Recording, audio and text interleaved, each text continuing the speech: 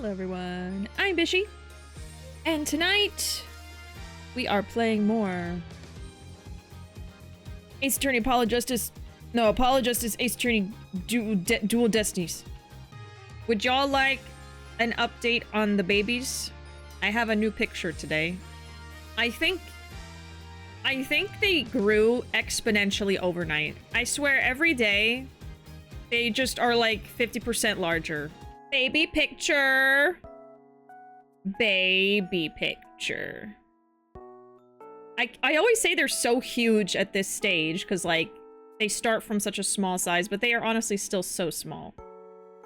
So tiny. Fit in the palm of hand.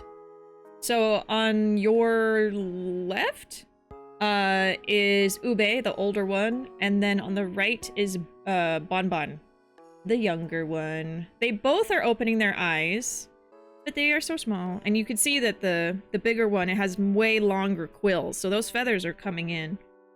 This is one of the last few times I'm gonna get to see babies, so I don't think we're gonna do any more babies until a long time from now, like when all of these babies are a few years old, probably, so I gotta enjoy it while I can. I'm a proud grandparent. All right. Speaking of grandpas, let's go see the judge in Ace Attorney. Just trying to figure out a way to connect it. All right, October 26th, 9:45 a.m. Defendant lobby number 3.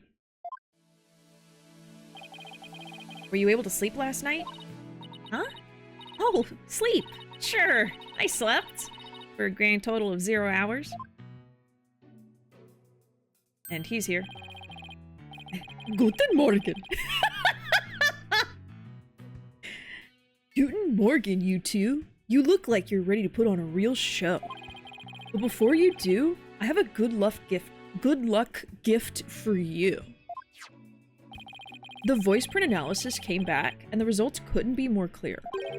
The voice in the mock trial video and the tape recording are one and the same. Oh? In other words, the recording's a fabrication. Yeah, we've got some notes from yesterday. I know that Junie is the snitch, and that's why Hugh doesn't like her anymore.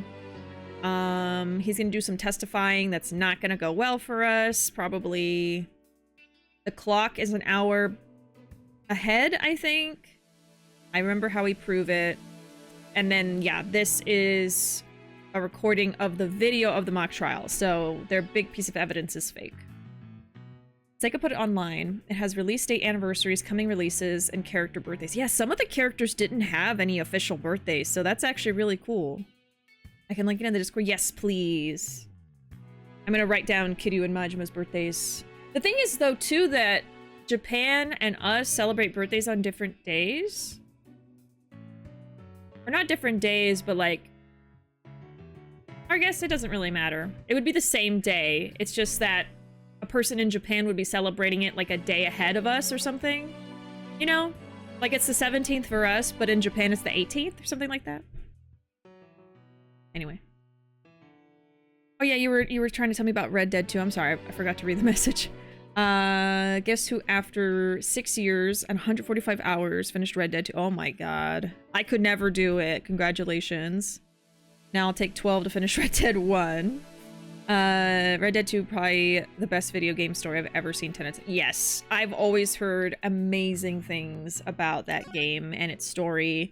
I unfortunately got spoiled like a while back about what happens in that game, you know?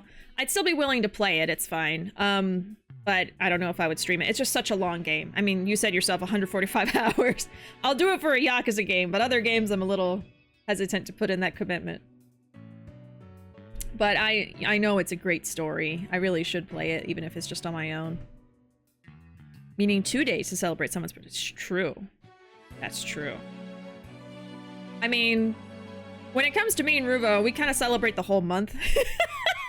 At least the whole week. Not necessarily. It's not like we're going out every day and doing something for our birthdays, but you know, we'll just be like, it's my birthday month. It's my birthday week. You know. I can order food. It's my birthday. As we all should. Okay. The lab is continuing their study of the tape. So far, they found signs of overdubbing.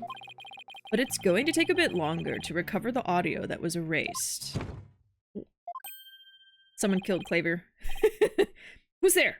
Wait! Did you see who it was? No, I got a quick look, but they got away. What'd they do? I think it might have been Hugh. I bet he was eavesdropping. Oh. I wonder if he saw our hand. Uh-oh, so somebody knows about our little discovery. Oh, I'm sure he wasn't the only one just now. I bet Robin and Boxgirl were listening in too. I will make sure they don't make a run for it. This is my final gift to you. Okay, all that's left now is to reach out to the truth. Time for a mini Chords of Steel workout. I'm Apollo Justice, and I'm fine! Your turn. I'm Athena Sykes, and I'm fine! But is she, though? Because I'm not. October 26, 10 a.m. Time for trial. All rise! See? Court is now in session. All rise. They said it. Welcome in, Nico! Howdy. I've read fanfiction about this game, even though I've never played it. When the ship is so good, you don't even need to experience the source material. You just read fanfiction.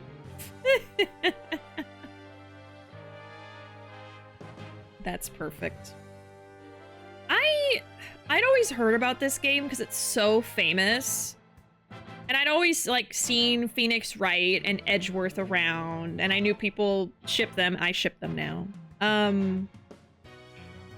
But I only started playing this, what, oh my god, when did I play the original trilogy? That actually was kind of a while ago now. I keep saying I'm a new fan to Ace Attorney, but at this point I think it's been 5 years, so... Am I really still a new fan? I don't think so. Anyway. I didn't play it growing up, I guess, let's say. I played it recently. In the recent decade of my life. Yeah, me and Ruuuvo were actually supposed to cosplay them too. We were supposed to cosplay Phoenix and Edgeworth.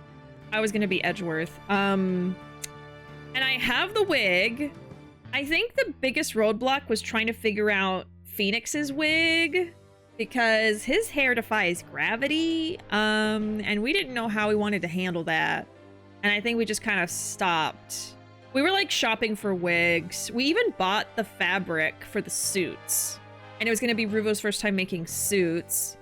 And it just kind of fell to the wayside. And then we started working on Yakuza costumes and then the pirate Majima. So now we're like, okay, now what? We could still do it. You're right. I would like to. I'm still loving Phoenix and Edgeworth. I still love Ace Attorney. We really could still cosplay that. There's been so many cosplays that we started or bought materials for and then never finished. So bad.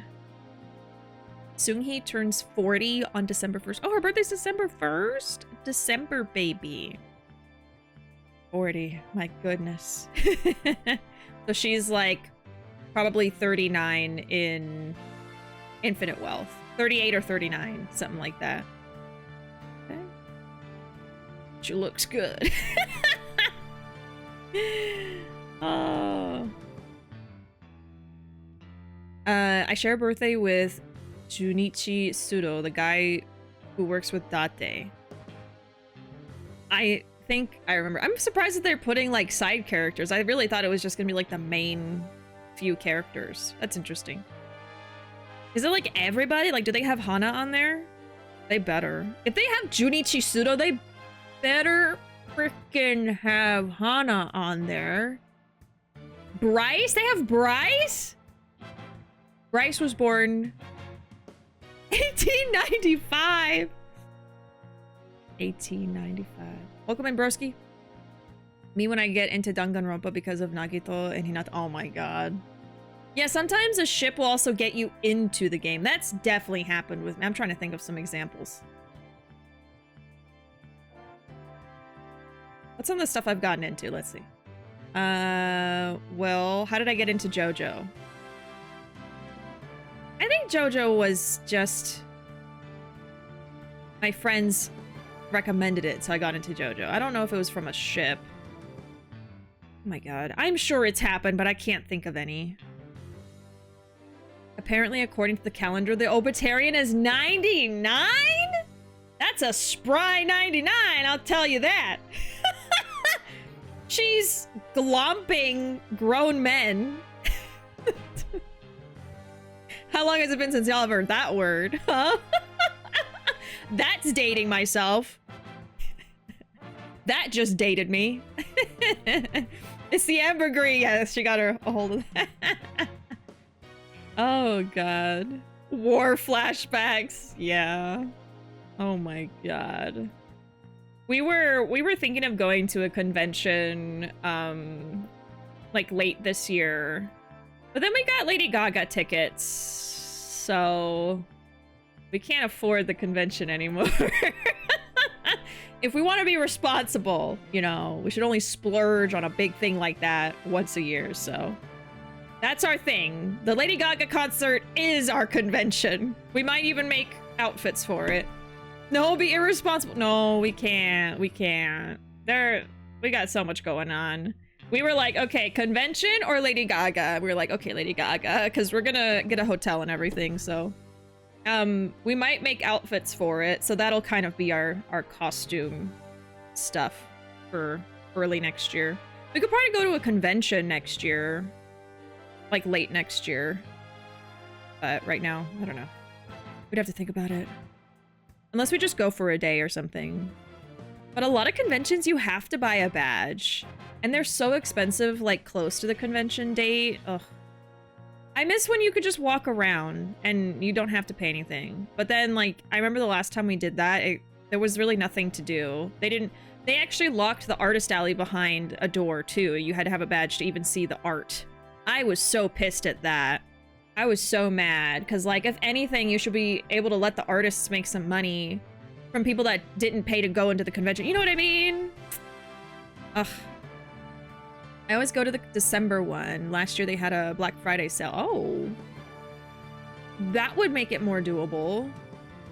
Definitely for next year, even if I want to go this year. We'll see, I guess, how much they are on that sale. We'll have to keep that on the calendar. Maybe. Because I did want to wear my pirate Majima to a convention at some point. I've only worn it in the house. And Ruuuvo worked hard on that. Do both and sleep on the street. Okay. Become homeless. See Lady Gaga. Go to anime convention. Very smart. Oh. My god. No one's on my birthday, but Kurosawa from Y5 is the day before mine. Man, y'all maybe want to go look at the calendar right now. I gotta play Ace Attorney. I'll look later. Saijima's a Capricorn. Did anybody have theories on what he was before? Because I think he definitely did not have a canon birthday. I remember he was one of the ones nobody knew. Another December baby. Okay. Court will now reconvene for the trial of Juniper Woods. Oh no, you're good, you're good. I really don't mind the little, like, conversation moments. It's just like this game is very voice acting heavy, so I can't play and, like, talk about anything. It has to be two separate things because of that. But if we were playing Yakuza, I could just run around aimlessly.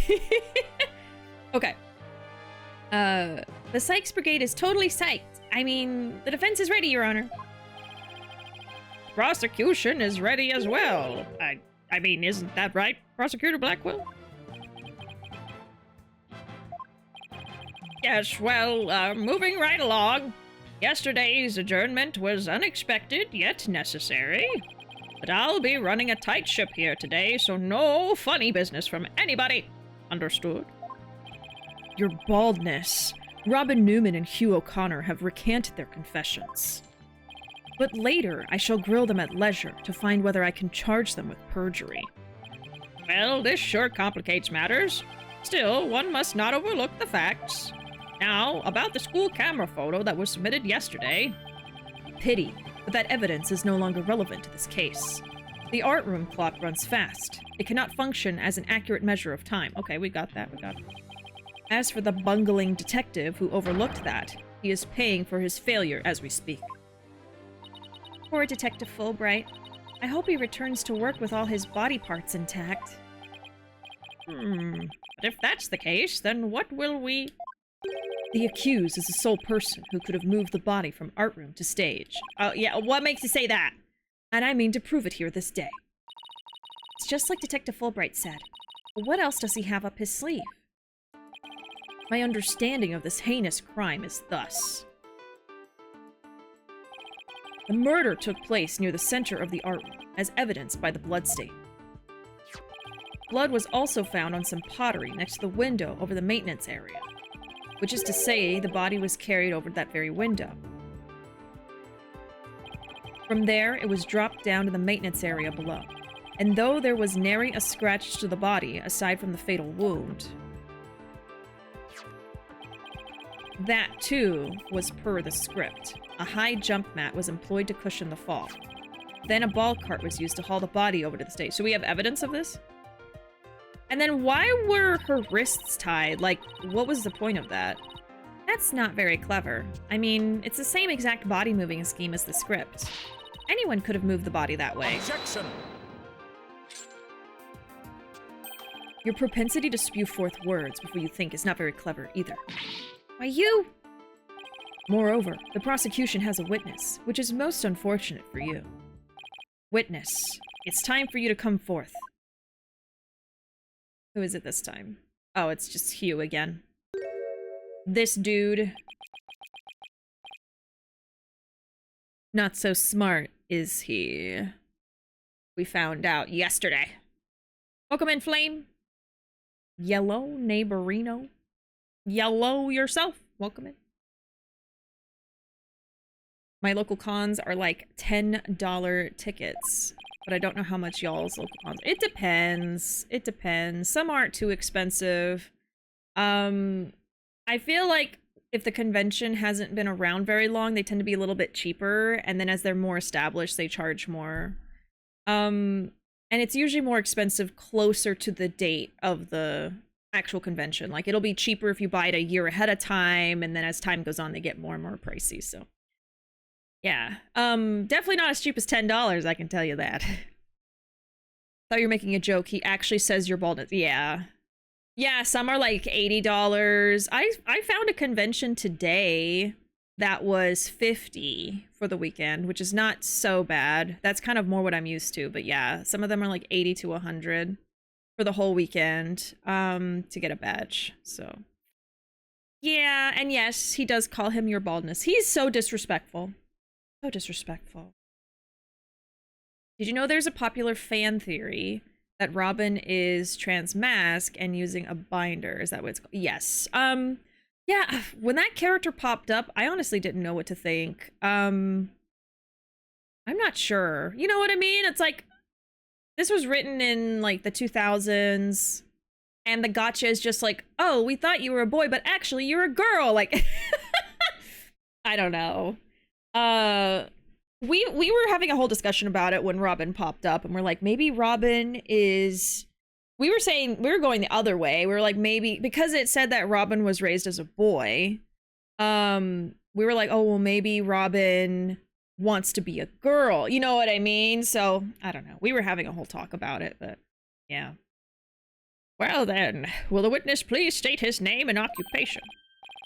Hugh O'Connor. I'm a senior at Themis Legal Academy, and I'm studying to be a lawyer. Yesterday, I told that lawyer there that I would testify to the truth. So, I intend to cooperate fully in today's trial. Happy now, Miss Sykes? What's he up to now? The court appreciates your cooperation, Mr. O'Connor. Now your testimony, please.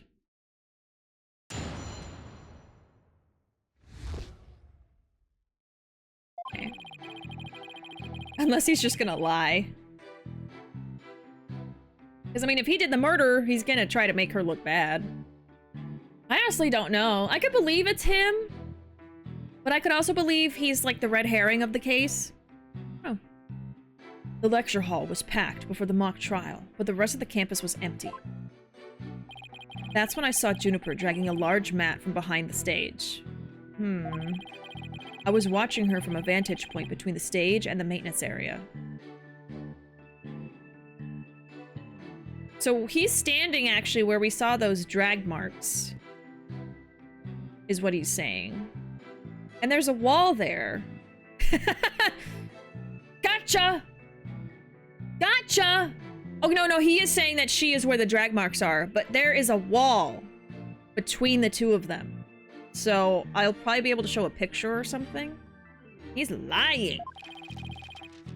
She was heading towards me, so I assumed she was on her way to the maintenance area. But I didn't have time to stand around and see what she did after that. So we'll see. Maybe it's the wall, maybe it's not. The real truth. Truth? The real truth hurts so much. The real truth hurts so much, doesn't it, Miss Sykes? Or maybe you thought I was going to bring up something else entirely against your client? Ugh, never a snappy comeback when I need one. He's coming straight at us today, using any means possible. Any means possible. Protect the students who had to climb up high when setting up the stage. A mat was brought over to the stage from the storehouse. Our client is the student council president. What's wrong with her taking it upon herself to put the mat away after they'd used Objection. it? Oh, there is plenty wrong. There is but one mat in the entire school that could cushion a fall from such lofty heights. Ergo, the mat in question was indispensable to moving the body. It sucks being the last to know everything. I think I get it now. Right. The drag marks we saw behind the stage were made by the mat. Okay, so it wasn't the body. If the only mat of that thickness was where the body is assumed to have been dropped, it would be hard to deny a possible link to this case. We're off to a bad start again. You sure you're okay, Athena? It's game on, Hugh. Game on. I'm gonna turn your arrogant perfect score grin into a teary-eyed frown of failure. Yeah, because those aren't his real scores. He's a cheater! Okay. You know what? Let me actually look at the pictures. Do I have something that shows the wall? I do! Either of these would probably... Yeah. I could probably just show this and say, hey, there's a wall there. He couldn't see shit!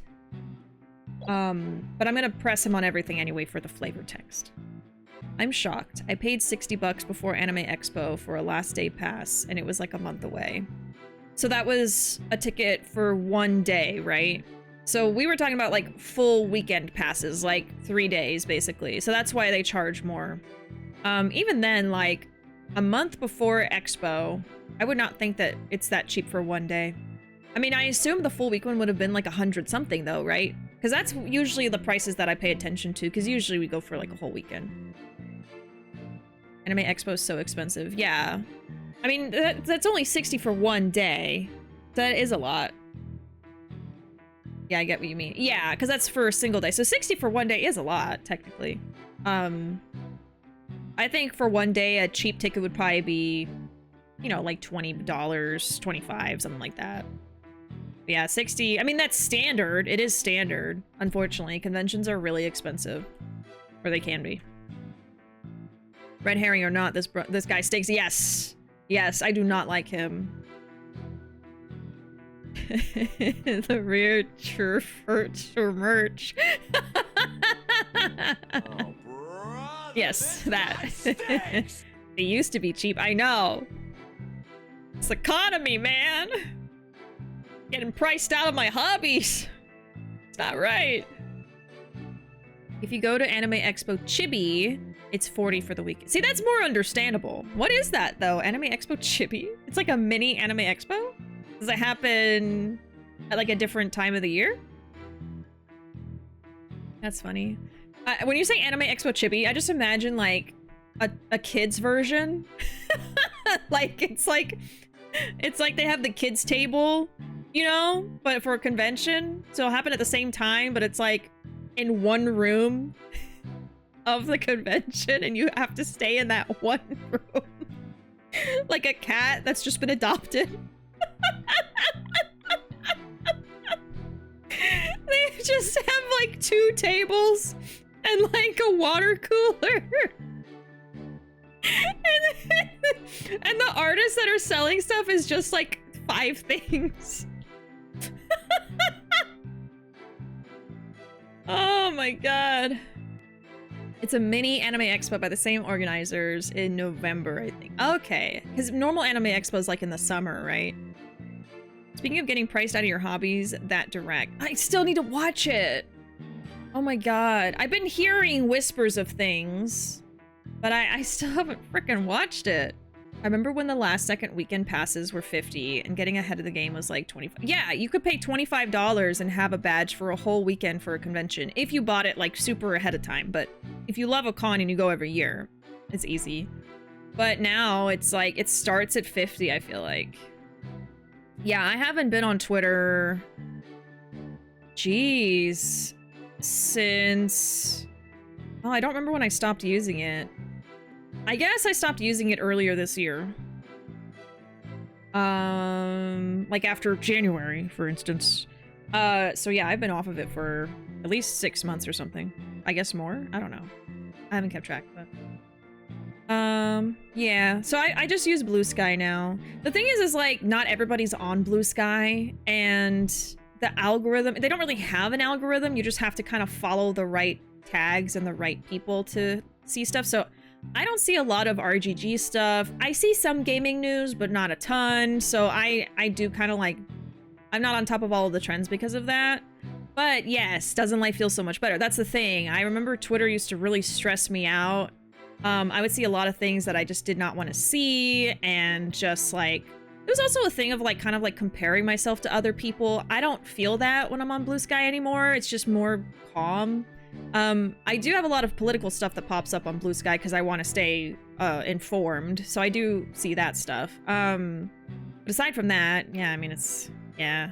I do doom scroll on Blue Sky still. It is possible, but I don't know. It still feels a little nicer to me. So I don't really want to go back to Twitter for multiple reasons. But yeah, that means I'm kind of not on top of everything. That's why I always ask chat, like, hey, if there's any big Yakuza news, please tell me, because I might not see it right away, you know? But yeah, anyway. A ball pit. What? And a ball pit. DashCon? Tomodachi Life? Oh yeah, Tomodachi Life, I am very excited about. That will get me to buy a Switch 2. Well, it's gonna be on the Switch as well. It's not just Switch 2. Thank goodness. So you don't have to. You don't have to get a Switch 2 to play the new Tomodachi Life, thankfully. I'm really excited for that. I'm so glad they didn't make us get the Switch 2 for that, because I need to play that game. Yeah, Nintendo is ... Yeah, I've been hearing stuff. And honestly, I've been having a negative view of Nintendo for a while.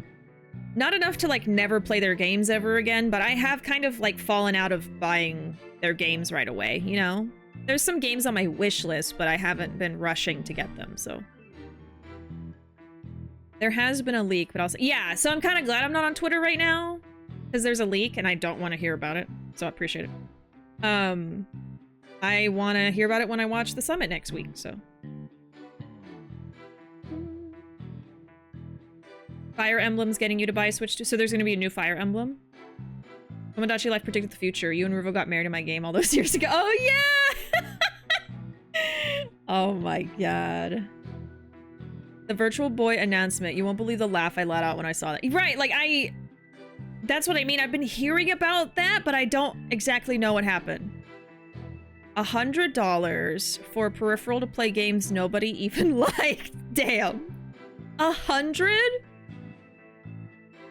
The Virtual Boy was a joke, but the paid DLC for Pokemon before the game even came out was a big... What? I feel like I just need to pull up the direct and watch it. Like, I'm hearing some wild things. The Virtual Boy is the weirdest choice I've ever heard from a game developer. How long is the direct? How long is this video? This is an hour long! Okay, I can't watch all of this. Maybe we can skip around. We're also delivering information. Suddenly a reaction video. Air riders leading up to the game's release, so please check that out. Secondly, we have news about Nintendo Switch Online Plus expansion pack. Please take a look at this.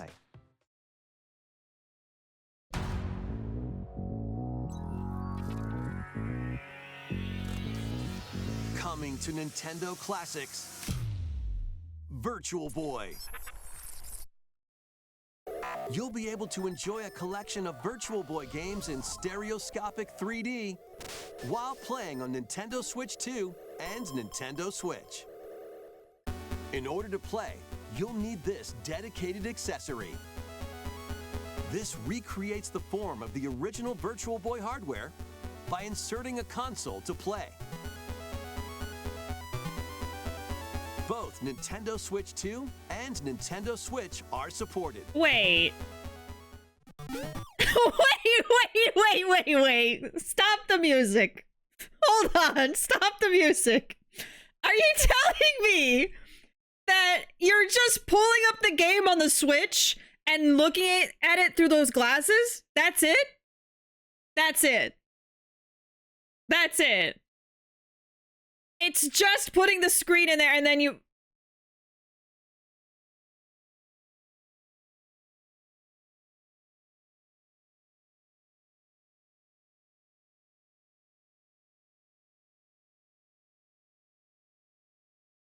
Play Mario's Tennis,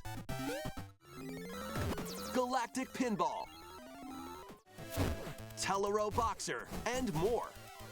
The 14 classic games shown here are planned to be released over time. Virtual Boy Nintendo Classics is scheduled to launch February 17th. The dedicated accessory needed to play Virtual Boy Nintendo Classics will be available in the future.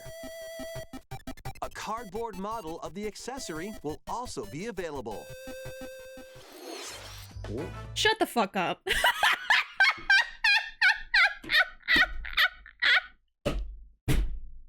Cardboard!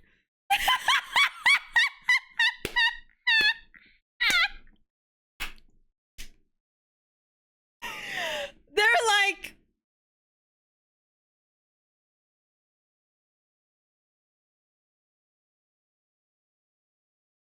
You like? You like? Yes? 100, please. How much is the cardboard one? 35? It should be free. Oh, you think 35 is too much, huh? Well, what about this? Magic! Magic! Worth 35, no? Huh? 2 for 1. Yes.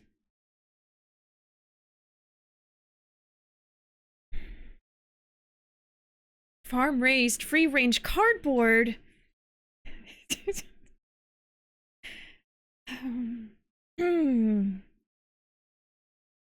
So the plastic one is $100, and the cardboard one is $35.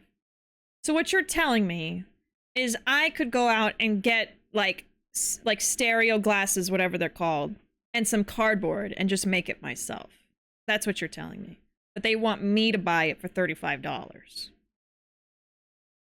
Or spend $100 on plastic.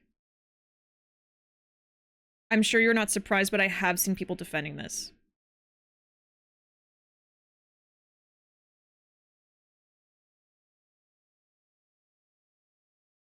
But $100 though? Like it could have been like 50, and then the cardboard could have been like 25. Even that, you know, but like it wouldn't get dunked on so much. If you're a hardcore video game collector, having the peripheral might be fun. Yeah, but like you could also just collect the original, right? The original Virtual Boy?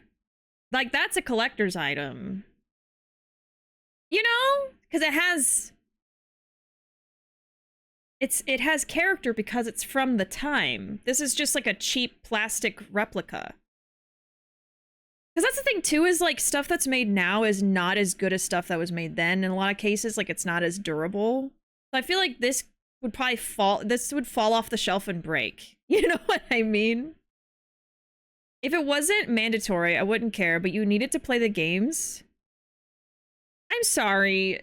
You can't play the games unless you have this $100 piece of plastic. Ooh. Ooh. We hope you're looking forward to Virtual Boy, Nintendo Classics. Okay, let's see some more headlines. Ooh. Wow, so cool. 100, please. $100, please. Crimson butterfly soars again. I like that. I would sit here and watch the whole thing, but like I do have to play this other game. Okay, what's the other thing you guys wanted me to react to? Or you wanted me to see anyway? Oh wait, I do want to see this. Ditto. Hold on. Ditto. See, this is the thing. I love the stuff that I love the games they make, but I don't like what they do as a business.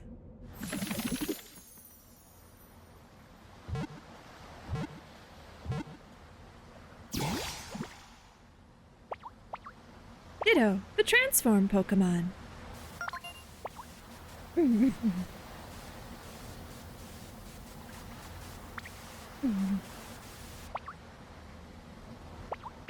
There it goes. Oh my god. The arms? I'm sorry, wait. Can we just think about that for a second? If you saw a small child running towards you and their arms flapped like they were made of rubber, I would be terrified. Like, just completely springy rubber arms. I'd be so scared. It's so scary. Get it away. It's cute in the art style, but if I think about it realistically, I would be terrified. And is just waiting to be shaped. By a Ditto. By a That looks Ditto. like a human? Just. And what's that in the grass? Oh, that's Bulbasaur, a grass-type Pokemon. I like the art style here. Like everything's kind of shiny. It's talking to me! It's What's talking! This? Looks like Ditto's got an idea. Oh. Okay, no, this is really cute. It's like a farming building sim. I know, yeah, the Ditto can speak to the other Pokemon. Just like, oh, I didn't think about that. Squirtle! As nature flourishes, so do the Pokemon.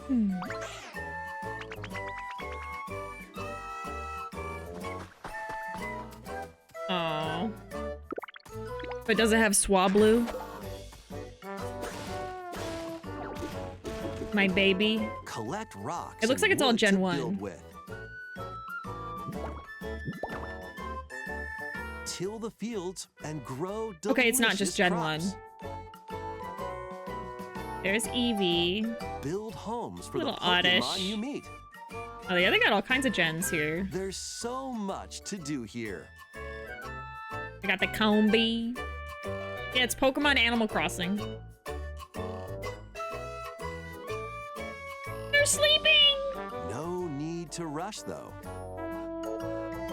Go at your own pace. And you'll have a wonderful space before you know it. Oh my god. It's multiplayer? Yeah, it's literally just Pokemon Animal Crossing. Pokemon Pokopia. Pokopia. At least they actually use the objects. A Yeah. brand new Pokemon game is coming to That one's Nintendo cute. Switch 2. Okay, what else was there? Oh yeah, there's some Pokemon Z, whatever it's called. Announcements, Danganronpa. What was the other thing that we were talking about though that was like, really Nintendo? Really? Oh wait, the Resident Evil thing. I think.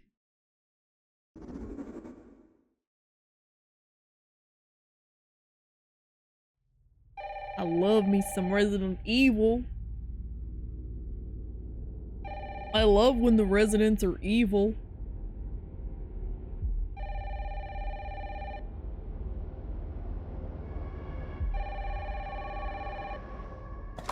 Hello? Yes. Yeah, this is the Resident Evil. This is the new one, right? Who was it? Dunno. They asked for Miss Ashcroft and then they hung up on me. Rude. Oh.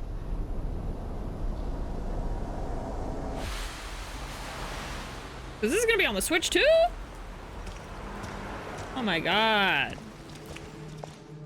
Because Resident Evil graphics are really good. Investigating all these strange deaths, huh? Oh yeah, isn't she a detective? I've just heard a little bit about this. Grace, stay close to me. I'm coming. Keep moving. What's wrong? I'll explain later. Oh, I hate... I'll explain later. No, tell me now! What if you die in the next 5 minutes and I never know?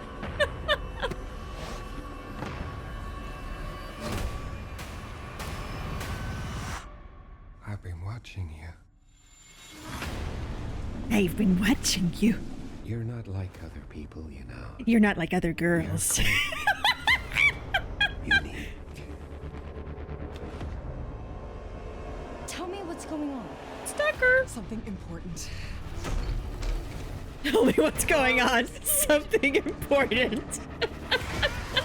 Grace, Oh! they're coming. Oh, I didn't like that. Oh. Ooh. Ooh. There's no escaping your destiny. There's no escaping your destiny. Yeah, Requiem. I love how they like incorporate the number into the title. I've always thought that's really clever. Ew. Ew. February next year. Okay, I'm gonna have to look at chat for what the next thing is that we were supposed to look at. What's the other business thing?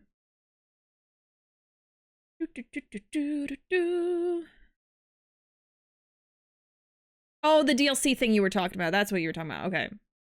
Yeah, wasn't there a fatal frame? I think that was like at the very beginning. I'm trying to skip around because this video is really long. Okay, the Pokemon thing. Okay.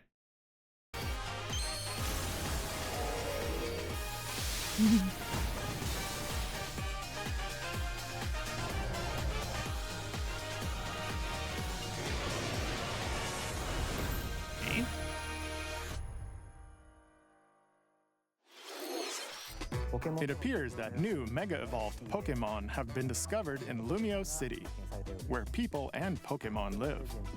Pokemon Legends ZA launches October 16th. Oh, that's We soon. have one more Pokemon trailer. Please take a look.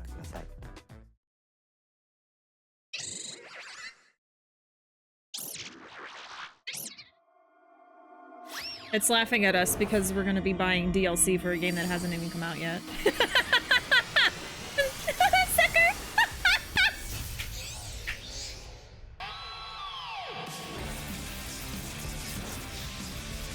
Wow, Raichu with 2 tails and 2 and 4 ears. Wow. I like the one with like the fluffy. Okay, so paid DLC. Right. So why would this not just be in the game? Yeah, that is weird. Why would they announce it ahead of time? Like, I get they have to plan out their DLC ahead of time, right? They can't release the game and then start developing DLC. They develop both at the same time. It's built into the business model, but like, it's just a little funny when they announce it ahead of time. So it's like, oh, by the way, I mean, this isn't a story expansion though, is it? I don't know. This just seems like an extra thing. I don't know. Okay. I think that's all we'll look at. Unless someone else wants me to look at something else. Welcome in, Aya. What is a paid DLC? A paid DLC is just like, there's some DLC that's free and there's DLC that's not free. So that's all it means. It's not going to be a free downloadable thing. You have to pay money. Welcome in as well to Anna and to Alfred. Howdy, howdy. Watch the next trailer? Okay. Y'all just tell me what to watch. I'm going to watch it. We're taking a little break from Ace Attorney. Pokemon Legends ZA is getting paid DLC called Mega Dimension. Raichu has 2 different Mega Evolutions. How do you think they'll perform? More details will be shared in the future. Let's move on to some more headlines. That's it, just Raichu. Okay. Ready for some killer fun in the sun?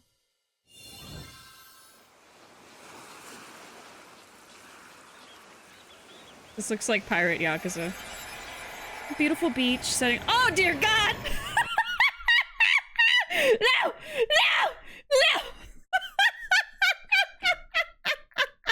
I'm just kidding. I've already seen that. I've been seeing people react to that already. Jump scare. Oh shit. Oh my God. That's so funny. But like, why did they do that? Why did they just have him like, wait. Just like. Like, it's scary. That's scary. Oh my God. Why are you just. Well, hey there, stranger. What are you doing here passed out on the beach? Need some help? Like. Oh my God. I love how many people, mostly Danganronpa fans, were pissed at his appearance, really. I only ever really, I didn't play the first game, but I read a thread that, like, was the entirety of the game. So I basically read the first game like a book, with pictures. And that's how I experienced it. So I've never played the games, and I don't know much about part 2, or sorry, the sequel. I got like partway through a video of someone playing it, and then I just stopped watching. Yeah, the Ditto game is cute. I want to play that. Can you craft toilets? Yes, we must recreate my island. My Dondoko island. As a somewhat Danganronpa fan, there's no one who hates it more than the fans themselves. Damn. Back to Ace Attorney, which I love. The lecture hall was packed before the mock trial, but the rest of the campus was empty. Hold it! Hold it! Hold it, hold it! Hold it right there! What? I was just getting to the important part. Eager to unsheath your blade at Sykes Dono, your heavy breath heaves to where I stand. Objection! How rude. A human's breath doesn't travel anywhere near that far. So, the only issue is distance? You're not denying that you're a heavy breather? What are we talking about? I'm just saying that scientific studies have proven that it's not... Hang in there, Athena. No matter how many insults they hurl, it won't affect the judge's opinion of you. What about my own self-esteem? Let's get back to what happened before the mock trial. Yeah, I love the animation where he pets the bird. It's so cute. It's the only time I like him. That's when I saw Juniper dragging a large mat from behind the stage. The client was simply putting the mat away. It had nothing to do with the case. Objection! That is where you're wrong. There is but one mat in the entire school that could cushion a 3-story fall. I got heaving breath for Black Quill. You can have him, Anna. By all means. But I want to keep the bird. Just kidding. Hence, the mat dragged by the accused was essential to moving the body. Just you wait, Vision. You're gonna reach through the screen and grab him. If we win this one, I promise to donate another thick mat to the Academy. Now show me how to show you the truth. You'll have my full cooperation. I was watching her from a vantage point between the stage and maintenance. Hold it! Mr. O'Connor, are you positive you were standing exactly where you said? Yeah, this is gonna be probably what I react to. I was between the stage and maintenance area, and she was behind the backdrop. He's sticking to his guns.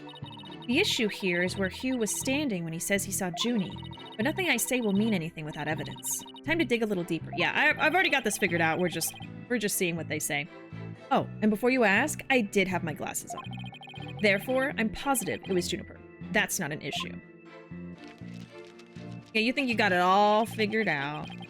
She was heading towards me, so I assumed she was on her way to the maintenance area. You shouldn't assume anything. It only shows that you're not positive. Objection! Such wild momentum. Perhaps you were a raging bull in your past life. Objection! Don't compare me to some stupid farm animal. Wait, what did he say? How dare you call a bull that? They're smart and sweet. Well, maybe not a bull. Justice Dono. Our assertion is Juniper was simply putting the mat away. In that case, where would she be taking it?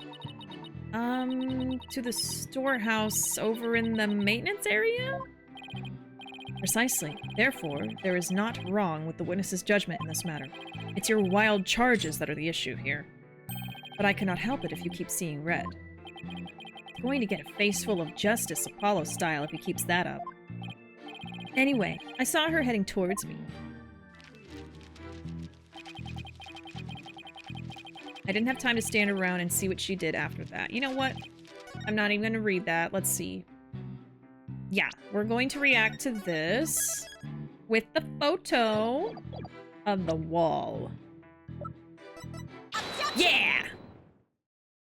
So, you saw the back of the stage from between the stage and the maintenance area? Well, let's take a look at this photo taken by Miss Scuttlebutt, shall we? This photo shows the students setting up the stage the day before the mock trial. Do you see the big construction screen to the right of the stage in the background here? Why, yes. In fact, there were a bunch of those next to my house until a few days ago, too. That's nice, Judge. It was so noisy behind there, but I couldn't take a peek. Oh, how it piqued my interest. Exactly, Your Honor. You can't see past such screens. That is their purpose. Now let's see. How exactly is that screen positioned again? Ha! Since it was to the right of the stage, it should be right here. And from this vantage point, the witness claims to have seen our client behind the stage backdrop. Oh my! But the screen would have been completely in the way! That's right. Therefore, the witness couldn't have possibly seen our client from this point. Ouch!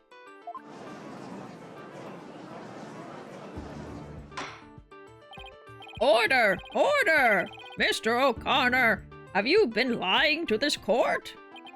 The screen. Right. It must have slipped my mind. What? Are you telling me you, Mr. Genius, forgot something as literally big as that? There are two kinds of memory lapses. The normal kind you mouth breathers have, and the genius level lapses of memory that people like me have. Why don't you just admit that it was a normal everyday brain fart already? Will the witness now please restate what he remembers minus the lapses of the memory? That's easy. I was on the other side of the screen. In other words, I witnessed Juniper from the stage side of the screen. Objection! You are testifying that our client was behind the stage. Uh-huh. But need I remind this court, the back of the stage is not visible from the front. To actually see our client behind the stage from the stage side of the screen, the witness himself would also have to be in the same area behind the stage. Mm-hmm. But in that case, our client would have definitely seen Mr. O'Connor. Ouch! Nice one, Athena. Keep it up. Objection! All right, golden boy.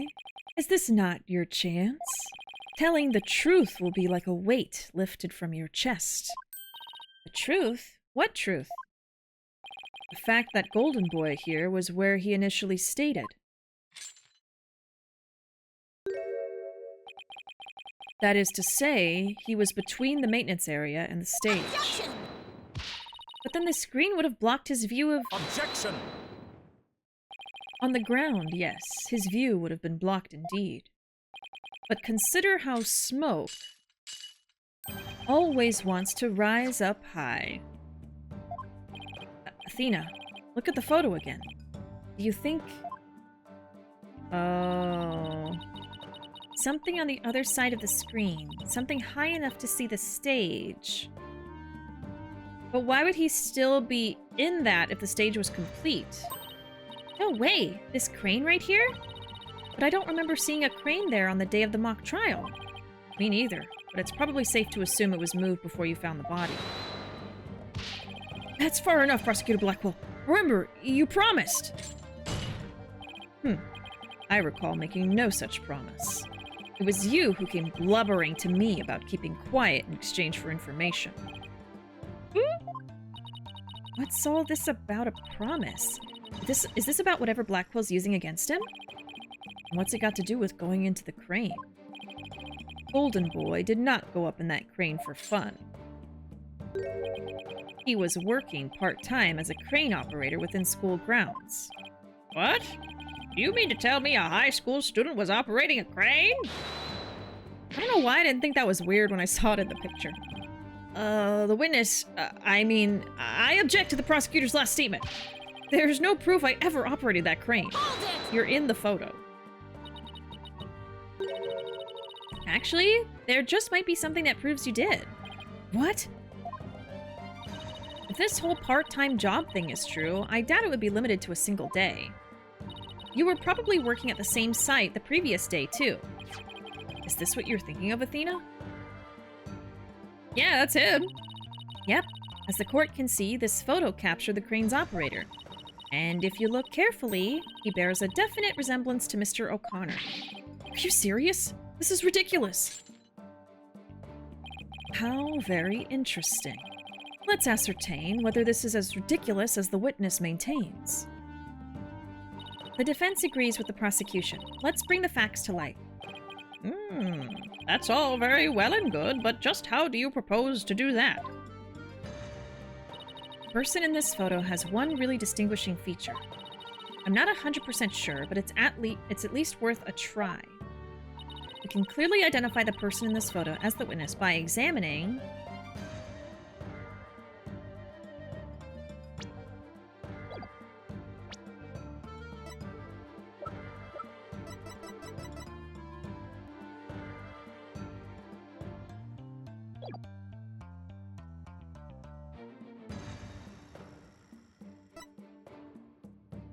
You know, I was wondering about his neck. He has this red band around his neck that I don't remember seeing before.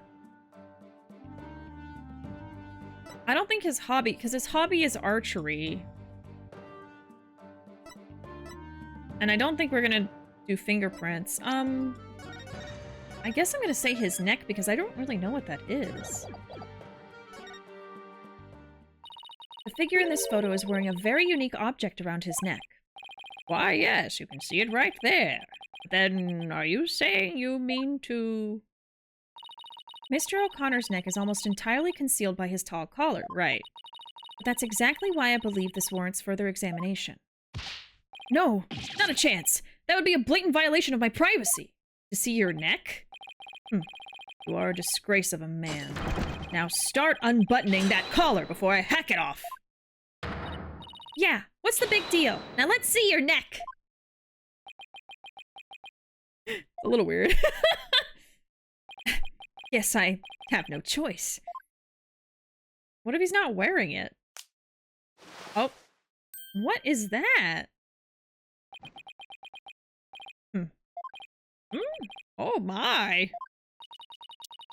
So where did you buy that neckband, if I might ask? I didn't buy it. It's handmade, and there's only one like it in the world. Well, sure looks like the neckband in the photo. Should we have the photo analyzed? You are one irritating lady.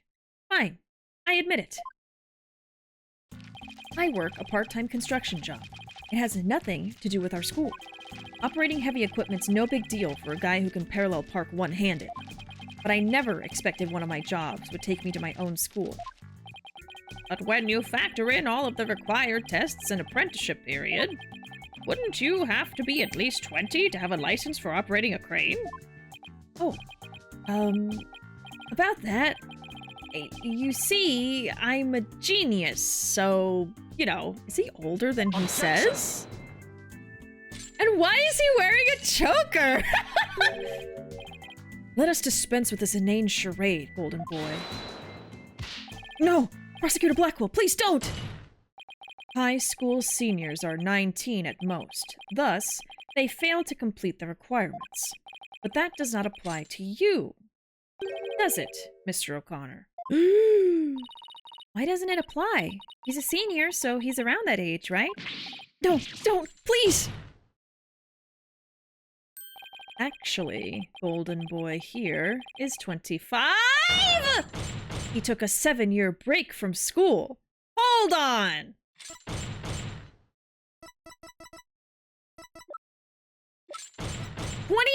And he's trying to confess to this 18-year-old. Get him out of here! Get him out! Get him out! He's 25 pretending to be a high schooler? What does he think this is? Fucking, the 2022 Jump Street? What is it called? What? Yeah! Is that the one where they do that? Or is it 21 Jump Street? I don't fucking remember. Hold on. No, it's 21 Jump Street. I don't even know what 22 Jump Street's about. Lock him up. Actually, set him free. I'll be outside. Yeah, 21 Jump Street. I think 22 is the sequel. Oh, 22 they go to college. At least that's more believable. I haven't seen that one. I've seen the 21 though. Wait. Come again? Take a gander at the official school enrollment documentation. Tis all right there. Tis? You're really saying tis? He really does have some kind of like British accent, huh? 25? You mean he's older than me? A 25-year-old high school student? Thought he got held back. He's that dumb. A 7-year break. 7 years. I've just one thing to say.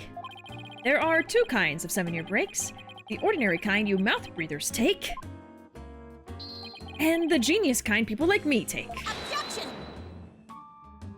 But a genius would quickly become a chore for a 7-year break. I think you have that backwards, Athena. Even geniuses make mistakes. I just happened to make mine only 7 years in a row. Only Hugh could get away with using only like that. Enough of this jibber-jabber. Suffice to say, the witness was up in the crane when he saw the accused dragging the mat. The accused readied all she needed to move the body immediately prior to doing so. That much is clear. I see no need to deliberate the matter further. Considering that the body was moved in the same manner as in the script, I find Prosecutor Blackwell's claim to be quite persuasive. Does the defense care to dissuade me? Maybe with a bribe or 2 of chocolate chip cookies? No? Fine! As long as a mat was used to move the body, Junie's going to be under suspicion. Athena, I just thought of something. What was Hugh doing in the crane right before the mock trial? He couldn't have been on the job at the time. I mean, he was waiting for the trial to start. Yeah, why was he in the crane? Wait, you don't think... Your Honor. Yes, Miss Sykes? I've got it. I've got an amazing idea that will turn the prosecution's claim on its head. You do now? Oh, really? I feel like I've been catching on pretty quickly with this case and the last one, but I am always afraid that I will get stuck on something. A little conjecture's never stopped us before. My immediate thought is maybe he was like using the crane to move the body or something, or the mat, I don't know. Interesting. The mat's not that heavy. Mr. O'Connor, you were using the crane to move the screen, move yourself, move the body. See, my immediate thought was the move the body, but is that really what it was? I guess let's go through each. So, moving the screen. Why would he move the screen? So that was... Let's see. I should probably start taking some notes here. So, Hugh... Let's take the note of that, huh? Hugh is actually 25. Took a 7-year break from school. And works construction using a crane. He's the one who moved the backdrop to the stage. Okay, so right now we're thinking... why was Hugh using the crane right before the mock trial? He claims he was in it when Junie was moving the mat. Proof that she's involved, so to say. Okay. So, right before the mock trial. So, the professor's already dead.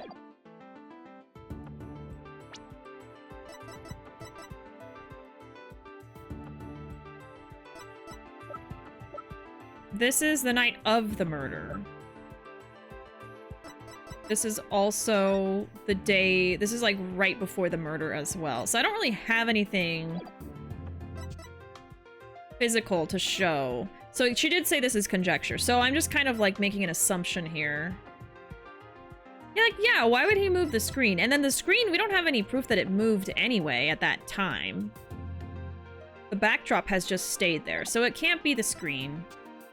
I don't think it would be to move himself. So I guess it is to move the body. Did I already save? I don't know. Save again. Okay, I'm gonna do the body. Body, yaddy, yaddy, yaddy, yaddy, yaddy, yaddy. The body was just like it was in the script, so it must have been moved like in the script too. At least, that's what the prosecution believes. How simplistic, even foolish. Those are pretty strong words, Athena. Are you sure about this? The witness is a licensed crane operator, so he could have used it to move the body. I don't know if this is it. Objection! Well, Golden Boy, care to chime in? I intend to say no more on the matter. Save that this does not bode well for you. Wait, he's on my side this time? Or is this another trap? Heh, watch this! I'm gonna kill you! I can use a bow and arrow one-handed. I don't give a shit! Wow, that's a crazy level of dexterity. I can even drive a crane with one hand. That's easy. But operating the crane itself is so complex. It requires both hands. Uh-huh. Because see, okay, no, wait. Before everybody's about to say, I think it is to move the body. Because that would explain why she had her wrists tied. Maybe he tied her wrists and then attached that to the crane and that's how he moved her. I don't know. Now, I would have the court look at this. And when did that happen? Oh. Please tell me that's a ketchup stain.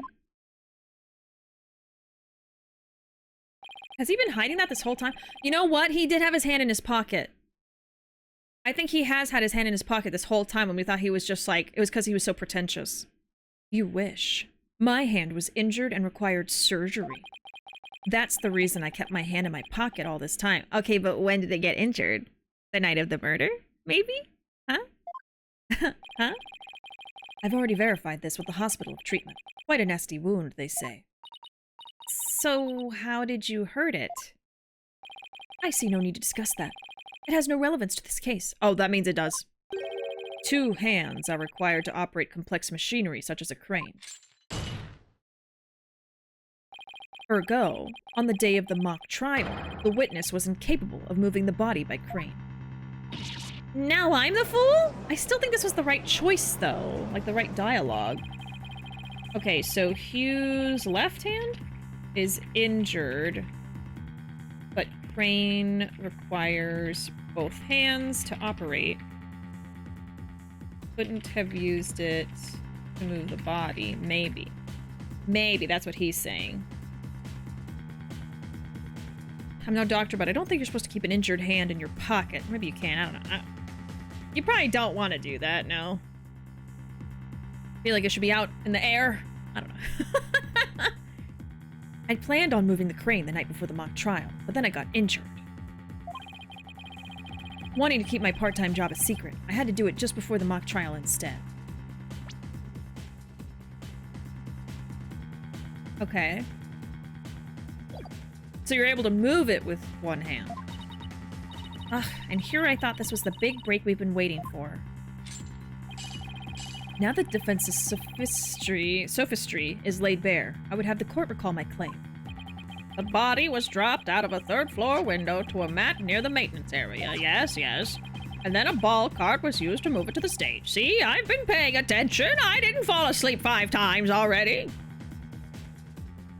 Love how everyone's headcanon of the Judds makes him a foodie. It's great. I feel like there's been moments where he talked about food. And maybe that's why I do that. I don't know. He said so much silly stuff. Well done, your baldness. Now consider this. The accused was sighted dragging that mat. Ergo, it was she who moved the body. Now that's conjecture. Objection! Well, I think you were on the right track, Athena. You do? Yeah. Juniper remains the prime suspect if we assume the body was moved per her script. So as the defense, you have to figure out how else the body could have been moved. I think I know. But... oh, is he telling me to think of another way besides the crane? I think I know. Miss Sykes, if you have a counter-argument, this court would love to hear it. And if... if you do not, it is time for the verdict. Isn't that correct, your baldness? Objection! No, not yet. All I have to do is show that the body wasn't moved like it was in the script, right? Well, that would show that the mat had nothing to do with the case, so yeah, I guess. There is a sword of great renown that cuts down sophistic lawyers. Its name is evidence. You don't scare me. Force a smile, Athena. You can do it. What's wrong with your face, Athena? It's a weird mix of terror and a creepy grin. Just focus on how the body could have been moved without it being dropped. How could anyone lower it without just dropping it? It's not like it could fly. Or maybe it could. After all, there is a way to zip between the art room and the stage. Yeah, okay, they're kind of handing it to you at this point. Yeah. Someone could have easily used that thing. Oh, yes, of course. Miss Sykes, the court would like to see what you have for us. Is that what I was supposed to say? All I have to do is show the tiniest shred of a possibility. The mat and ball cart weren't used to move the body. This is what was used. Okay, so... what would be the best picture for this?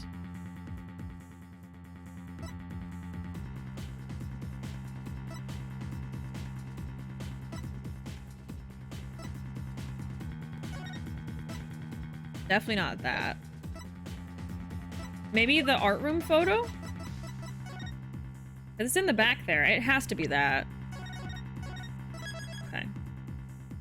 Oni's word corner. Sophism means false argument, especially one deliberately used to deceive. Okay. I had not heard that one. Sophism. You're so sophistic with your lies. Okay. Take that! By using this just right, the body could have been moved without the mat. Really? I would love to hear how that would be possible. Come on, it's in the background. Yeah, I'd love to hear how too. Just let me point it out. Oh, that would be your job, in case you've forgotten. Oh, right. I know there's something that connects the art room and the stage. I just have to show it.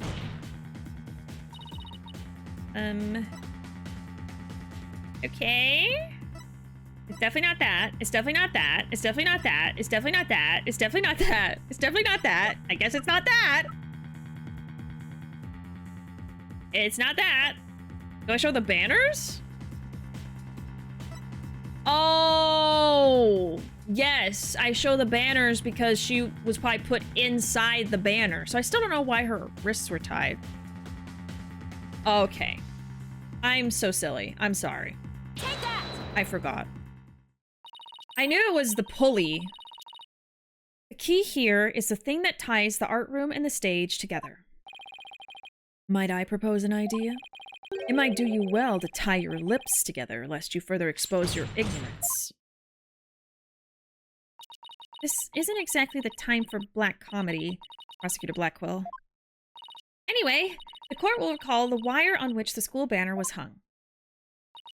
That wire was strung between the art room and the stage, which allowed students to run or reel in the school banner from the art room. The body could have easily been lowered down to the stage via this wire. Okay. Objection! Spare me your armchair theories. This wasn't some kind of high wire act. The body surely would have fallen. Yet there are no signs of blunt force trauma. Objection! Oh, you surprised me, Prosecutor Blackwell. You didn't actually think I failed to account for that. I'm sure that's exactly what he thought. When we investigated the stage yesterday, the bottom part of the school banner had been tied into a pouch-like shape. And pouches are useful for carrying things. What do you think this one could have carried?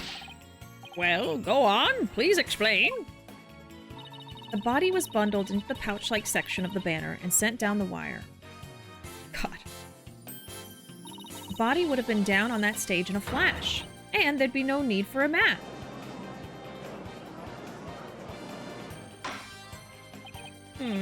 I've heard the phrase carrying the banner, but the banner doing the carrying? Objection! I've no patience for you and your cheap parlor tricks.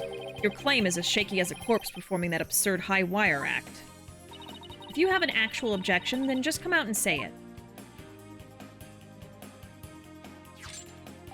I trust you recall the bloodstains left on the art room pottery. So? Could have been moved. It could have just gotten blood splatter from far away. I mean, doesn't mean it went out the window. If the wire had been used to move the body, it would have to be via the window above the quad, the one with the winch. However, the blood-stained pottery was next to the window above the maintenance area. Okay. Ergo, the wire and the banner had not at all to do with this case. Sorry, that was me. How could you? Are you okay? Oh, the bloodstained pottery. I remembered that. Yeah, totally. Doesn't look good. We back to the mat theory if you don't do something. Well, Miss Sykes, I hope you have something better this time than a circus act. My wire theory is true, and that blood on the pottery must not have been... It's from his hand getting hurt! The victim's blood. I bet it's his blood. Maybe it's not the victim's blood. Did the police check to see from whom the blood on the pottery came from? Shame on you, Sykes Donut. Have a little more respect for the constabulary.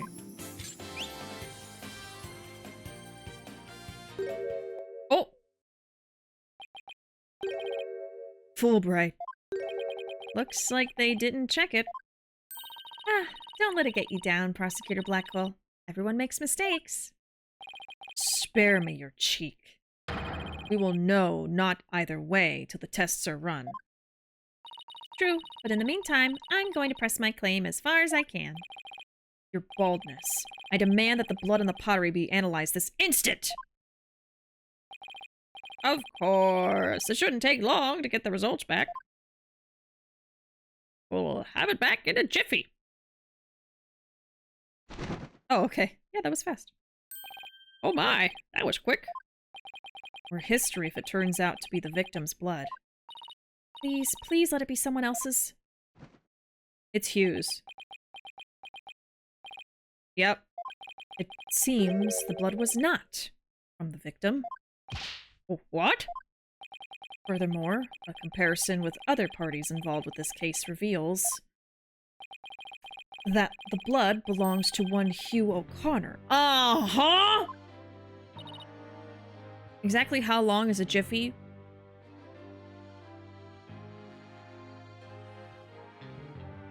About as long as,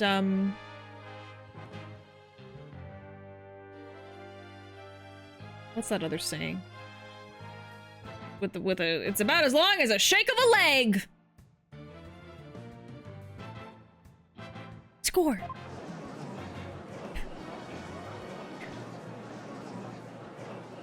A while. A little bit. Don't worry, Junie. Just try to relax. His hands were dripping with blood. So, yeah, it wasn't her blood. Your Honor, as we saw earlier, the witness's left hand had suffered a serious injury. He sustained the wound in a struggle with the victim, and his blood got on the pottery. Then, Junie saw his blood-stained hands as they passed each other in the first-floor hall. It's the only explanation that covers everything. He did it! Objection! There is but one way now to turn aside her blade, but do not cast the blame on me. Your grudge is with Sykes Dono, for it is she who forces me to expose your secret. Fine. Whatever. Wow, how much dirt does he have on him? The court will observe this odd-looking envelope. Oh, is that like an X-Acto knife? Like a booby trap. It was inside this that Miriam Scuttlebutt's script was found. The hell? Miss Scuttlebutt's script? But didn't the prosecution already claim that this envelope is the one that contained her script? Circumstances have changed. You see, Golden Boy had hidden this from us all. And then you hid it from us. Let's see here. My word! Talk about the world's most painful paper cut! Indeed, you can clearly see that if this envelope is not opened correctly, a powerful spring-loaded blade will shoot forth, leaving a horrible gash upon the hand. That's terrible. The only one who had been told of the correct way to open it was Constance Court. That's terrible! You really want to see my script that bad? Well, you better watch out. Read it without my permission, and you'll wish you hadn't. Ow. She's a little conniving. Frickin' jeez. Yikes. Miriam wasn't kidding when she said that. Blood on the blade as the witnesses. Wow. Our genius here tried to sneak a peek at the wrong script and paid for his foolishness. Ouch! This guy's the worst genius I've ever seen. Don't worry, Athena. The wound isn't that deep. We've still got the wire theory. Yeah, I've got it. Since the blood by the window overlooking the maintenance area isn't the victim's, there's no longer any basis for denying the body was moved using the wire and banner. Therefore, the defense once again asserts just that.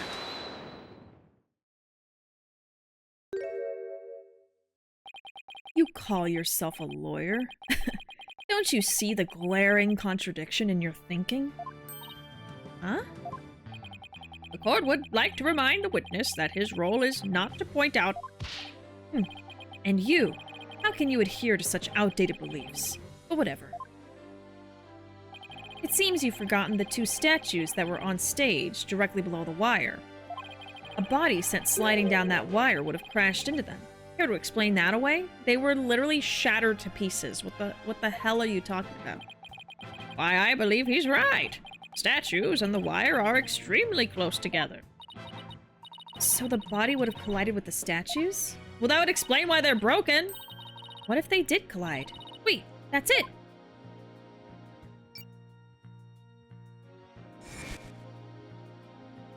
Speaking of those statues, we still don't know how they were broken.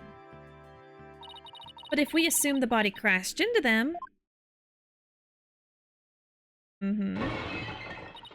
That would also explain that loud sound we heard while we were in the waiting room. Wow, so he really moved those bodies right then and there. The body, sorry.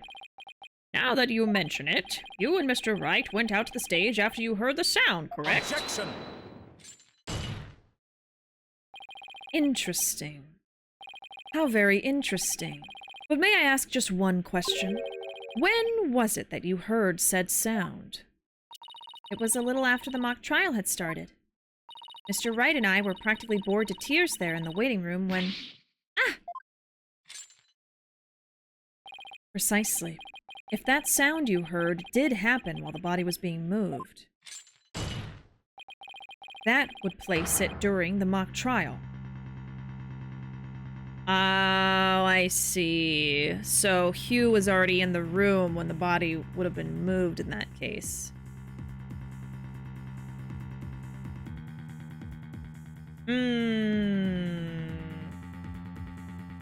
Okay, well, I did just think of something else. So, we have 3 things that were broken. We have the 2 law people, you know, we have Phoenix and then Gavin. But we also have that statue of Lady Justice. So the Lady Justice statue could have been broken somehow when he was moving the body, and the other 2 statues were already broken, maybe? Maybe. Let's see. So let me make some notes. So the body was moved using the pulley system and the banner as a pouch. Okay, got that. So then a crash was heard after the mock trial started. Couldn't have been when the body was moved, right? Is that what we're saying? No, not necessarily. But yeah, I mean, he couldn't have moved the body during the mock trial because he was there. Yeah, so it couldn't have been when the body was moved. Plus, I think earlier in this case, we established that the body was spotted by, well, Hugh said he saw it. And then Miriam Scuttlebutt said that she didn't actually see the body, though. She just followed someone that she thought was leading her to the body or something. Right, okay. So it couldn't have been when the body was moved because Hugh was in the mock trial. Crash could have been a Lady Justice statue, maybe. I'll say that. I don't know. Something else happened. Also, I'm surprised Scuttlebutt hasn't murdered anyone. Right, like, she seems like she would kill someone, honestly. Oof. Which means the body wouldn't have been there before the mock trial started. Yeah, so we've established the body was there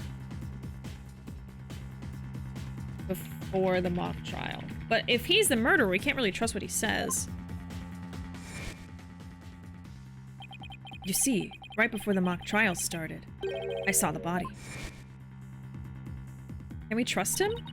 He said he saw the body before the mock trial. If so, then Mike claimed the body was moved during the mock trial doesn't hold water. Stupid contradiction. It's going to get me and our case killed. But we can't really trust him. My thinking is, oh, if the mock trial started, he would be in that room. The focus was on just 3 suspects because the body was moved before the mock trial. That has been the major premise thus far. Your assertion, therefore, contradicts the very foundation of this case. Both sides still lack incontrovertible evidence. So, should we not also treat Golden Boy's testimony with some level of suspicion? Good point. Prosecutor Blackwell is on our side. I bet he's figured out the truth behind this case. Well, great. Oh, she said that, sorry. Well, great. As long as he's not up to something else. If the statues really were broken when the body hit them, then Hugh's statement about seeing the body before the mock trial is a big fat lie. Okay, so maybe he doesn't necessarily have to be in the mock trial room right as it starts? Maybe he could go in there after it started? I don't know. Okay, so body was there before the mock trial. Or was it? Okay, Mr. O'Connor. Let's get to the bottom of this contradiction about when you saw the body. Look me straight in the eyes and repeat your statement to me. Like I said before, before the mock trial, body was, you know... I shall only say this once, Golden Boy. You had best tell the truth and do it now. That is, if your head wishes to enjoy the continued companionship of your body. Yikes! Now, out with it! Did you truly witness the body? Or were you just lying about it? Well, which is it? You what?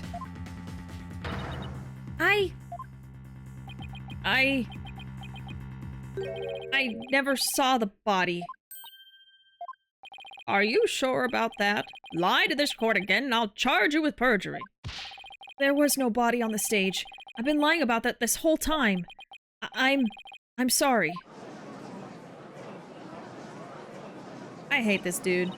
Yes, we've exposed Hugh's big lie for what it is. But why would he lie about this to begin with? Order! The base premise that the body was moved before the mock trial has been overturned. I imagine this has an impact on both the defense and the prosecution's case. Well, first I'd like to thank the prosecutor. This brings us one step closer to the truth. I think it's bad for us, though. Now, at least, we know the body was moved using the wire and school banner. Indeed. That much I shall concede, Sykes Dono. The body was moved, as you stated, and in the midst of the mock trial. Yeah, I think that's going to be an issue. So, both sides are satisfied, then? If the body was moved before the mock trial, we have our 3 suspects. But, if the move took place in the midst of the mock trial, it is an entirely different story. Yeah, I don't remember who would have been able to not be in the trial. I think Scuttlebutt was one person. Could have been others. I remember when I thought Scuttlebutt did it. I guess I could still be something.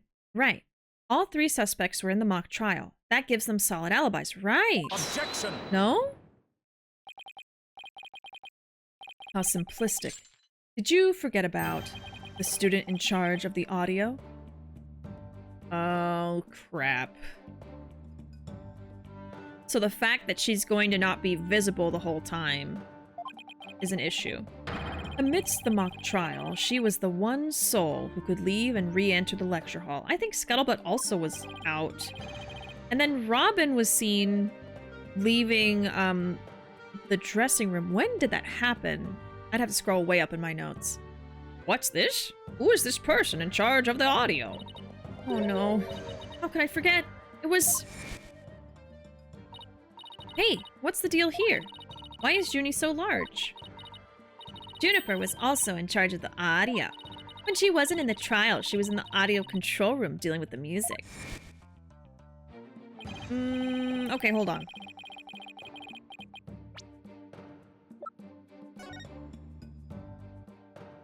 But is there a way for her to go from the audio room to the hallway? Because to me, the screen is at the front of the room and the doors are at the back. So I don't think this is gonna stand. Oh, okay, wait. It looks like there's a door from the main room to the audio room and then to the faculty seat that has stairs? But I don't know, that doesn't really look... I mean, there's like a little triangle space there. This is a little confusing. Is that like an upper room? I just need to know if she had access to those stairs. If she doesn't, then this is not going to stand. Okay, we'll figure that out. Indeed, the one who could enter the art room amidst the mock trial to move the body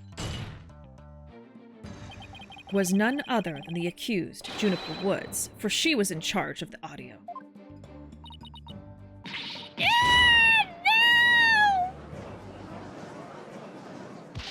Why, yes, I see. That does make perfect sense. This can't be happening. Instead of exposing Hugh's crime, Junie's in even deeper. No matter how you slice it, we're cooked. We're cooked! What'd I tell you? And here I thought Prosecutor Blackwell was on our side, at least on this issue. The Twisted Samurai strikes again. Twisted? It's more like dirty rotten. Your baldness. It is time to put an end to this farce. Oh, come on. The prosecution has presented a quite convincing case. but the defense has one last chance to voice any remaining objections. Well, Miss Sykes? Apollo, what are we gonna do? I've got nothing left, nothing! Nada! Niente! I've been trying to think of something, but I'm drawing a big blank too. Poor Junie. Unless we figure out something, she'll be... Objection. Objection, well... I object to... Who's gonna save us this time? Oh.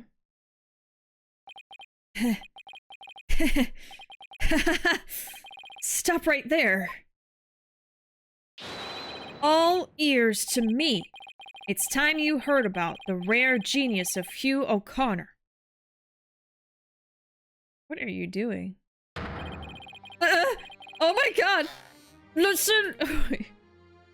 Listen, and you'll hear the secret behind my perfect crime. Why is he biting it? Perfect crime? We're cooked. Not based at all. Oh my god, yeah, they had some wild dialogue in the first Apollo. Wait, this is some serious deja vu. Didn't we just go through something like this yesterday? Yes, yes we did. This had better not be another one of his enraging traps. The murder, the moving of the body, the cover-up, it all sprung from my brilliant mind. Well, go ahead, arrest me. The real killer is right before you. Order! Order, I say! Mr. O'Connor! You already confessed yesterday, then earlier today recanted your confession. Yes, if you mouth breathers could comprehend my genius, the end justifies the means. Now, bow down and kneel. Kneel before my great and maddening intellect. Objection! Sure seems like his hand's doing okay, huh? Enough. The only thing maddening is the ignominy you bear for all to see. For it is impossible for you to have been the perpetrator behind this crime. I mean, I still feel like we don't have to necessarily go along with, oh, when we heard the crash, that was when the body was moved. Not necessarily. There is no perfect crime, only a perfect alibi, for you were at the mock trial.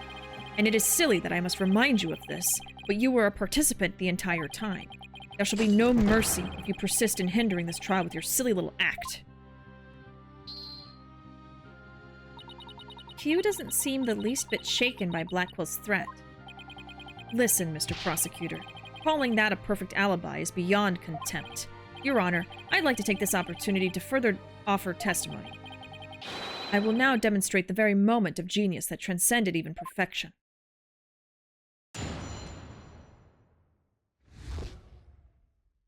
Oh, I thought that was a cello. No, that is a bow and arrow, because he's in the archery club. You won't believe this, but I used a body double.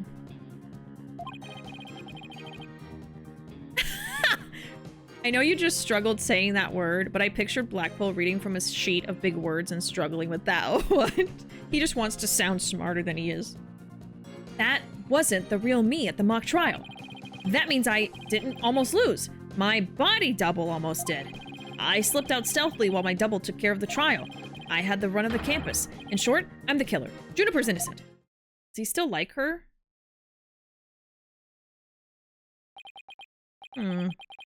I have a question I was hoping the defense and prosecution might help answer.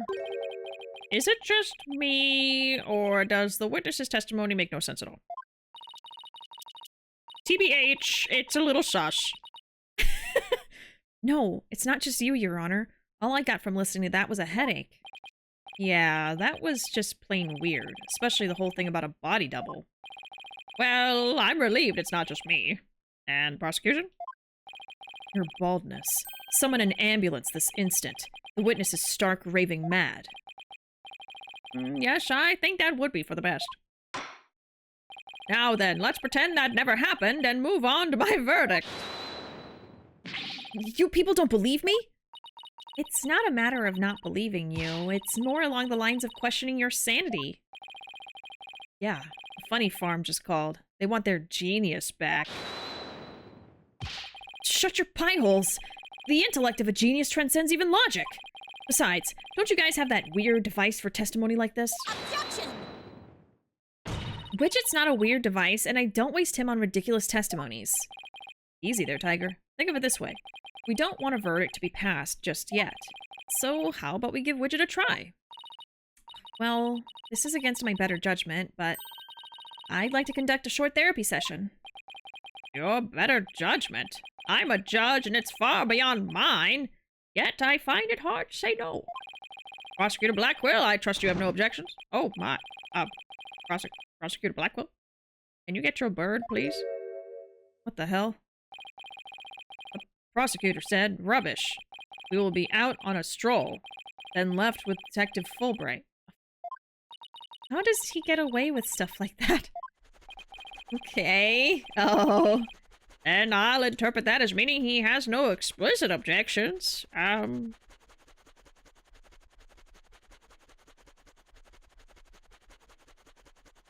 love him.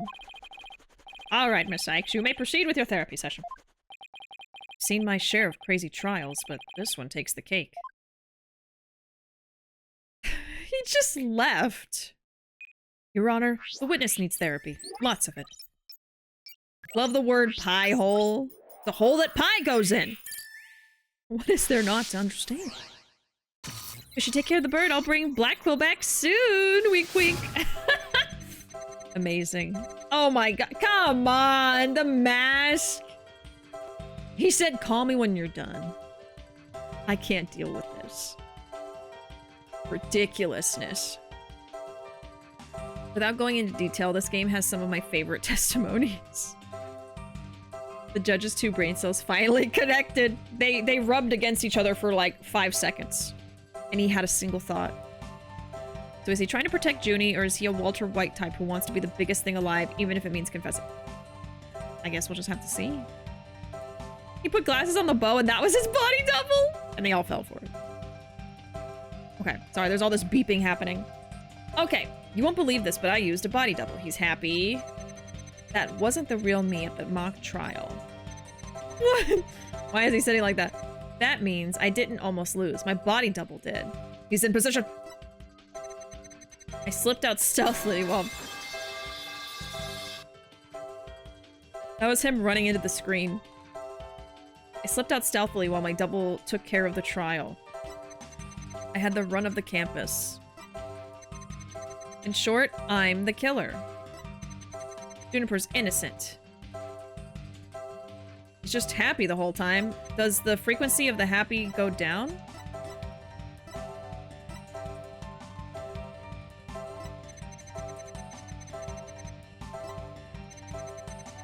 Is it just weird that he's happy this whole time?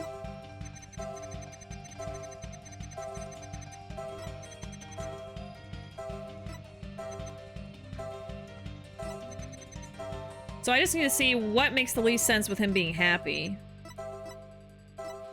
Let's see. Body double. I didn't almost lose. That would be something he's happy about. I slipped out. Sure. Had the run of the campus. I'm the killer. Why would he be happy about that, I guess? Juniper is innocent. It's gonna be this one or the next one, I guess. Sorry about the beeping. I don't like it either. Okay. I'm gonna react to this. Oh!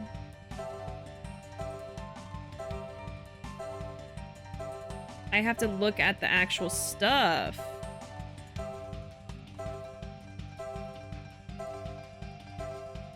So is there something out of place?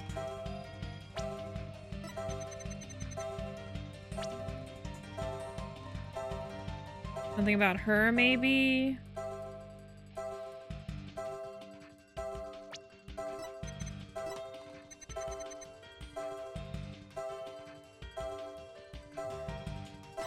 Trying to think. Oh! Well, okay, no, never mind. I was gonna say, why would the body double have a bandage on their hand too, but it's so he looks like the guy, I guess? I don't know. Hold on.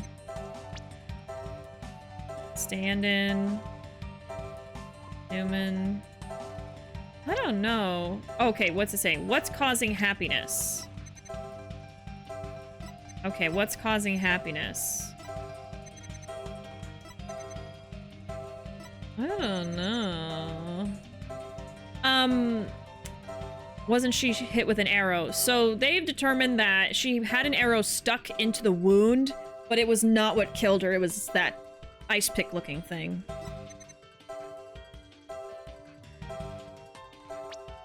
I'm gonna say this, hold on. Mr. O'Connor, yesterday you said that you didn't really care about Miss Woods. Okay, so I figured it was this, but I wasn't sure. Okay. I already told Juniper, so I might as well tell you. I don't really care about her anymore. Right, so it's like, because right now it feels like he's defending her so she doesn't be found guilty. But why would he do that if he doesn't care about her? What? Why? Yeah, well, Juniper reported my secret to Professor Court. His secret? Oh, the bribe. She wanted nothing to do with me because I had disappointed her. That's why I don't care about her anymore. I was never trying to protect her. My confession was always about one thing and one thing only, the truth. Objection! Mr. O'Connor, you feel great happiness in the fact that you might help set Miss Woods free. So much so, it overshadowed all of your other emotions. What are you... I can hear it clearly now, Mr. O'Connor. The discord you've been trying to suppress. People don't normally feel like you do when you confessed. So Hugh really was trying to protect her. Yes, I'm sure of it. Hugh's feelings for her are the real deal. But that means his confession is... Finally figured out the obvious, have we? Oh, he's back. Okay. Why, Prosecutor Blackwell, you're back! You're Prosecutor Blackwell. The confession was not but lies, save for the part about being in the mock trial. Can we all agree now that the killer is the one in charge of the audio, i.e. the accused? Why couldn't you have taken a longer stroll? No, you haven't unraveled the genius of my body double trick yet. You can't be serious. Do you really expect us to believe you had a body double? Yes, I do. But if you think I didn't, then prove it. Huh. Either we quit here and Juniper's found guilty, or we play along with Hugh's delusion. Let's go with the least worst choice. But first, let me update his testimony. The Blackwell is Backwell. You won't believe this, but I used a body double. So there's surprise, happiness, nothing, happy, happy, sad.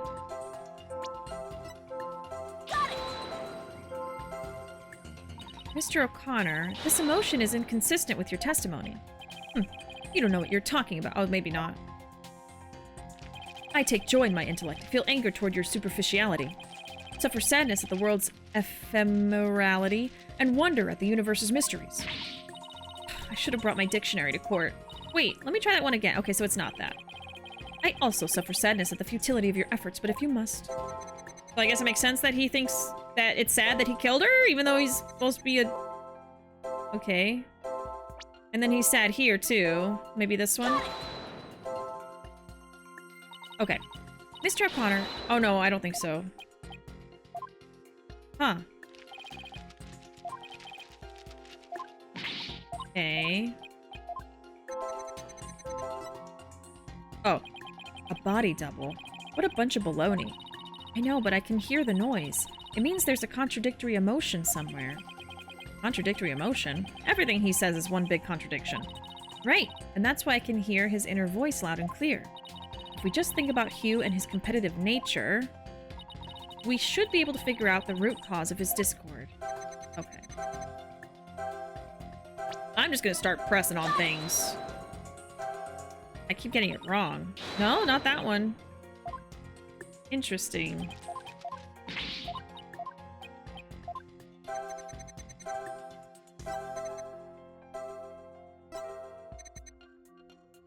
And then here, there's no emotion at all, so...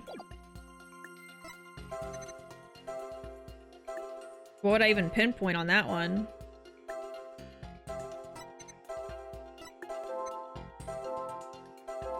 I guess why would he be happy that he's the killer, right? No? Oh my lord. She said to focus on his competitiveness? Well, okay, I did think it was weird there was no emotion on this one. Do I just pinpoint anything, I guess? Like, why aren't you happy? Okay. I did think that was weird. I didn't almost lose, you say? Very odd. You exhibited happiness the entire time except during this statement.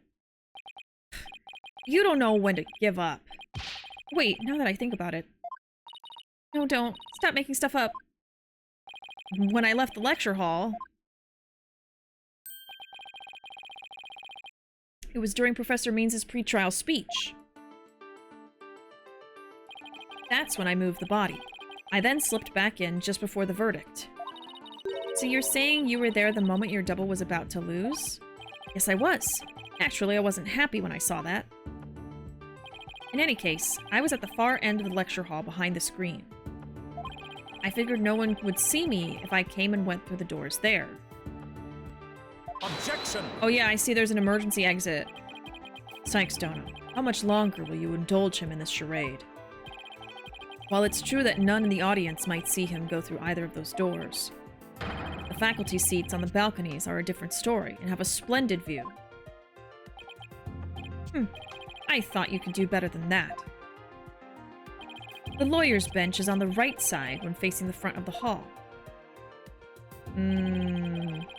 I used the door on the right side near the lawyer's bench. That means my movements were only visible to someone in the left balcony seat. But that seat was empty at the time, which is only natural. The Professor Means wasn't up there? After all, it belonged to Professor Court, and as we all know, she was already dead by then. Oh no, you're wrong. Professor Court's on the other side.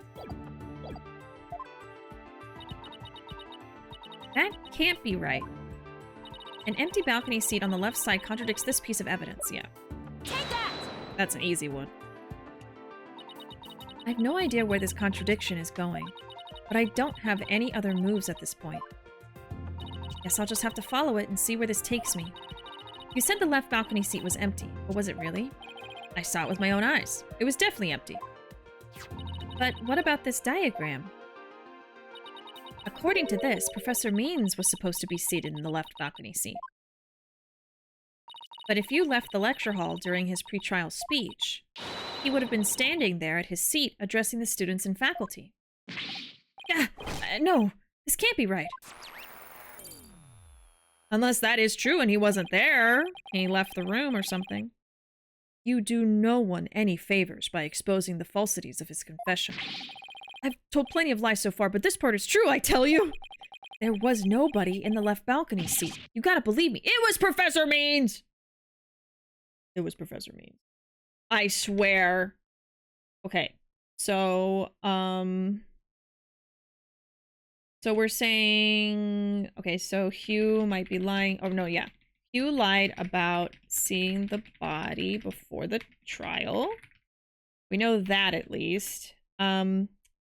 And then during the mock trial, the left balcony was empty where Professor Means is. Okay. It doesn't seem like he's lying this time. Okay, Mr. O'Connor. Let's have you testify again, but this time don't spare any details. You got it. I'll repeat it as many times as you'd like. I mean, my ingenious escape act warrants repeating, considering I'm the real killer. All I really care about is whether that seat was empty or not. Okay.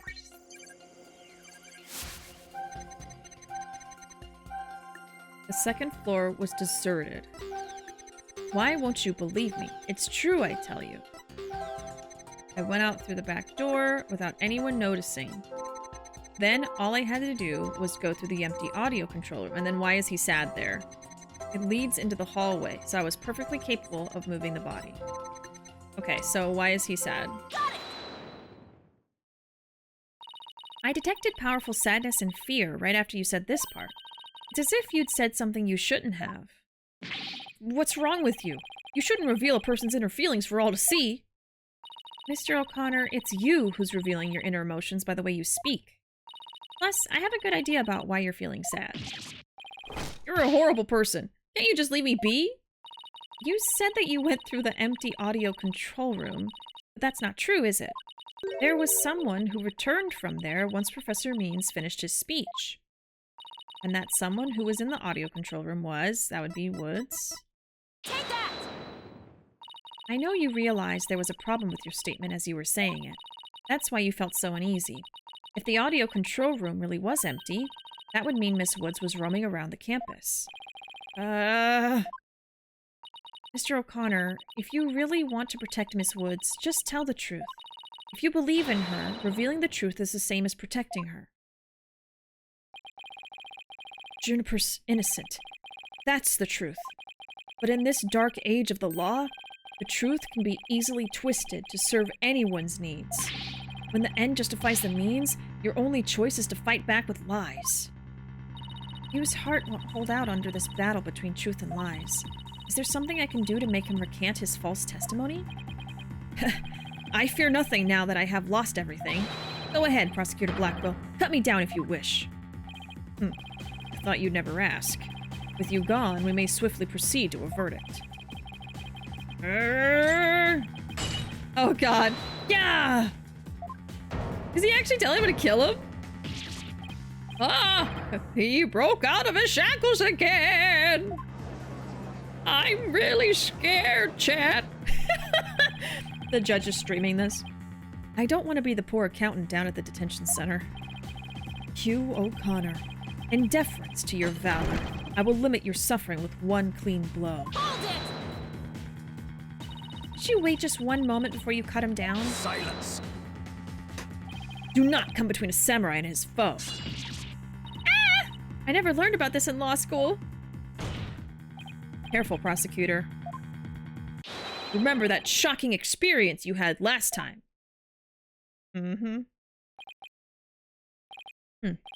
Very well, Golden Boy may live. For now. Enough already, Mr. O'Connor. Miss Woods would never want you to protect her this way.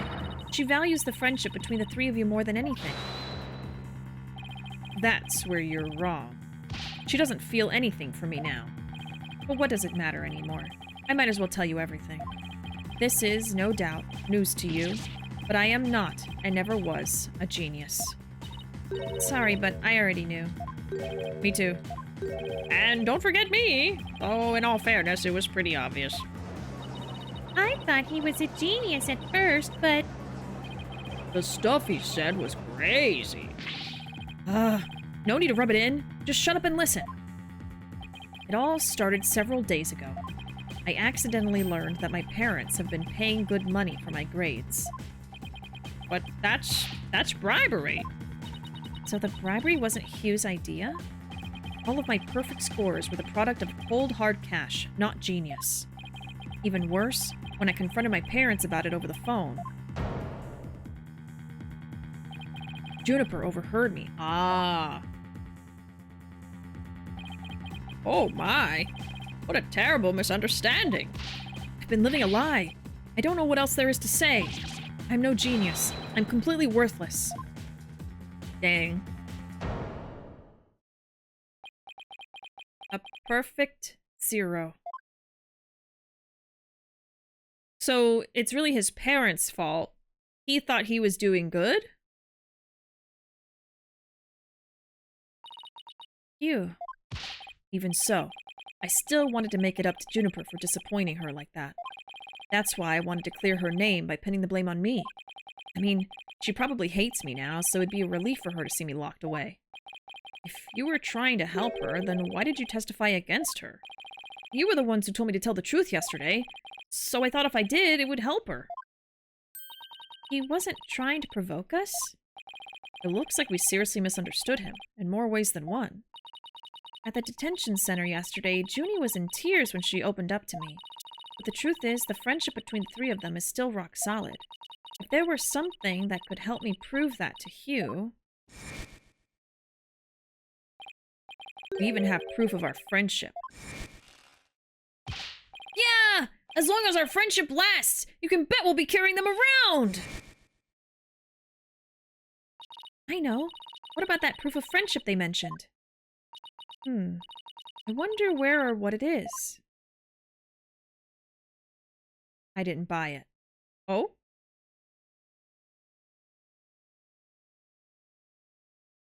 Yeah, I was thinking maybe it's that necklace, but they don't all have the same one.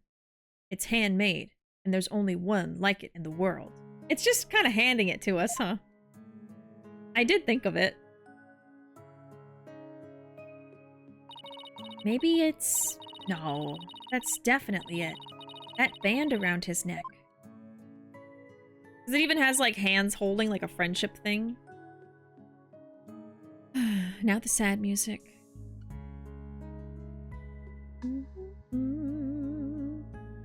Apparently, Famitsu reviewed Silent Hill F a 36 out of 40, giving it the highest score they ever given a Silent Hill game. Dang, I want to play that.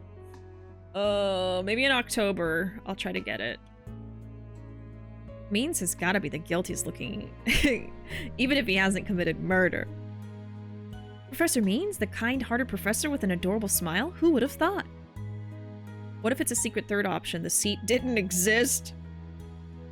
The judge. This case is really heating up, chat. Also, thank you, Edgeworthy Lawyer, for the donos. Thank you for the 5. Yeah, the Yakuza, sad Yakuza music.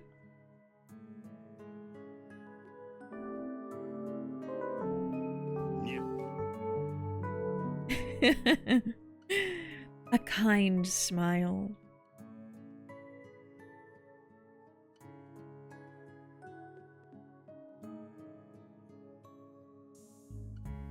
So kind.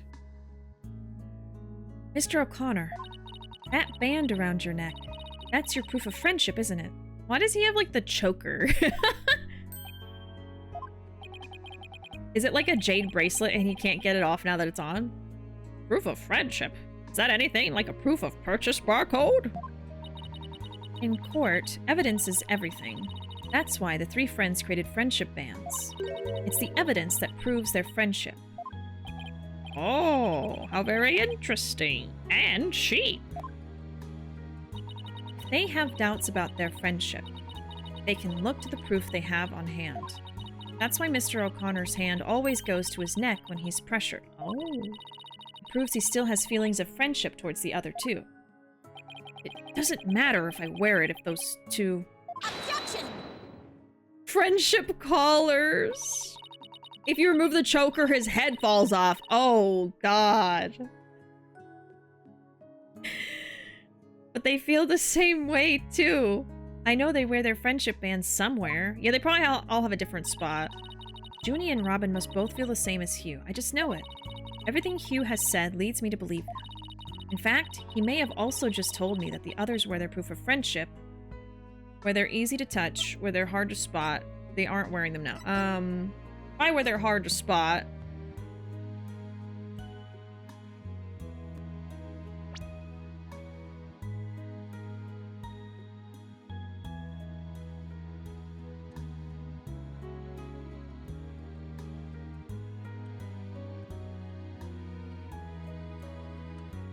Well, he said it doesn't matter if I wear it if those two ... don't have them on.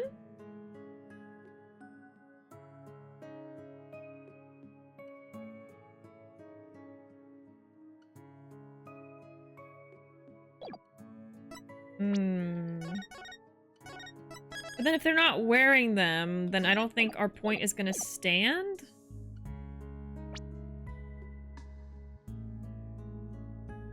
Yeah, because Junie and Robin must both feel the same as Hugh. So maybe where they're...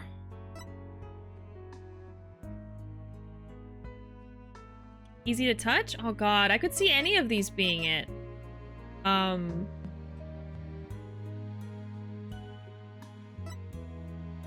I guess easy to touch.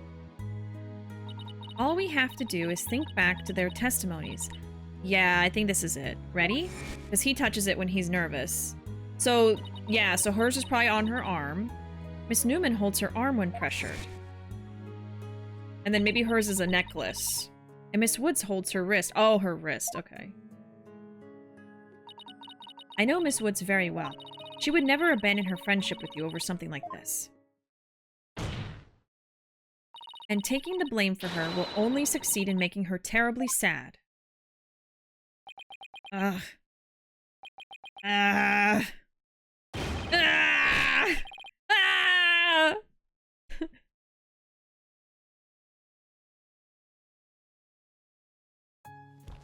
Oh. Oh, and of course Robin made them out of clay. Oh. Robin, those bands of friendship that you made, just for the three of us. You may have forgotten about them, but not me.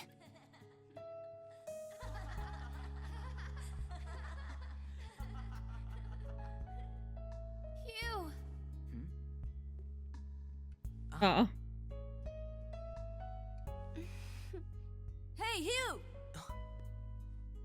On the bicep. Just why is his a choker? I don't. I should have known better than to doubt my best friends. He's freaky.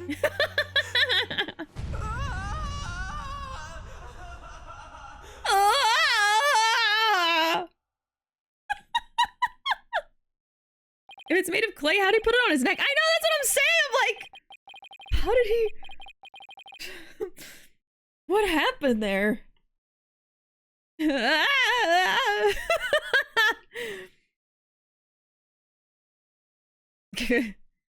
I'd like to take this moment to remind the court that this man is 25, hanging out with teenagers, right? Friendship bracelets. Because I'm sure he lied to them about his age, too. Oh my god. Friendship collar is so funny. I didn't kill anyone, and I didn't have a body double. I didn't move the body. I didn't even see it. And it may look like I'm speed reading Zen and the Art of Mastering the Bar exam, but I haven't read a single word.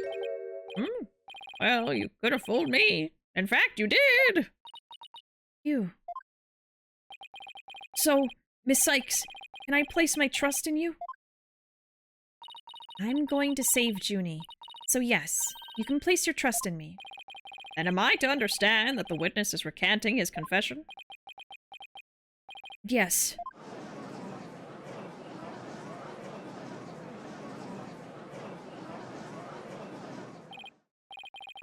A most roundabout trial. I much prefer the turnabout variety myself.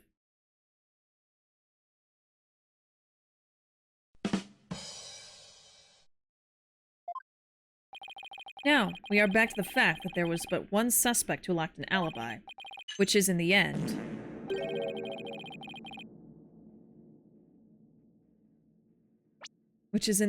a stinky, stinky fact. In the end, the truth you've been seeking this entire time. Well, okay, he says that she was the only one, but now we know Professor Means was not there. So we're back to square one? Now I'm exhausted and depressed. It probably doesn't matter at this point, but I might as well update the mood matrix. Okay.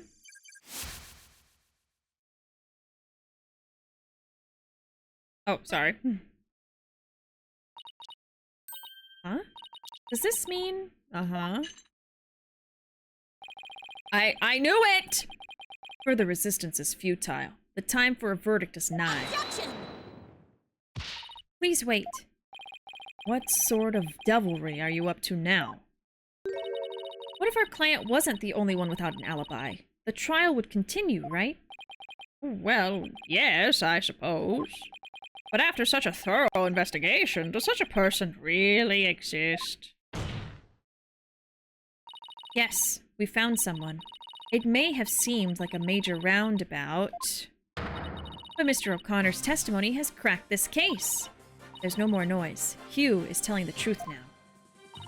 During the mock trial, the balcony seat opposite him really was empty, which now means there's one person unaccounted for. Wow. I knew it! Besides Junie, the only other person without an alibi during the trial is this creepy motherfucker. The balcony seat was empty. That much is true, isn't it, Mr. O'Connor? That's right. How many more times do I have to say it? So basically, Professor Means wasn't where he was supposed to be during the mock trial. Silence. Need I remind you, every last soul in the lecture hall heard him deliver his speech? Objection! I know, and that's not in dispute here. Now let me explain how a speech could be given from an empty seat. It was pre-recorded. Because maybe he made the recording. Well, no, Miriam said she did it. But maybe he did something. Maybe he knew about the recorder and he put his own cassette tape into it. Or replaced it with his own recorder. You know what I mean? Anyway. What if the speech was pre-recorded? That's the only way the speech could have been delivered from an empty balcony seat. And now the recorder's gonna come into play. Wait, are you accusing Professor Means? That's insane! I mean, he's the one who gave me the tape recorder. What? Take this to the police, he said. Tell them you found it. It's him! What? Really? Wait a second. Mr. O'Connor, did you just say that Professor Means gave that phony recording to you? Phony? The defense will refrain from hurling unsubstantiated allegations. Well, I said he gave it to me, but what do you mean it's phony? Wow, who could have seen this development? Okay. Identified as a fake, Professor Means used Hugh to pass it on to the police. Oh my god. The judge looks like he's always lost. He is always lost! He is! The voice shouting, "You're a goner," as recorded on this tape, was dubbed onto it using a line our client said in the mock trial video. Why, this is an extremely crucial piece of evidence.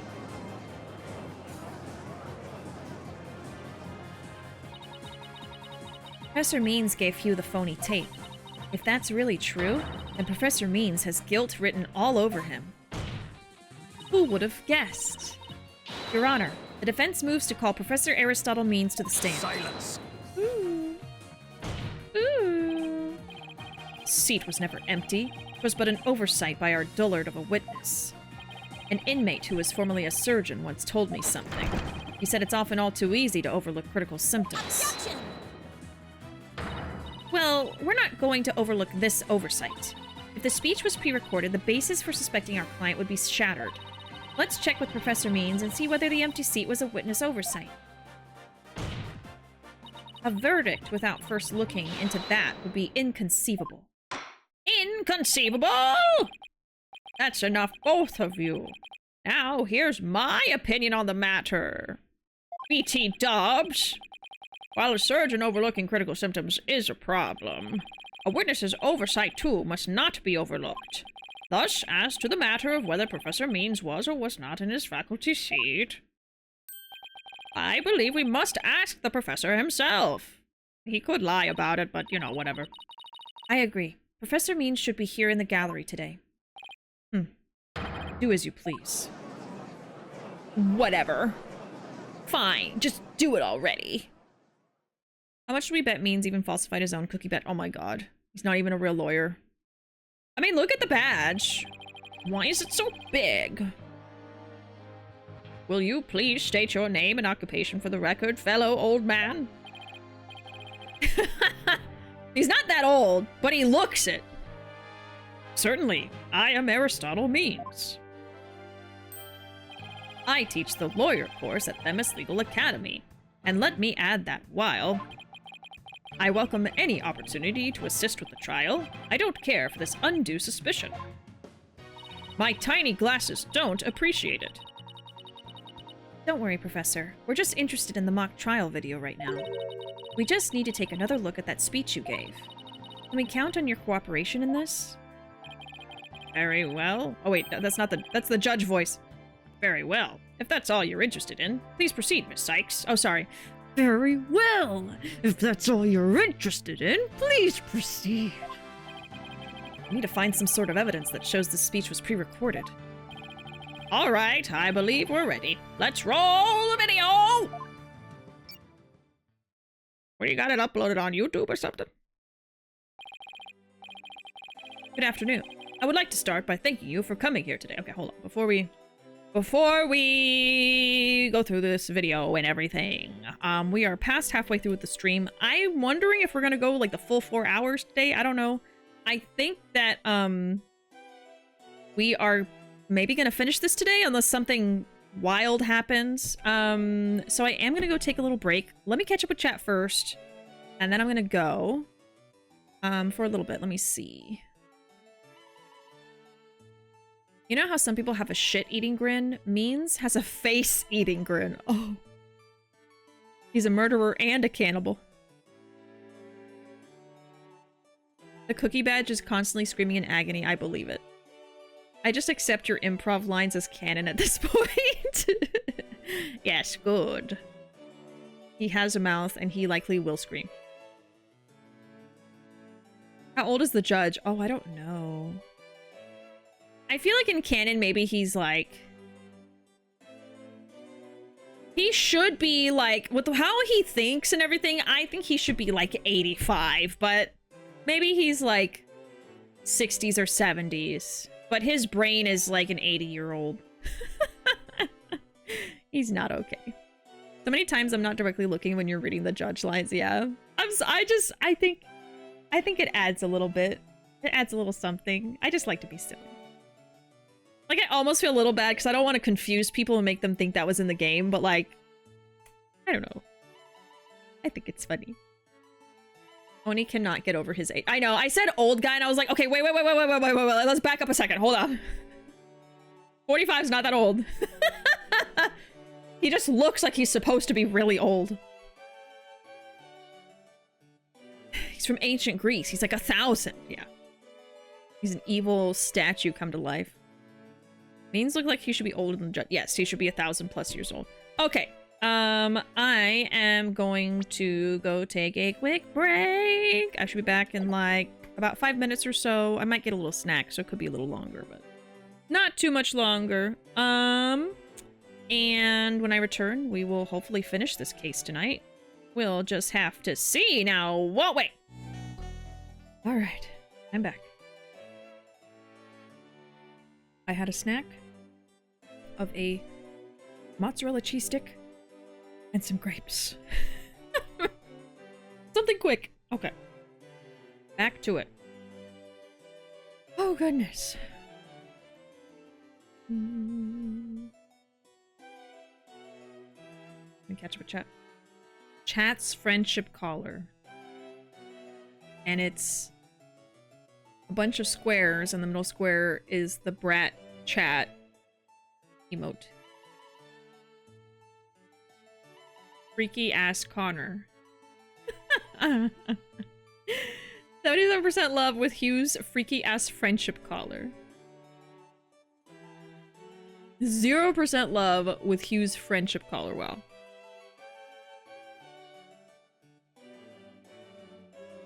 %, love with sad sub-story music. 80% love with Rice-A-Roni. 2% love with Bobby Fulbright. 34% love with this man is 45. What the fuck?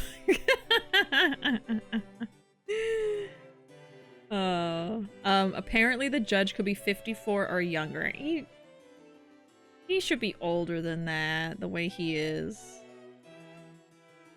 Man.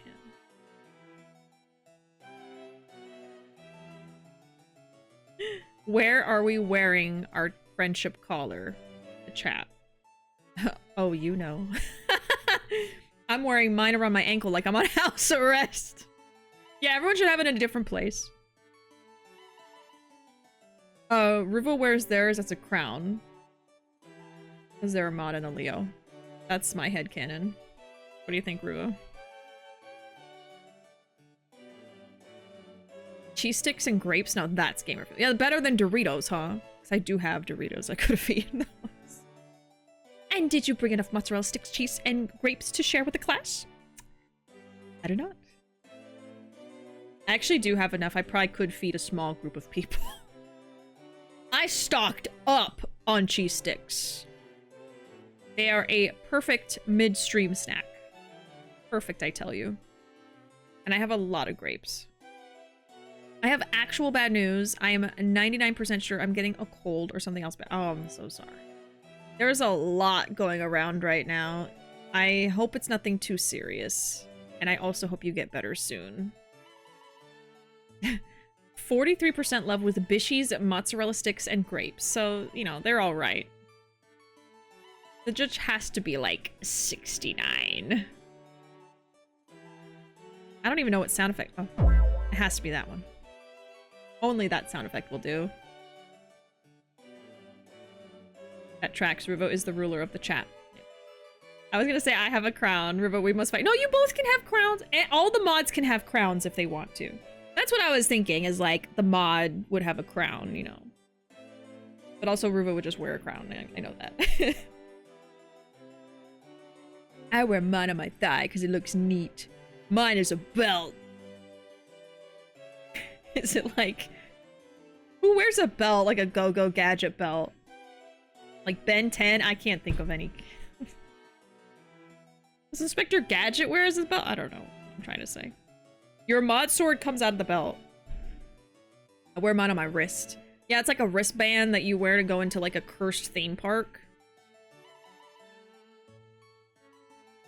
I really thought the house arrest anklet was funny. Like, and then a wrist, like, the worst amusement park you could go to. Like, you're gonna leave with an injury or something. Like you're going to Goob Lagoon or something, you know? Ben 10 and his famous Omnitrix belt. Yeah. I don't know. Oh, did Batman? I think Batman did. Okay. Good afternoon. I would like to start by thanking you for coming here today. The mock trial, the crown jewel event of the school festival, will begin shortly. When I was a student, I too could hardly wait for this day to come. Oh no, I'd forgotten how long and boring his speech was. Punk shoo me me me. Wake me up once this is over. Ain't no fair. The experiences of our youth have a powerful and profound effect on our adult. Ah, you there. Wake up. Pay attention. Huh? Ah! I'm awake! Isn't that right, Your Honor? Huh? What? I'm awake too. Wide awake. See? I wasn't sleeping. Wait, no, mine is a sash, like when you win a pageant. Amazing. Don't talk about Goob Lagoon. I slipped and broke my leg, and then the owner electrocuted an entire pool with a taser. I think he's still on trial. Oh no, yeah, they actually they actually put him in jail. I think he got life. Yeah. He might even be on death row, actually. I'm not sure.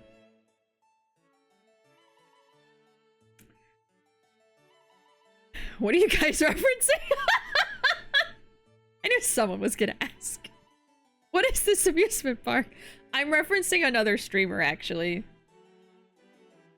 Do y'all know the game, oh my god, what is it? The slide? Water park. It's Water Park Simulator. And a bunch of streamers were playing the game, and there's this one streamer called Queso that's a pretty famous streamer, and he named his water park Goob Lagoon, and his playthrough is just absolutely bonkers ridiculous. Yeah, it's like Water Park Tycoon, yeah. I haven't finished watching his playthrough of it yet. I think he has like 10 parts out. I've watched like up to part 5, I think. Yeah. It's a pretty funny playthrough. I think that's why he keeps playing it. Yeah, I've watched Germa play it. I've watched Queso play it. Both entertaining. I like both of their playthroughs of it. Love me some Germa. So you're saying we need to play it. That would be fun to play together, honestly. That would be really fun. I don't know how we could play it together. I guess one of us would play it, and then we would just both be talking about it. I don't know. It's definitely not like a multiplayer thing, to my knowledge. I only knew it once the taser was mentioned. Yeah. I actually haven't even got to that part. I want to play. I think that would be really fun. I don't think it's multiplayer. At least anyone I've seen play it, it's single. It's still in early access, so they're not done with it yet. Germa is in charge of a water park. Yes. His playthrough's pretty fun, too. Germa's so funny. I watch a lot of Queso. I watch a lot of Germa lately. I like watching Queso playing scary games. I watch a lot of Manly Badass Hero as well. I watch a lot of... obviously, like, all his stuff is scary stuff. I was going to talk about this. I just finished watching Manly play... What's it called? I think it's called I'm Not Human, which is a scary game. It's like an apocalyptic scary game. Very interesting. Like, really cool art style and interesting premise. I would recommend playing the game or watching someone play it. Can you name the people in the park? No. But they have funny names. They all have names. They're named already in the game. And they're pretty funny. Think of like when people combine two common names to make a new name, like Lakeland or like Kentley instead of like Brent, or I don't know. Just very silly. Technically, Queso is in the game, but his name is spelled like Queso. Yes. I watched him react to himself being in the game. Markiplier's in the game too, by the way. I don't know if there's any other streamers. Branford, yeah, there's like ridiculous names like that. It's a pretty fun game, but I don't think it's multiplayer. That's the only thing. This is the one with the ragdoll. Yeah, it has ragdoll. It's really silly. It's really funny when you slip on a puddle. And then you just go flying. But yeah, the way Queso plays it, I think, is really funny because he basically role plays the whole time. Like, he reacts to things like it's actually happening and the people are real. Like, if someone's drowning, he's like, oh my god, someone's gonna drown, you know? Like, it's pretty funny. Gonna head out to take some Tylenol, take a COVID test, and hit the... Yeah, I really hope it's negative, PC Man. But either way, thank you so much for being here, and I hope you feel better soon, and we'll see you around. Have a good night. We'll see you later. Jimothy Billifer? Oh, that's a name. Oh. I'm seeing if I missed any messages. Yeah, it's not a finished game. There's supposed to be a lot more added later, but we'll see.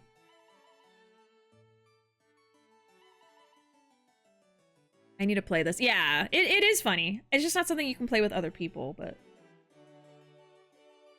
I thought about playing it. I mostly know Queso from his clips of him yelling about his kitty. The kitty is really cute.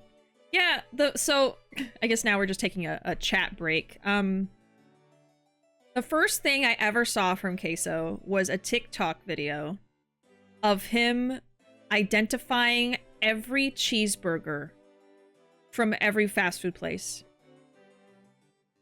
He got every single one right.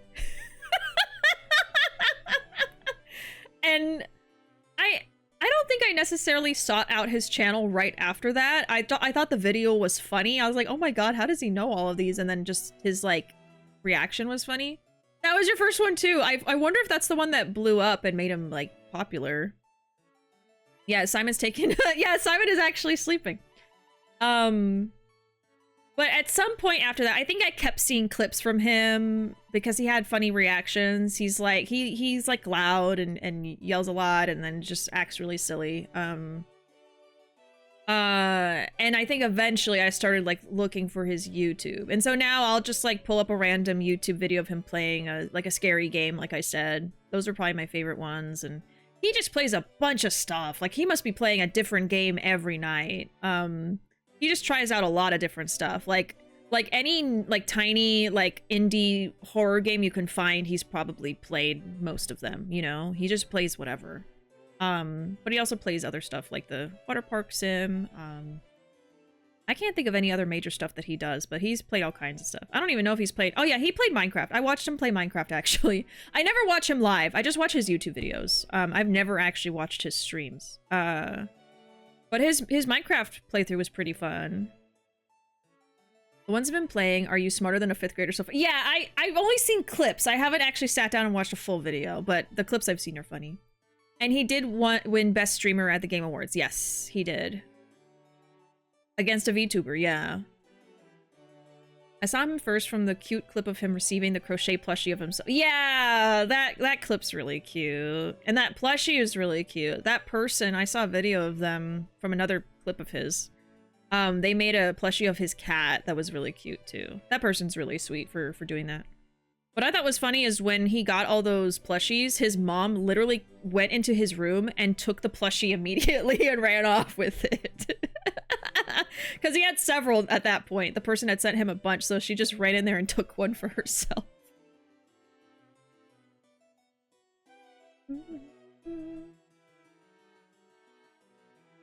Oh, you'll play the 5th grader ones in the background? I didn't even know that. I gotta watch some. I think Jerma's played those too. It's just funny. Man, if I played those... I would get everything wrong. I swear, I am a smart person. I am a book smart person, but it's been a long time since I've needed to know anything, so it's all gone. You know what I mean? That's the thing, I feel like I think a 5th grader would be more intelligent than like the average typical adult, just because when you're in school, you have to know these things to pass tests and stuff. But when you're like, you know, off into your 20s, 30s, etc., you haven't really needed to know a lot of this stuff for a long time, so you just forget. There's a couple streamers I like having Yap in the background. Queso's one of them. Yeah, you don't even have to like fully pay attention. It's just want to have something play. You may be a smart person, but relative to a 5th grader, yeah. I'm a dumbass. All right, back to the video game. Once again, our pure white Lady Justice will be watching over all of you today. Pay attention and you may make a difference one day. Now, let the mock trial begin. That is about it. One of my better speeches, if I do say so myself. Our what, Lady Justice? Yeah. Isn't that referencing the statue? I even saw some of our students with tears in their eyes. Probably from yawning. Yeah, he's obviously not familiar with the phrase bored to tears. Listen, Sykes Dono, if you have subjected me to this epic study in tedium without purpose... White! The statue was white! Taka will feast on your tongue after I've cut it out! Ah! But you were asleep the whole time! Well, Miss Sykes, did you notice anything strange about that speech? I think it was the statue thing. Did I hear that last part again? Because that Lady Justice is gold. Once again, our pure white Lady Justice will be watching over all of you. There, I finally found what we needed. Professor Means, I have only one question about your speech. Why does that last part we just heard contradict with this? Yeah. Take that! The professor said the pure white Lady Justice would be watching over them, but the Lady Justice in the video isn't even close to being white. It's as gold can be. No reaction. I'm not sure I can wrap my jaw around that to test its authenticity. See, why is he like this? I didn't say it was made of gold, Your Honor. Now, it's true that the statue is pure white, but it broke before the mock trial began. The one you see here is its replacement. Oh, well, that's a shame on every count. Ironically, this golden statue sticks out like a sore thumb compared to the white one, meaning the professor wouldn't have made a mistake in its color if he'd been present. Your jaw? Don't make me picture that. the judge trying to wrap his mouth around a giant statue.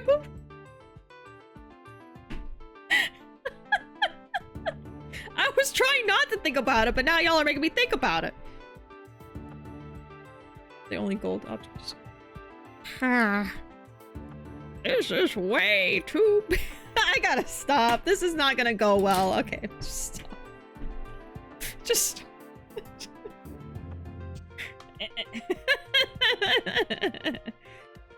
Oh, I know. I need to see this. I need to see him crumble to dust. That needs to be his breakdown. He's a statue. Let him crumble to pieces. Shatter! Right in front of my eyes. Uchi? Uchi-sama!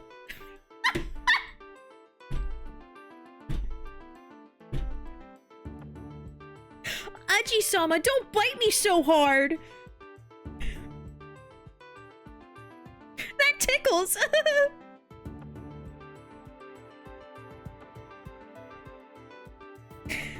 See, this is why we need to stop. I'm taking it to a place it should never have gone. Even chat's begging me to stop. I'll make everyone uncomfortable. No one asked you to do that. Oh my god. No, please continue. We'll poll it. No, I'm just kidding. Okay. It seems that I have caused some confusion, but it was merely an oversight on my part. Objection! Bites you and nuzzles, XT!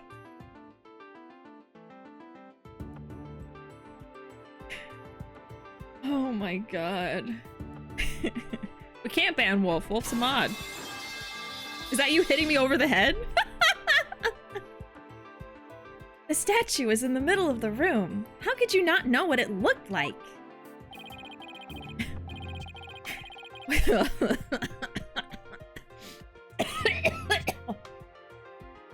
Well, I was in a balcony seat. Furthermore, the statue had previously been white. I'm afraid this isn't sufficient evidence of the speech being pre-recorded. We had our answer long ago. The accused was the only one to leave the lecture hall. No, wait. There's got to be something that can prove that the speech was pre-recorded.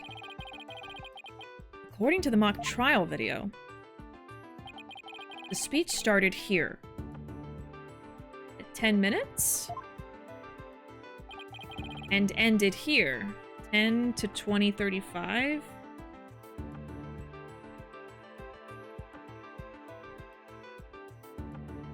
So it was, what, 10 minutes and 35 seconds?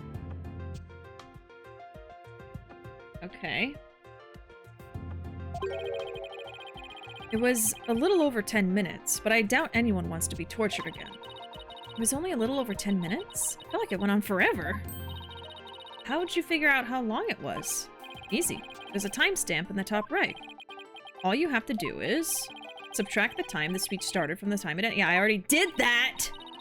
Speech goes from 10 minutes to 20:35. Wait a second. I could swear I've seen this same interval of time listed among the evidence. What?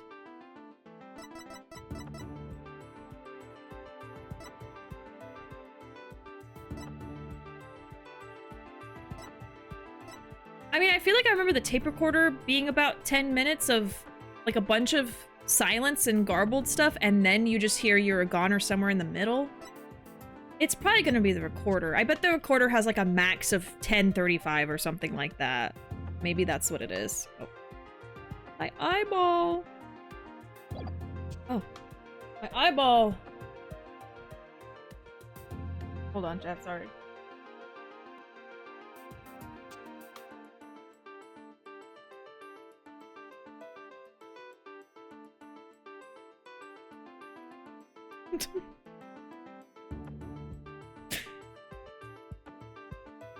Judge-sama, something got in my eye!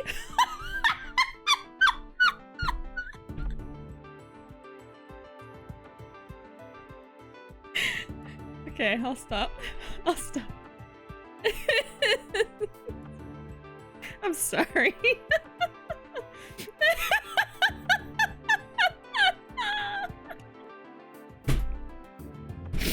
I'm unfollowing 2 people. I'm unfollowing. Oh my god. Oh lord. This stream has got it all. Friendship collars, roleplay. Oh. Chat, it's this or the Udgy trying to riz you. What'll it be?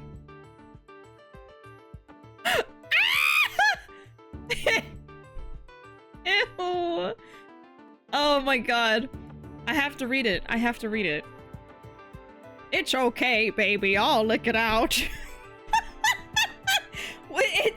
It's so funny how every time there's like cursed dialogue that y'all want me to read, it's the judge saying it. You know? Didn't we do like Gen Z lingo and the judge was saying it sometime recently? Thank you for the clip. Wait. Can't believe the judge creamed Aristotle means. Oh my god. Somebody has to ship it. Somebody has to. I don't want to be a part of this community anymore. What I miss while I was clipping.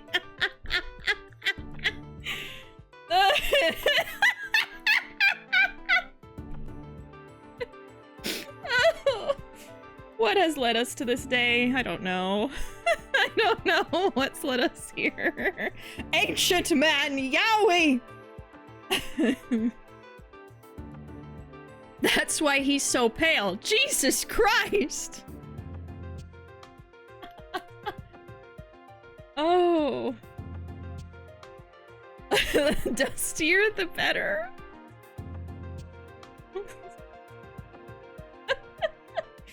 Okay. I'm gonna finish this case tonight. Okay.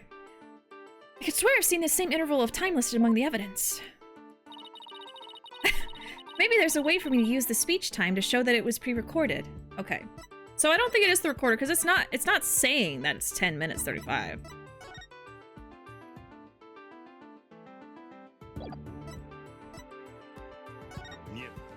Yeah. We're in the witching hour. Yeah, it's 1 a.m. here.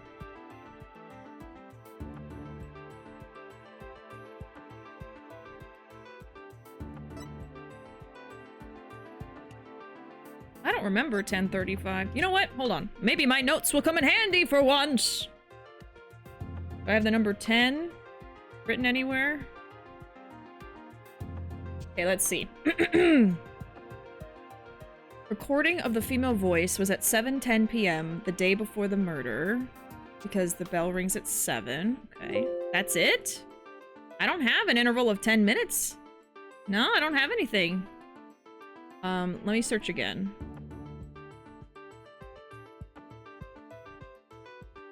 No. I didn't have 10:35 anywhere. Okay. So it's something I didn't write down. Yeah, something about the 3-hour mark. Do I make an objection out of this? I don't know. Oh god, no! Oh no. Maybe you just have to infer. Yeah, maybe it won't just say it. I mean, I think it's probably the recording. Maybe they mentioned it and I just didn't write it down. I mean, what else would it be but the recorder? Because I feel like I remember they said it was about 10 minutes long and I just didn't write it down. Maybe there's a way for me to use the speech time to show that it was pre-recorded. Yeah, I think it's gonna be the recorder. I don't think there's, Oh, here we go, okay. I'm glad I checked. It was not the tape recorder, it's the note about the analysis. It's 10 minutes and 35 seconds. Okay, here we go, chat, here we go. Hembelperherger. Hembelperherger. Anyway, I would like the court to take a look at this. I'm getting very distracted today. And this is... the voice print analysis that proves the voice on the tape recorder belongs to our client. Yes, but didn't we just establish that the voice on the tape recorder was a fabrication? We did. But what I'd like to focus on is the noise that is also there. Oh, did he, like, record over his speech? Noise. Yes. The defense believes it resulted when the tape's previous recording was erased. And what do you hope to prove by that? The length of the noise is what's important. It's 10 minutes and 35 seconds in all. And what did the timestamp read at the moment Professor Means began his speech? That would be exactly 10 minutes, I guess. Now let's fast forward this long-winded exercise in boredom to the end. I like how they're openly insulting it. Okay, stop. The video timestamp now reads 2035. Based on this, we know the time it took for the speech alone. Right, subtract 10 minutes and you get 1035. 10 minutes and 35 seconds? Right, 10 minutes and 35 seconds. The same as the noise on the tape recording. I assume you all understand what this means. Professor Means' pre-recorded speech had been where the noise is now. Silence. Noise? What noise? No weird noise has happened. I already told them, Ruuuvo. I already told them. Burger. Booger. Killer. Me when I'm a baby. Burger. Hamburger. They threw you under the bus. I was just being honest about what happened. I was just telling chat. You seem rather confident considering this is a mere happenstance match of numbers. Objection! But is it really just numbers? The lab is continuing their study of the tape. So far, they found no signs of overdubbing, but it's going to take a bit longer to recover the audio that was erased. The police are analyzing the noise as we speak. It won't be long until we know what was originally there. We're gonna do this tonight. Come on! Come on! Now I'm sure of it. The professor was trying to create an alibi with the recording by pinning the crime on Junie. Well, he's not gonna get away with it. Not on my watch. Why am I all the way over here? I'm like, streaming like this. Miss Sykes.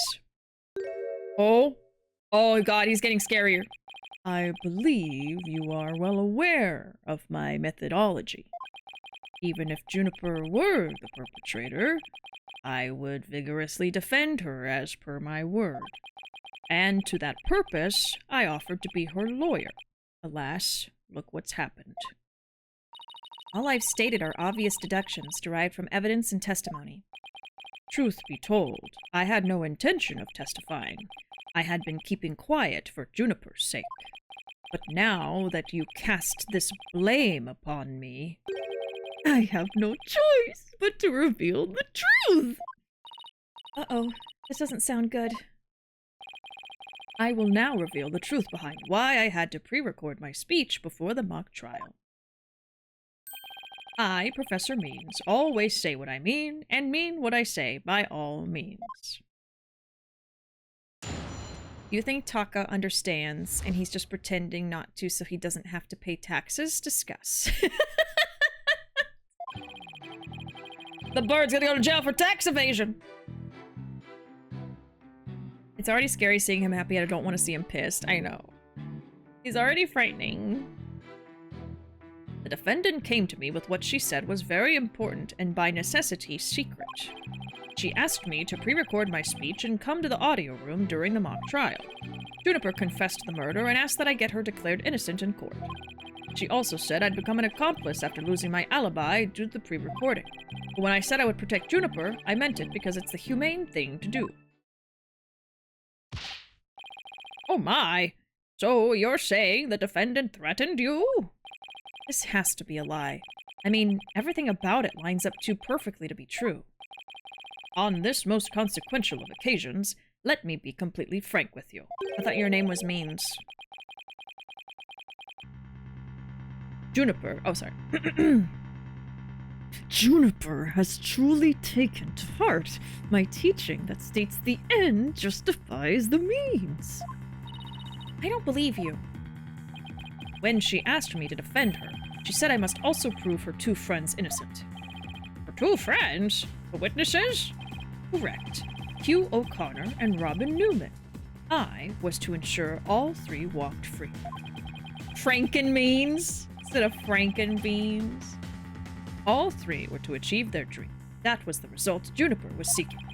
And she was even willing to threaten her own professor to that end. You no doubt had high praise for her ruthless tactics. Yes, well, that is why I vowed to vigorously defend her despite her threatening me. His smile is like what the pictures at the dentist's office look like. Before and after. There was a time when lawyers merely sought the truth if they wished for victory in court. Ooh, spooky, scary. But alas, those days are over. Now, in the defense of justice, order, and all that is good. The end justifies the means. I am so sick of hearing that phrase. Me too. He says it way too much. Though it truly grieves me so, I must tell you this. Forsake the truth if it's victory you seek. Steel yourself with this new courtroom reality. That does it. He's gonna regret dragging those dismal, depressing ideas in here. Since he's already surrendered to the dark age of the law, it's up to me to fight it. Why so silent, Sykes Dono? Something the matter? Why so serious? This is a court of law. It's no place for long-winded talks about idealistic principles. That's why I'm going to let the evidence do the talking. Let's not get carried away now, Miss Sykes. It will not do to have you attempting to discredit my doctrine. Do not force me to rectify the situation. No, go ahead and rectify it. Only if I lose and you win, that is. The Dark Age of the Law. He's given in to the Dark Age of the Law side. The defendant came to me with what she said was very important and secret. I doubt our client would have come to you with something like that. You have a point there. If only Professor Court had been alive, I suspect Juniper would have gone to her instead. So our client came to talk to you after Professor Court was dead? Let's go through this step by step, shall we? First, Juniper came to me that day. She asked me to re-record my speech and come to the audio room during the mock trial. Are you suggesting it was our client who told you to fake an alibi? You have every reason to be surprised. I, too, was shocked when she told me that. Simply put, Juniper has a secret that she wished to protect that badly. Is he kidding me? That lie couldn't be further from the truth. The problem is, how am I gonna expose it? What did he say again?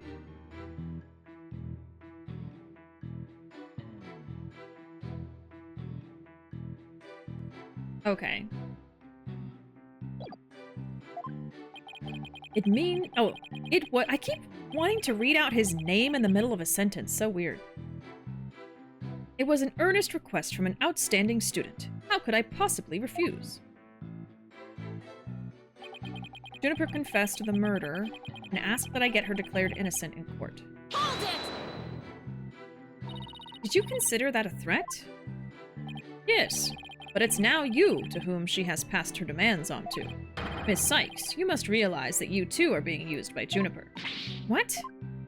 Your Honor, I ask that you too do not let her feigned weakness and innocence fool you. Juniper Woods is quite clever and extremely tough. And perhaps most important of all, she is a fervent follower of my teachings. Objection! No, she's not. Your Honor, the witness's testimony is nothing but an attack on our client's character. Very well, objection sustained.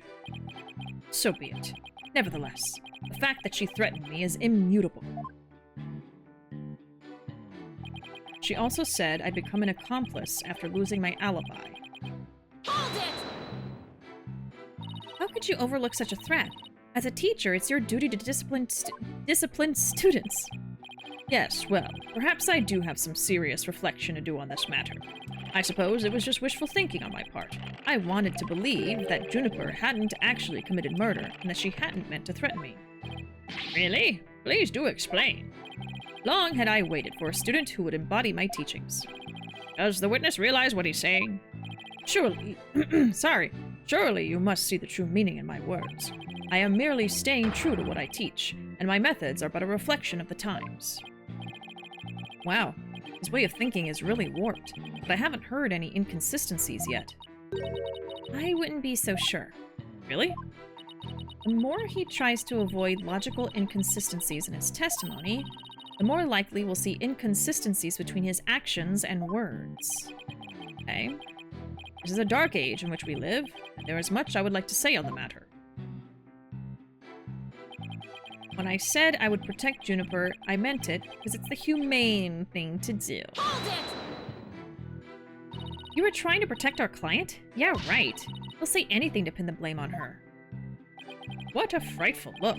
I would ask that you not glare at me so. I have nothing but admiration for how Juniper was willing to go as far as to threaten me. That is why I am protecting her by any means possible. She has been a model student. Liar, you're trying to pin the blame on her. How am I going to show that what he's saying isn't what he's really thinking? You cannot possibly overturn my claims, so isn't it about time you admitted defeat? After all, if my unassailable logic is not truth, then what is? He thinks I'm going to give in to his pack of lies. He's got another thing coming. I'm going to find a hole in his story if it's the last thing I do. Even though he's rotten to the core, he's a total pro. I mean, that all made perfect sense. Yeah, but you can't believe a word he says. He's making this up as he goes along. He'll trip up on his own words yet. Time to see how consistently the professor's testimony matches up with his actual actions. Okay.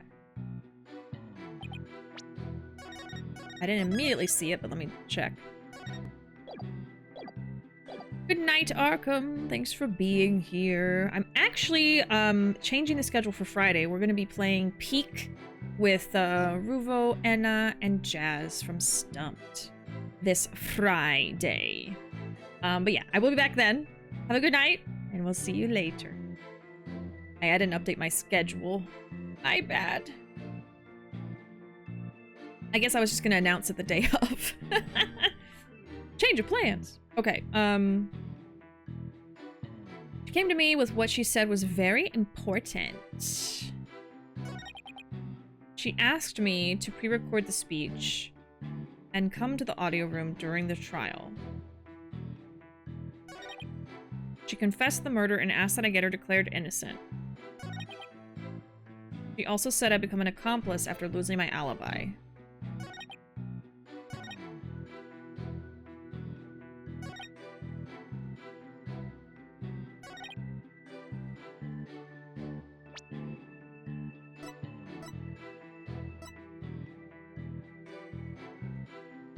So we need to find an inconsistency between his actions and what he actually thinks.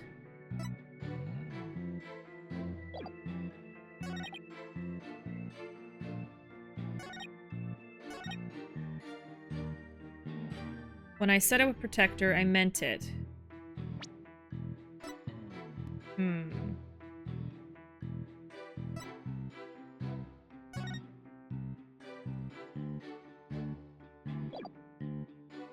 I feel like I need to press him again on a few of these.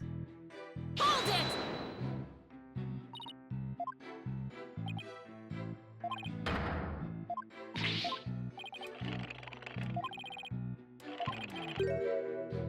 Objection! I mean, right here, he's saying she's a follower of him, but she was a follower of the other professor.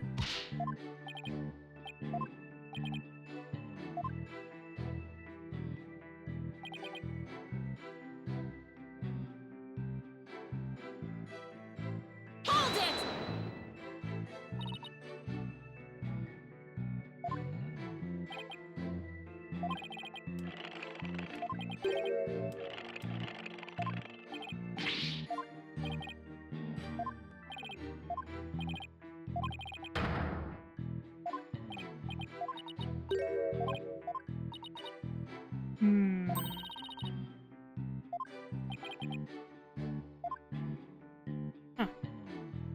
And then I need to have some kind of evidence that proves what I'm thinking too.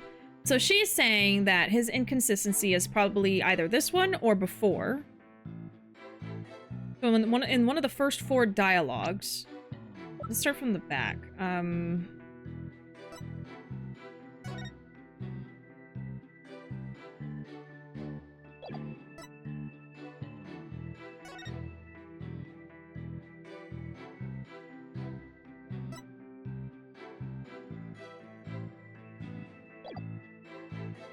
I know his badge.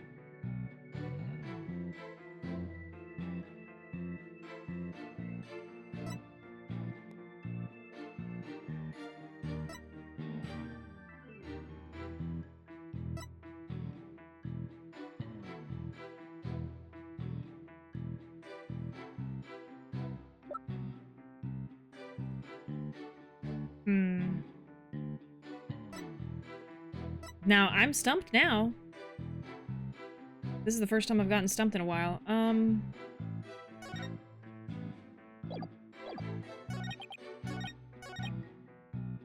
She came to me with what she said was very important and secret. So I don't think it's gonna be that one. She asked me to pre-record my speech and come to the audio room.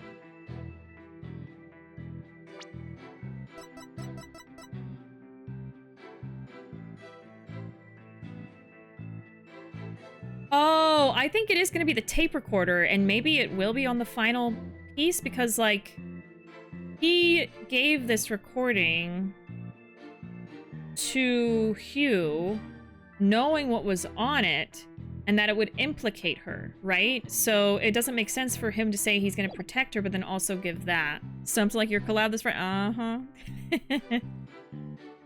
I think it's going to be that. But I don't know what dialogue.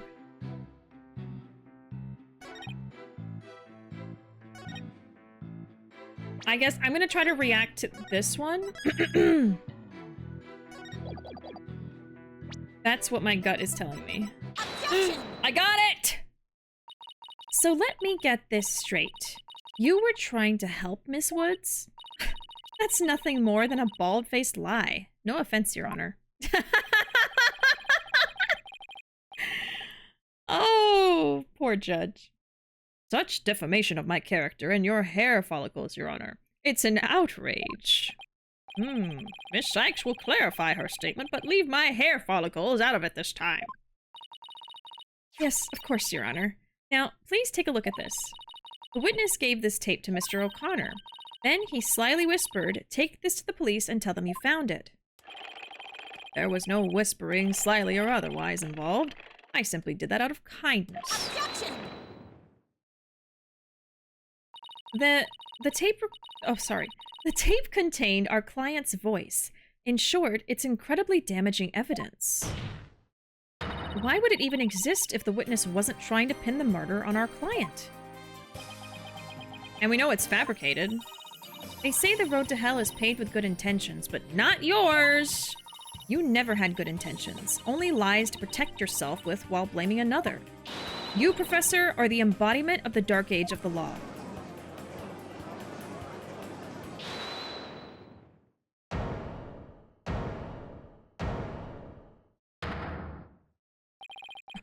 Why, you little... You dare call my teachings and methods lies?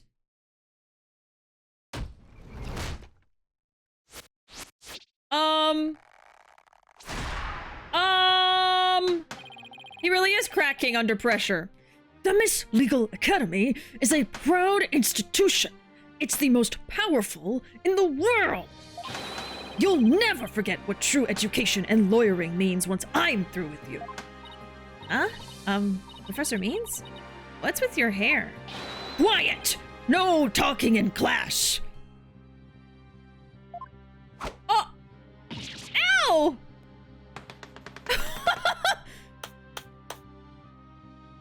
Eyes and ears up here, everyone. Homeroom is now in session. We will begin with roll call. Theta Sykes! Huh? Oh, here? Apollo Justice! I'm fine. I mean, here. Fool! The proper response is here without any extraneous information. Ouch! I mean, here. Next, Your Honor. Here? The fuck is wrong with this guy? See, class? That's the proper way to answer. Simon Blackwell. I said Simon Blackquill. Are you here or not? There's always one, isn't there? Well then, I'll just mark you absent. Now get out of my class this instant! Get out? Very well, if that is your wish. Who am I to defy my homeroom teacher? Wow. Is that such a good idea? Prosecutor Blackwell is free of his shackles.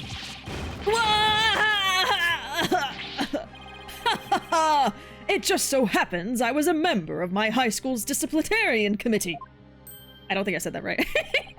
But is that really so shocking?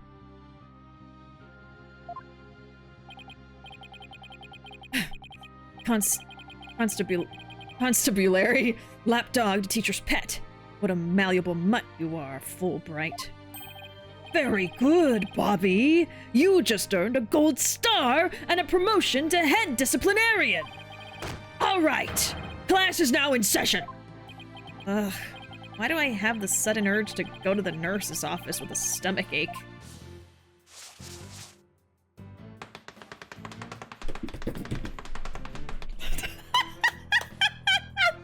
No, he did not have that scar before. He's cracking. Pay attention! I am not the killer. Juniper is! This will be on the next test, so you had better be listening! Objection! But Professor, you created the phony tape to pin the blame on Juniper. Plus, you were the only one who could have moved the body during the mock trial.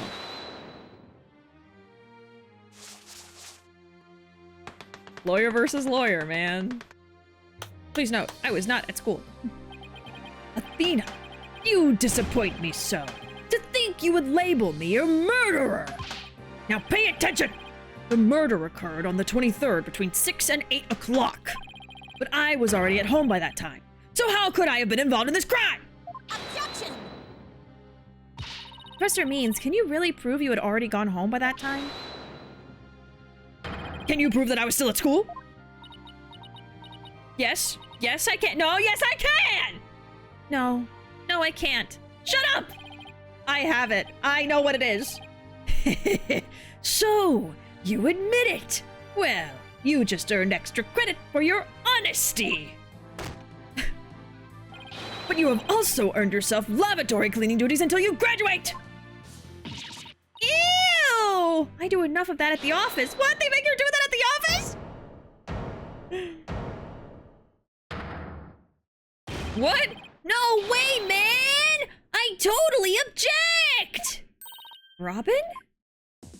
I can't believe I fell for the professor's silver-tongued lies! Why, you! How dare you talk about your teacher like that? I'm not listening to you anymore, man! No way, no how! Now I have a confession to make. You know those 2 statues that were on stage? I didn't make them all by myself! The statues on stage? Do I want to know where this is headed? I was able to finish one of them, but the last bell rang before I had time for the other. So, I asked Professor Means to make it for me. In other words, the professor was there on the stage after the last bell? Right, and it would have been way past 7 before he could have finished. Professor Means was still at school? This is incredibly important testimony. Giving him a 0 on ratemyprofessor.com. Oh my god. I remember that website. Oh, so long ago. The professor told me I'll take care of it. I thought my parents would let me be an artist if I said I'd made both statues myself. I'm so sorry for not telling the truth! Robin. Quick! Somebody get this juvenile delinquent out of my sight! Simon! You're a head honcho among the delinquents. Do something! He's back? Yeah! And who's in charge of the class pet around here? Get him! Get him! The glasses. Not interested. But if you want a class in swordsmanship, I'm your man. Of course, only real blades will do. No swords at school! All weapons will be confiscated! Yeah! Nurse! Nurse! Where's the school nurse when you need one? It would seem Sykes-Dono seeks a showdown, Professor. In which case, you would do well to draw your staff, quick as lightning. Very well. Then I will just have to prove my innocence myself. The real lessons begin in second period. Prepare to be served, old school style. What does that... Oh, never mind. Your testimony, please. Can we just get this over with? I'm so hungry. Please. Please, I'm begging you. I want my happy sauce, and I want it now! Now, pay attention! Robin took over half a day to complete one statue. I, however, finished most of the other statue between 7 and 8:30 p.m. The defendant, Juniper, saw the two statues with her own eyes at 8:30. Completing a statue so quickly meant I could not leave the stage for a single second. How could I have possibly had the time to go to the art room and commit murder? I want my graham crackers.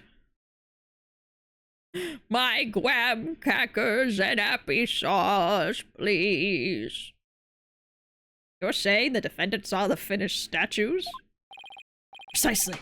She said so herself at the detention center yesterday. Her defense team was there and heard her say so, too. Don't try to deny it now. Yeah, he was there. That evening, I went back to my dressing room to get something I'd forgotten there. It was well after the last bell rang. I'd say maybe around 8:30. Okay, so timing is gonna matter now. So, I knew this was gonna be important. So, Junie saw the finished statue at 8:30 p.m. And then he said some stuff. Let's see. So, his testimony... Means says he finished the statue between 7 to 8:30. That's a big time chunk. And he's probably just saying 8:30 because that's when she saw it done.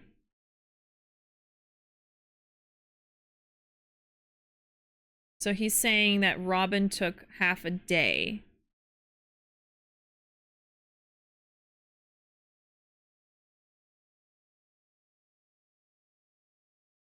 Okay. We have to do math.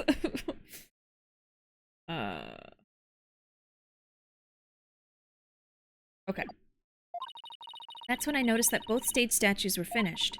They were quite large and they were each covered with a white sheet, but I could tell— Oh, wait a fucking minute. What do you mean they were covered with a white sheet? She didn't fucking see it. It was just a blob.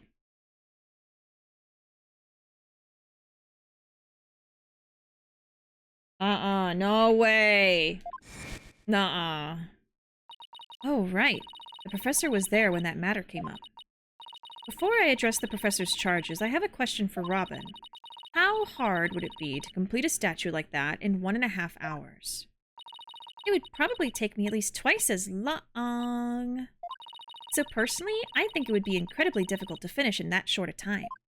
I think he's lying. That didn't exactly help our case. But he won't get off that easy. He's bound to stumble over his own slippery means. Alright. Let's see what we can do.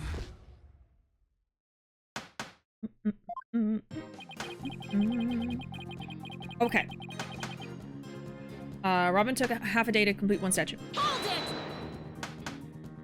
Miss Newman took over half a day? Can you please be a little more precise than that? What a wonderful question!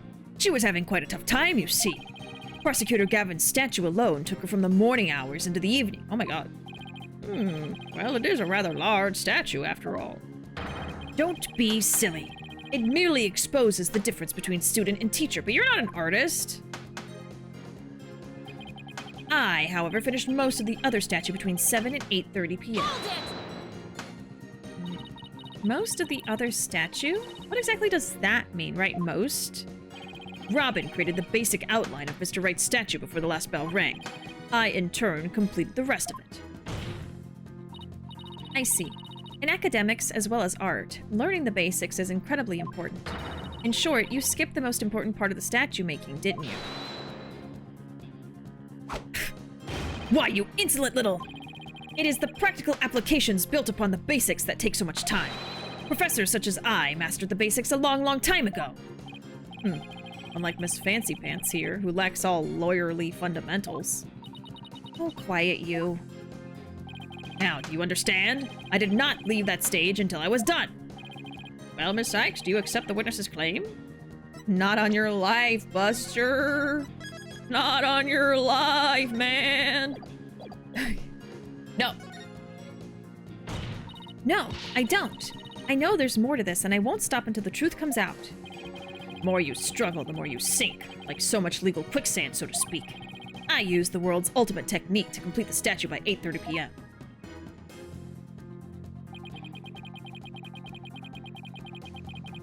Okay. So what do we get from me saying no?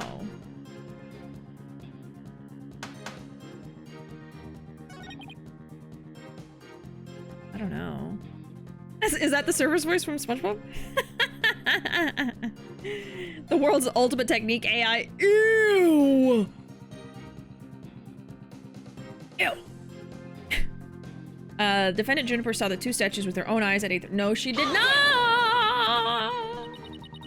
Maybe our client only thought she saw the statues. Silence. A pity for you, but we have already confirmed it with the accused. She's on record as having seen both statues. Yeah, that's true. Just thought I'd give it a shot. I have the ultimate in courtroom techniques. It is absolutely airtight. I will bury you. This will be your final resting place along with all who believed in you. Jesus. Is there no way to get to this guy? You better pay attention. Pay very close attention.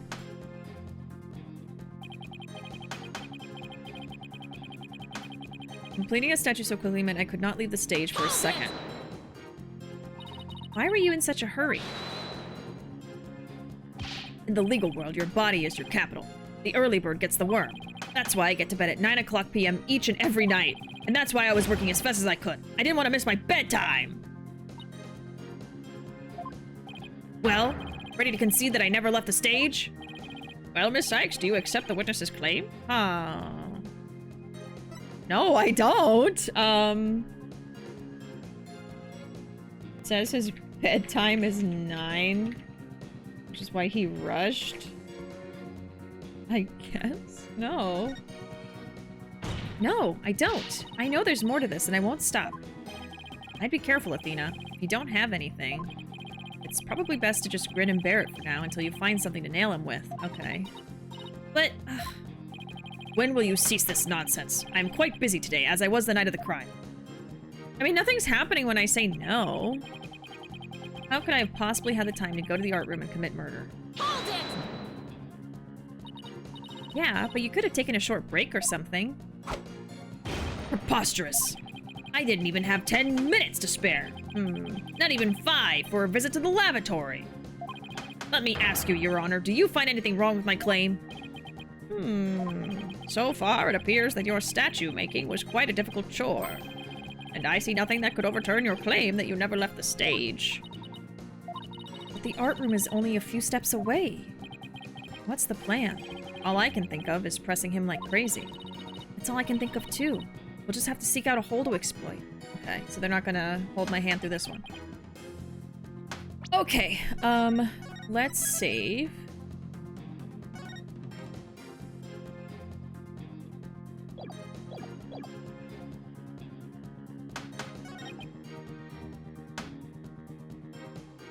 So my thing is that Junie did not see the statues, but I don't think there's a way for me to show anything about that.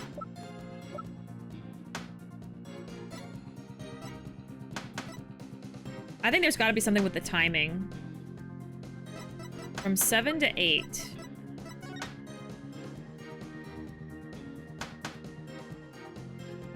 So at 6, the statue had just a base. basically barely anything on it.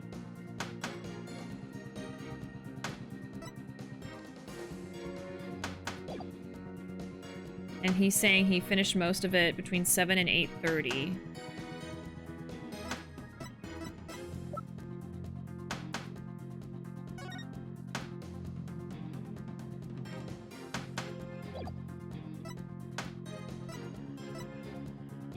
Okay.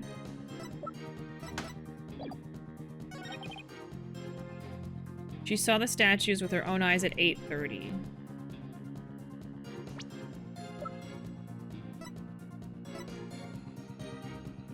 I feel like these pictures are going to be what matters.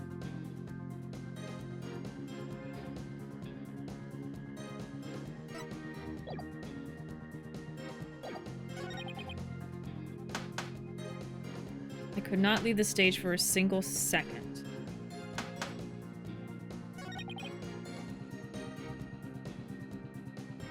And then there's two statements where we can say, no, I don't believe it. But nothing happened when I said no. I wonder what would happen if I said yes. I think it was on this one and this one? I don't remember.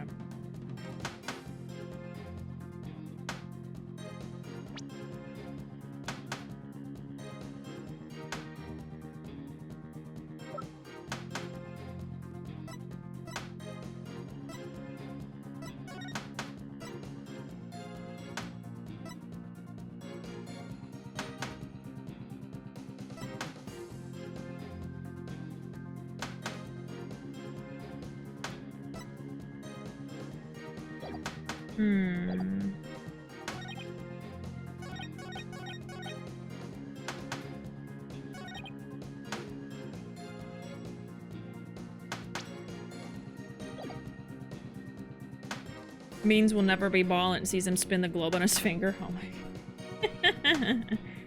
He's got skills. I guess let me press him again and just kind of read it and see.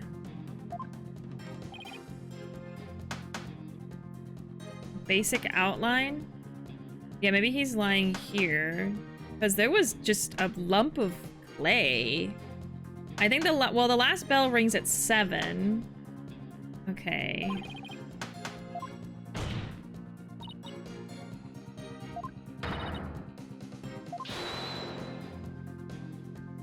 So here, I don't know if this matters. Yeah, this is just kind of back and forth. Oh no, okay, this is one of them. I did not leave that stage until I was done.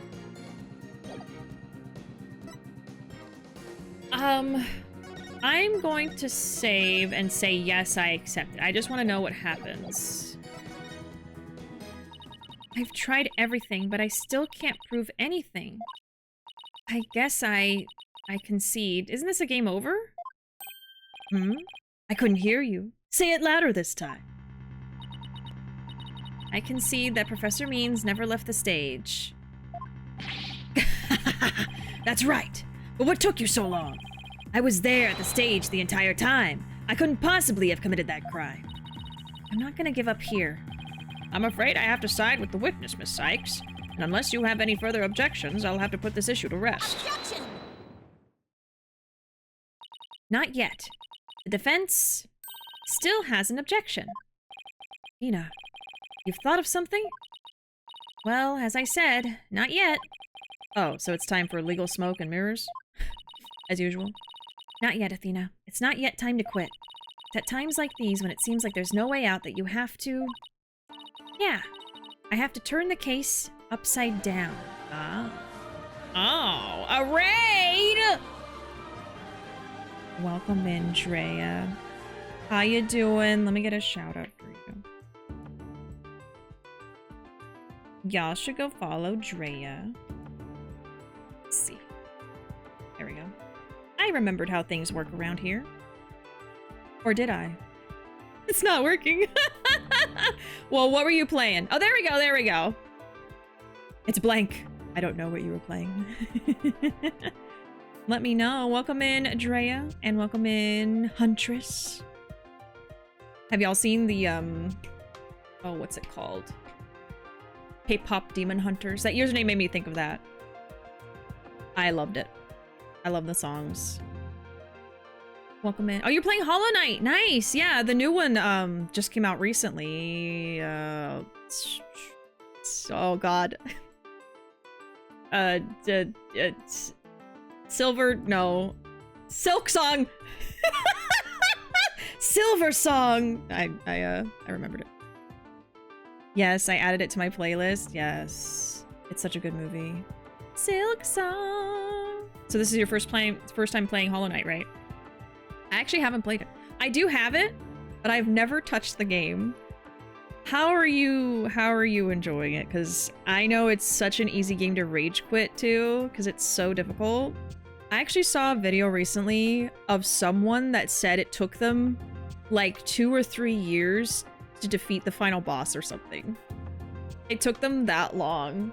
Like they had just finished defeating the boss before Silk Song came out. And I was like, oh my god. And I've been seeing clips of Silk Song. I won't say any spoilers, but like the platforming aspect. Oh my god. I could not do it.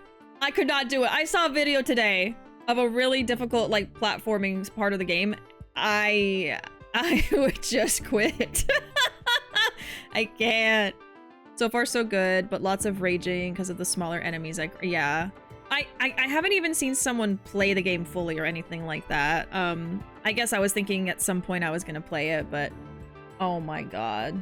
I am not great with games like that. Like, I played Bloodborne for like 2 days. I did not finish it.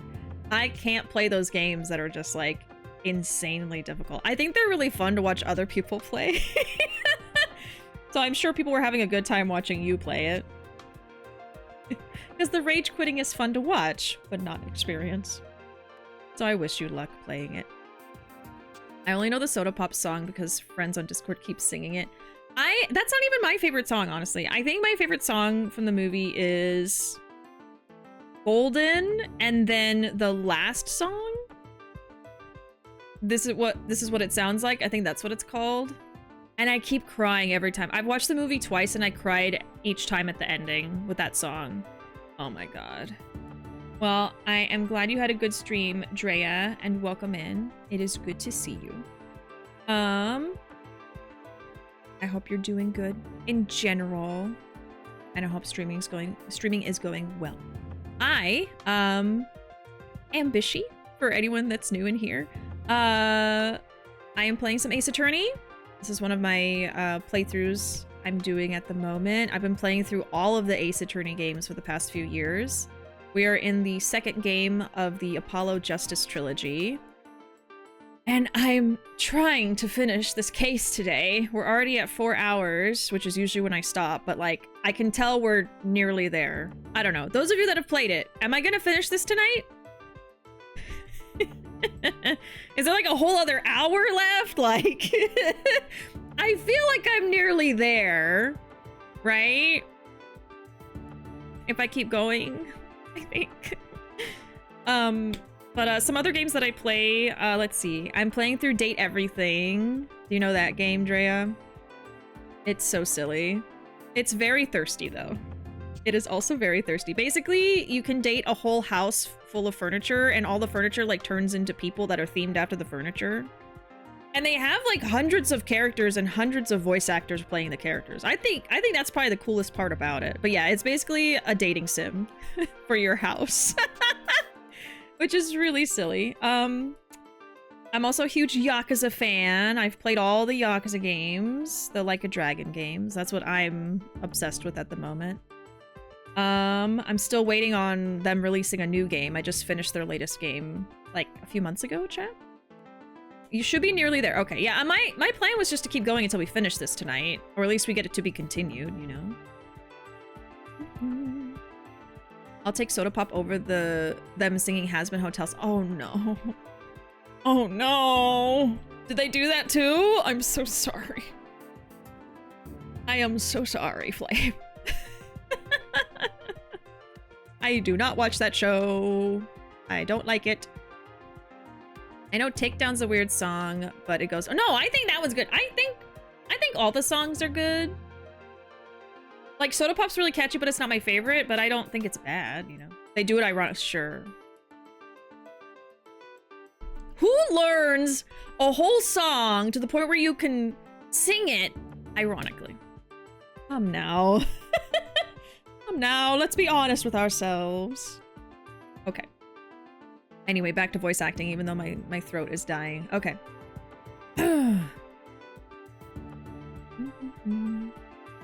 Oh, your Twitch name is getting to me. It sounds like my name, and it's low-key weird hearing Bishi say it. Oops. I like the one where she sings with the guy. That's, free. Oh my god, how does it go? I was gonna sing it really badly, but I can't even remember it. Maybe I'll look up the lyrics. Ruuvo's going to sleep. Good night, my Ruuvo. I'll see you soon. It doesn't help that we've taken... I watched the Nintendo Direct in the middle of this game. We had, like, a bunch of different conversations where I stopped playing. Oh, yeah. We could be...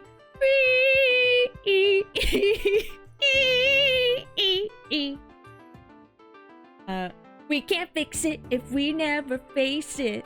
Let the past be the past till it's weightless. That one.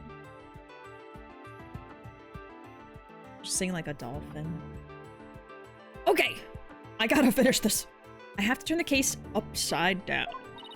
Instead of focusing on whether Professor Means could have gone to the art room, I should focus on how he could commit murder without going there.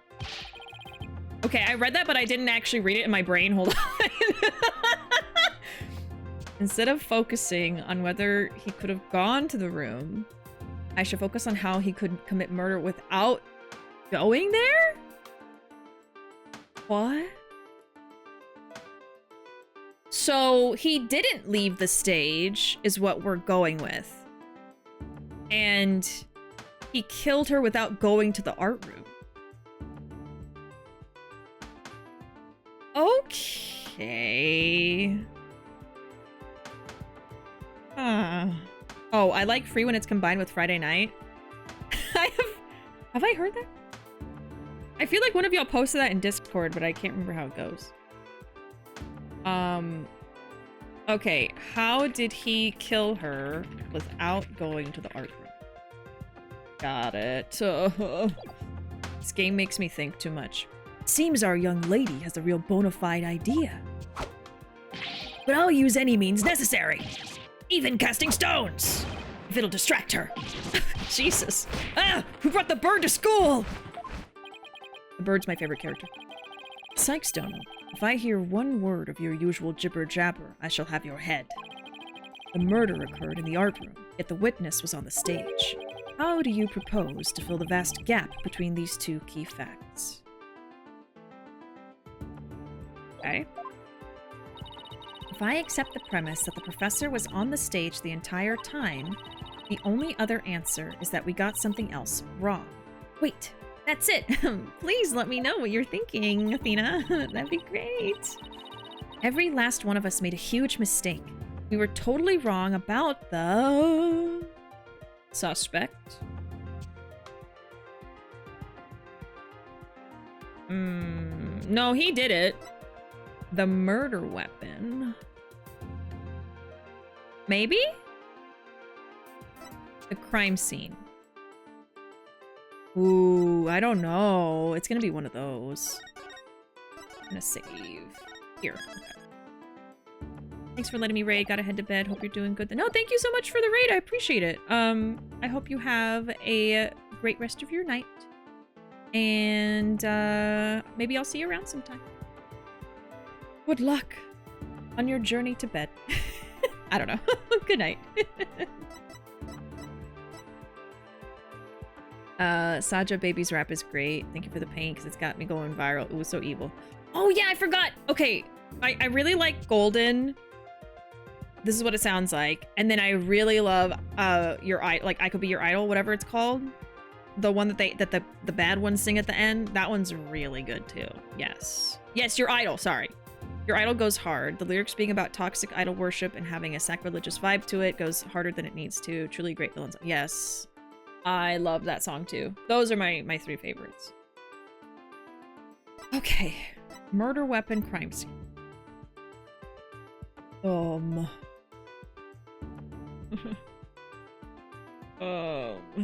Okay, let's think it through, right? It's definitely not that. So, if we got the murder weapon wrong,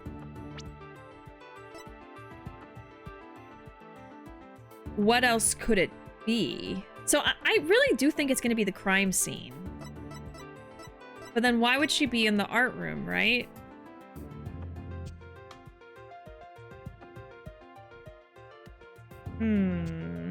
I guess he could have used the pulley to push her the other way. And then brought her back to the stage just to confuse everything. You know? I'm gonna go with the crime scene. I don't think it's the murder weapon. If Professor Means was on the stage the entire time, then he must be the killer. Ridiculous. The defense has become utterly incoherent. Objection! No, it's just the murder wasn't committed where we thought it was. Continue, Sykes Dono. Okay, the murder was actually committed here!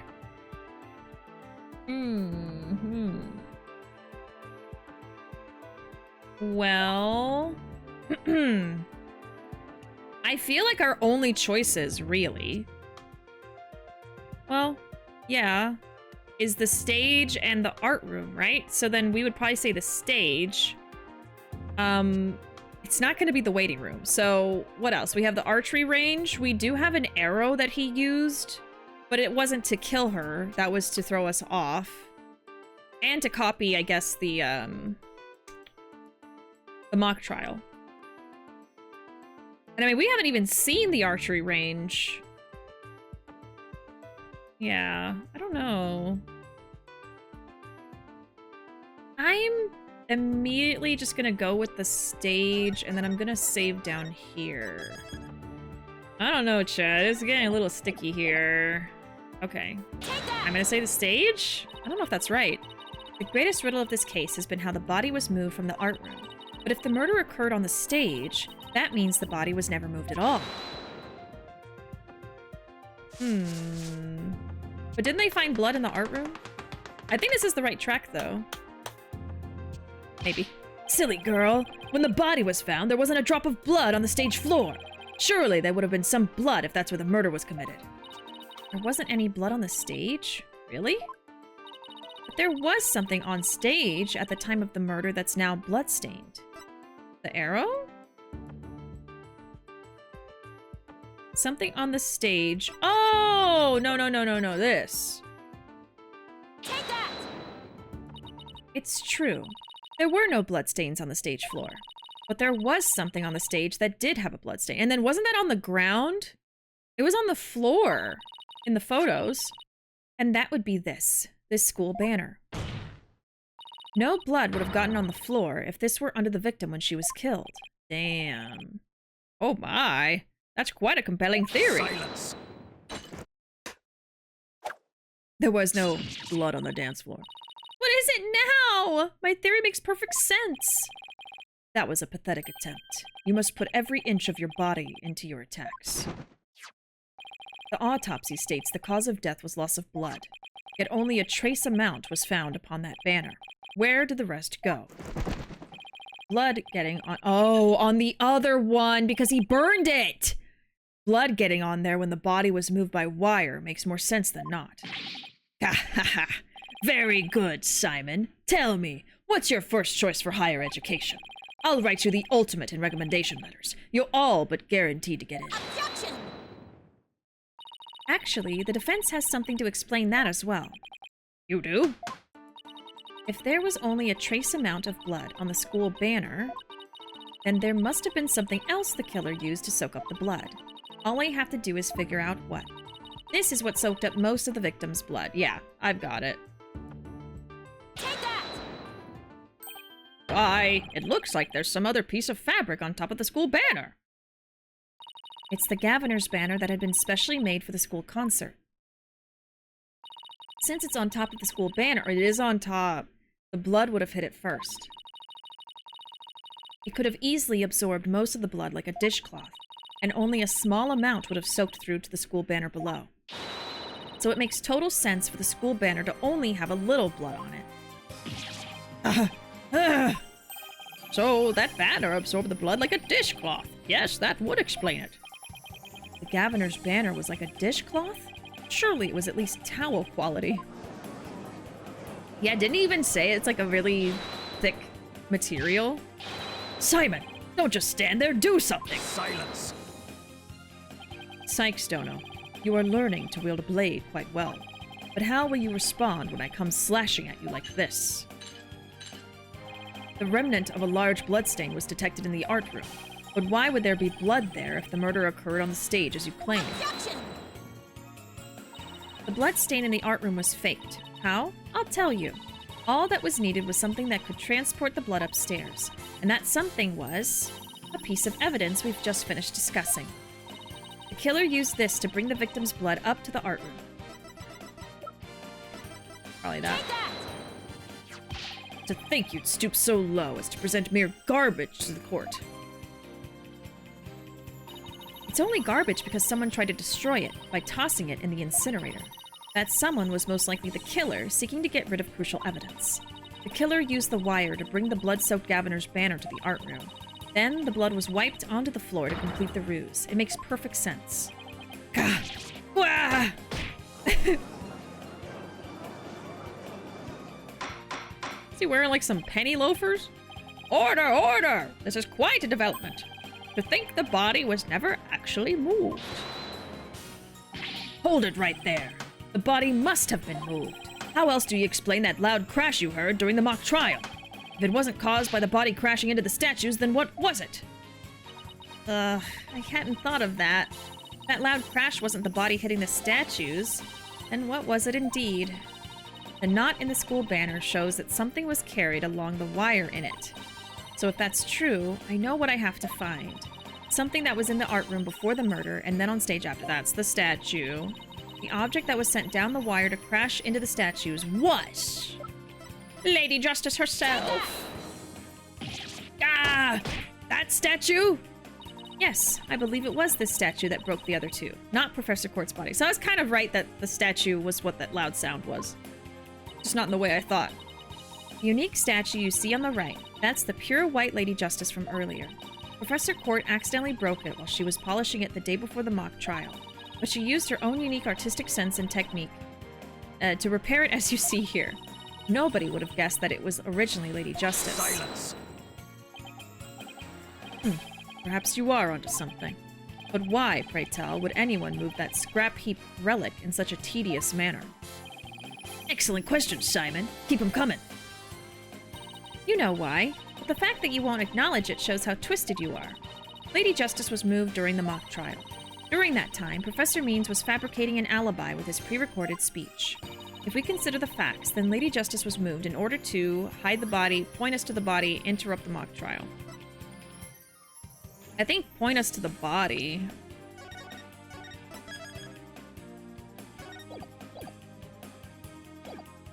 I'm just gonna say it. I'm not gonna think about it. Professor Means used his pre-recorded speech to fake an alibi during the mock trial. He wanted to make it look like he couldn't possibly have moved the body. Moving Lady Justice was his way of pointing us to the body and cementing his alibi.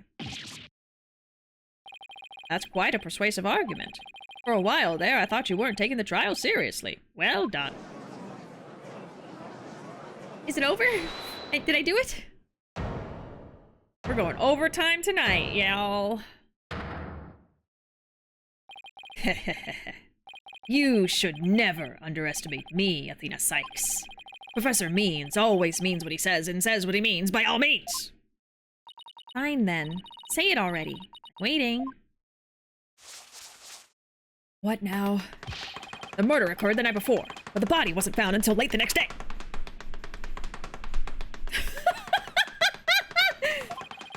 Countless students passed the stage till they met in the lecture hall for the mock trial.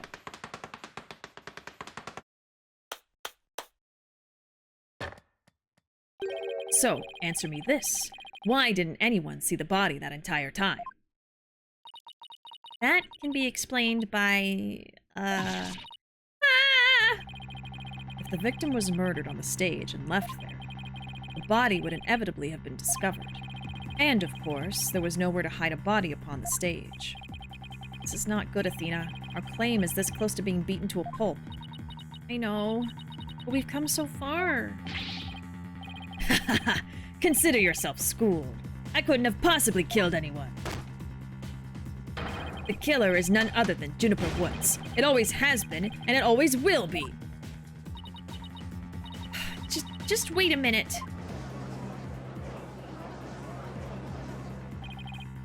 Wolf says, I ate it. Oops, that was me. Poor Juniper. She must seriously regret having asked you to defend her. And to add insult to injury, you nearly had Hugh convicted for murder. Surely you haven't forgotten that little fiasco. Ah! Ah!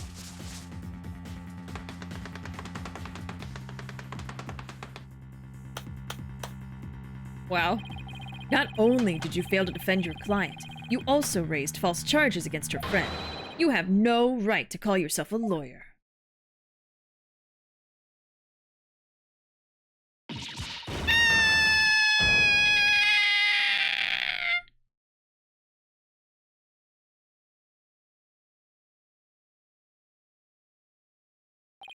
But if this trial proceeds in the same manner and ends in the same way as the mock trial, would you not lose everything you've worked so hard to gain?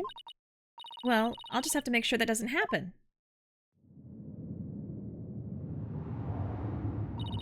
Don't tell me I failed once again. Failed to save someone near and dear to me. Oh yeah, that flashback. I've worked so hard to become a lawyer and even studied psychology. Has it all been for naught? Am I just doomed to relive that all over again? Yeah. Oh gosh.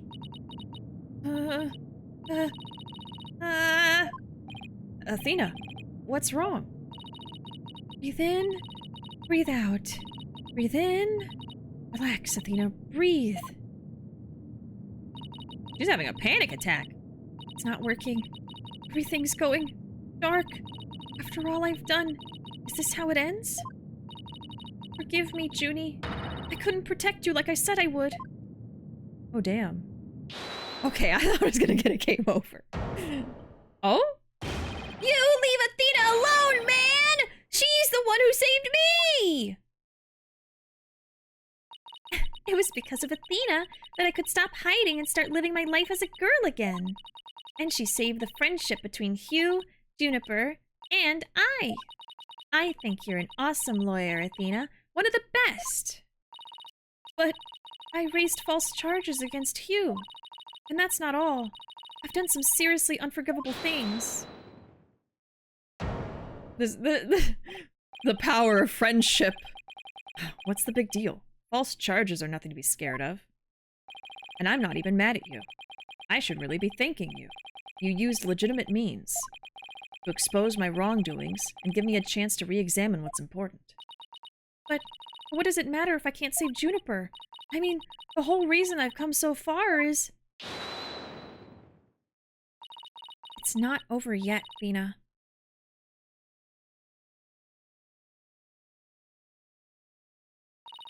Even now, at this very moment, I still believe in you. Oh. Junie, I know you better than most people, Athena. And I know you'd never surrender to the dark age of the law like the professor did. Thank you, Junie, but I feel like I can barely breathe. I don't know what to do. Silence! Stop your bleeding this instant. You look an utter fool. Prosecutor Blackwell? There is one who awaits you, is there not? And that is the reason you have studied so very hard. Are you prepared to give up on all you have worked for thus far? It would not do to have you disappoint you-know-who. Not him even encouraging her.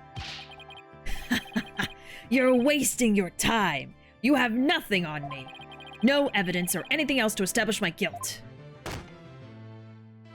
You are helpless before the might of lawyers for whom the end justifies the means. The bright, cheery, dark age of the law where the something... Oh, the something justifies the means. End justifies. Don't worry, Athena. You're doing fine. The truth will always win against people like him. But Apollo, what am I supposed to do now? Listen, all you have to do is take a deep breath and look back over the entire case. If there's truth to be found, there always is, you're sure to find it. Now let me see you smile. Remember what Mr. Wright said? The worst of times are when lawyers have to force their biggest smiles.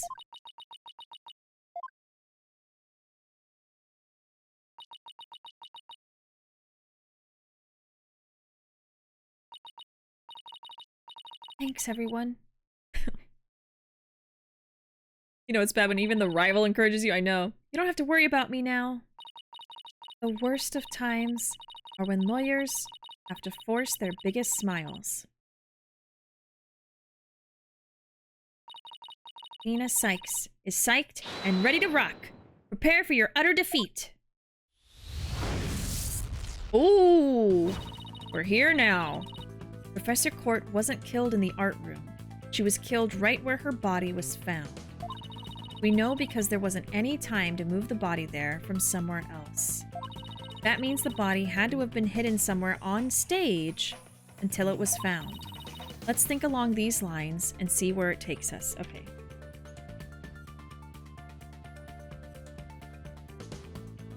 Got it. First up. When did Professor Means remove the body from its hiding place? Let's see. What was he doing right before the body was discovered? He was using the span of time his fake alibi created to move the body to where it would be more easily spotted. Therefore, the only time Professor Means could have removed the body from its hiding place is...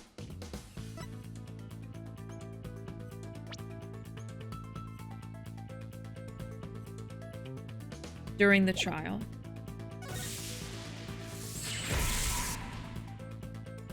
It was during the mock trial specifically, during the speech, while Junie wasn't there. I'm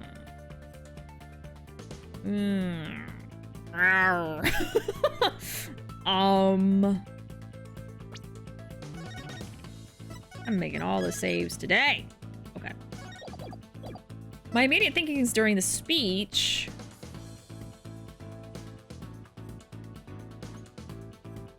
Because that's what created his alibi.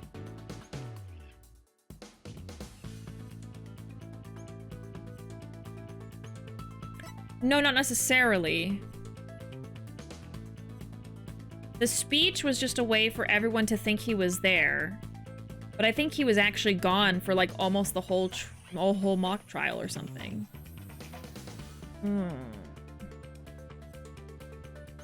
And how would he know when Junie's not there? I guess he would know when she's supposed to go into the audio room. I could believe it's either, so I'm gonna go with this one. My first instinct was the other one, though. Okay, no, fuck. Okay, sorry. Junie was in charge of the audio, so she would have left the lecture hall many times. Okay, so I guess it's just that he knew that she was gonna be in and out of the room, so at those points, anyone else could say, oh, that's when she did it. Okay, so no, it was during his speech, my bad. There's no way to know which of those times to focus on. Right. There's gotta be some other way to pinpoint the timing of the professor's actions. Okay, my bad. During the speech. That was my first instinct. And then I overthought it. Okay. Professor Means moved the body to an easily seen location during his long, pre-recorded speech. He did have like 10 minutes. The professor also moved something to the stage that wasn't there before. Specifically...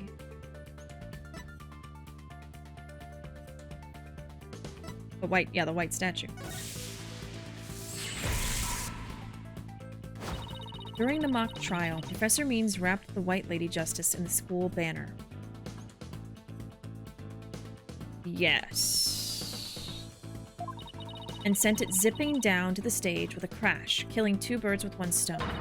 He drew attention to the body and made it look like the murder occurred in the art room. Was there anywhere to hide a body on the stage? It doesn't seem likely. No, there had to be someplace. Wait a second. How about something that should have been finished but was only mostly done? Oh my god. Something was used to cover the body up. But it didn't draw undue attention because it looked like it belonged there. In that way, no one would suspect there was a body hidden inside. What was already on stage and capable of concealing a body? Oh no! The body was hidden by Wright's statue. Oh, I know. The Mr. Wright statue was never actually finished. The body was wrapped under some cloth to hide what was really inside, cleverly disguising it as the boss's statue. So when Junie saw the finished statues under the sheets, she was actually looking at her teacher's dead body. That is horrible. Oh my god. Miss Newman gave up on the Wright statue, yet Professor Means finished it in a single night. Yes, what an impressive feat that was. Objection! No, his so-called work of art deserves none of our praise. That's because it was only a facade to hide his real work, the murder of Professor Court. Oh my god, I'm afraid I don't follow. I'm very tired now. He hid the body by making it look like the statue of Mr. Wright. With the body wrapped under a piece of cloth, it looked just like a statue. What? I second that. What? Now this is getting interesting. No, this is getting preposterous. How would such a thing even be possible? Objection! We'll never know until we try. Uh-oh. I think I know where this is going. Okay, Apollo. Time to turn me into a reasonable likeness of Mr. Wright. I'm going to pose like the statue. Like so. Oh, Lord. And now I want you to wrap me up in a cloth so I look like a statue. I hate to ask the obvious, but where am I supposed to get this magical cloth? Are we really doing this? Afraid that isn't the right color, Mr. Justice. Well, given how sudden the request was, it's kind of the best I could do, Your Honor. Alright, I think that about does it. Oh! Well, what do you think, everyone? Do I look just like a statue of Mr. Wright, or what? Looks like some random person to me. Aren't the statues a pair of busts? Phoenix Wright has that spiky hair on the back of his head. Forget the hair. The statue's head is way bigger than your average person's anyway. You gotta hand it to me for trying anyway. Wait, that's it! The hands! She was tied up. Her arms are raised over her head, and there are dark bruises around her wrists. Yeah. The professor was probably tied up with something. The marks on her wrists indicated she'd been tied up. Apollo, tie me up in a new pose. Wait, you're not into this kind of thing, are you? What? No! Besides, it was your idea! Just tell me how to tie your hands already. Professor Court's wrists were tied together, and I can't help but think that's related. How should I arrange myself to match the shape I want, given her hands were tied? Oh my god.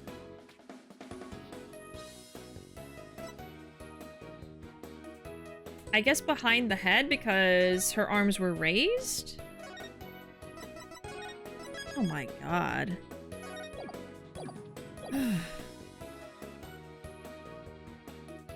So she's already doing objection. Yeah, because if it's behind the head, it'll look like the spiky hair with the fingers. Apollo, tie both of my hands behind my head. Yep. See? This makes it possible to fake the spikes in the back of Mr. Wright's head. This is terrible! Sure, but then what about the statue's arm? With both arms behind your head, you can't exactly complete the pose. Yeah, it'd be awfully hard to make the objection pose like this. I can't help thinking you've forgotten something, Athena. Something on the body that you don't have right now. What did the victim's body have that I don't? Oh, the arrow?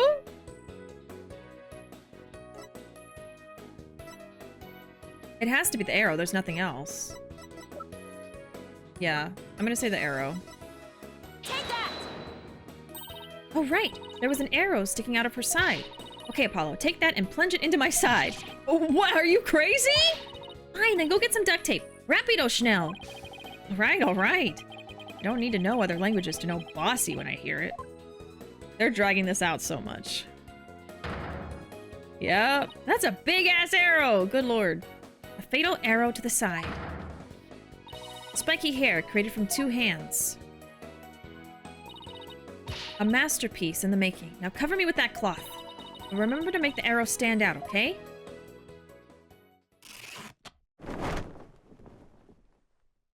I think we got it.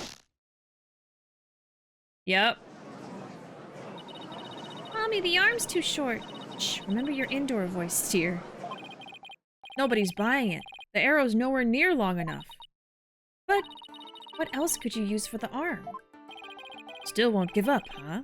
I must commend you, if only for your spirit and determination. Of course she's not giving up. After all she's put me through, she owes me an explanation, and one that makes sense. Now, disappoint me again, and the penalty will be doubly painful. Oh, shit. Yikes. I guess I'd better get it right this time. Think, Athena, think. Professor Court was murdered when she stopped by the stage to see Professor Means. If it wasn't premeditated, he must have used something close at hand in his little ruse. Apollo, show me those stage setup photos again. Like that? Right now? Okay, hold on. Please, please, please, please be in this photo. It just has to be. Is it his damn staff? Oh my god, it's his fucking staff. It has to be the frickin' staff. Take that! Come on. Got it.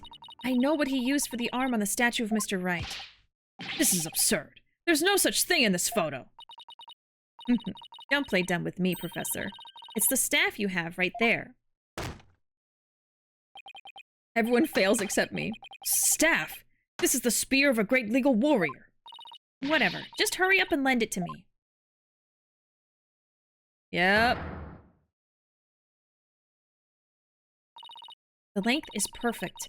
Mr. Wright couldn't possibly object to such an awesome arm. Okay, go for it, Apollo. Sure, I'll give your arm a hand. Cloth and binding coming right up. I can't believe they make us actually go through this. Like, come on. Objection! There it is. Mm-hmm. The length is perfect. Oh my god, stop. It's Phoenix Wright. Look, it's that famous lawyer. That's definitely him. I'd know that pose anywhere. We did it. Didn't we? Well, am I not the spitting image of the legendary Phoenix Wright? The man who will bring us out of these dark ages and into an era of brilliant golden light. Golden light? All I see before me is the pink specter of a man. That's just because Mr. Wright likes his statue. He's positively tickled pink. Get it, Apollo? He's tickled pink? Ah, that joke deserves a pink slip. Can we be done now? Like, seems the gallery is quite impressed with the defense's sharp thinking. The last day is always the longest. And the witness? Bah, the resemblance is nothing more than a coincidence. Objection! No. Not so fast there, Buster. Unfortunately for you, I can prove my theory to be more than a mere coincidence. To prove that his spear was thrust into the victim, all I have to do is see if it's a staff or a spear. Test it for blood. Yeah, I would say the blood. You guys, someone died.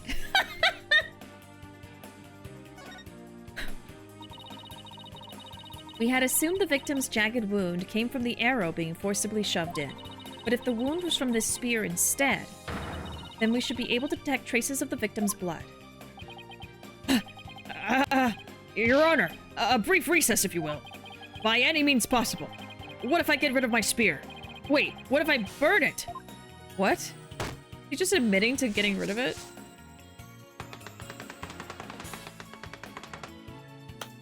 What's wrong with a non-guilty verdict? If I do that, I'll be found innocent. Yes, I'm innocent, I tell you. Objection! Surely you don't expect us to take lectures from you now. So he's been holding the murder weapon this whole time? Now, I ask you in the gallery. Help me decide the professor's fate. Unless he did use the little thingy. Oh my god.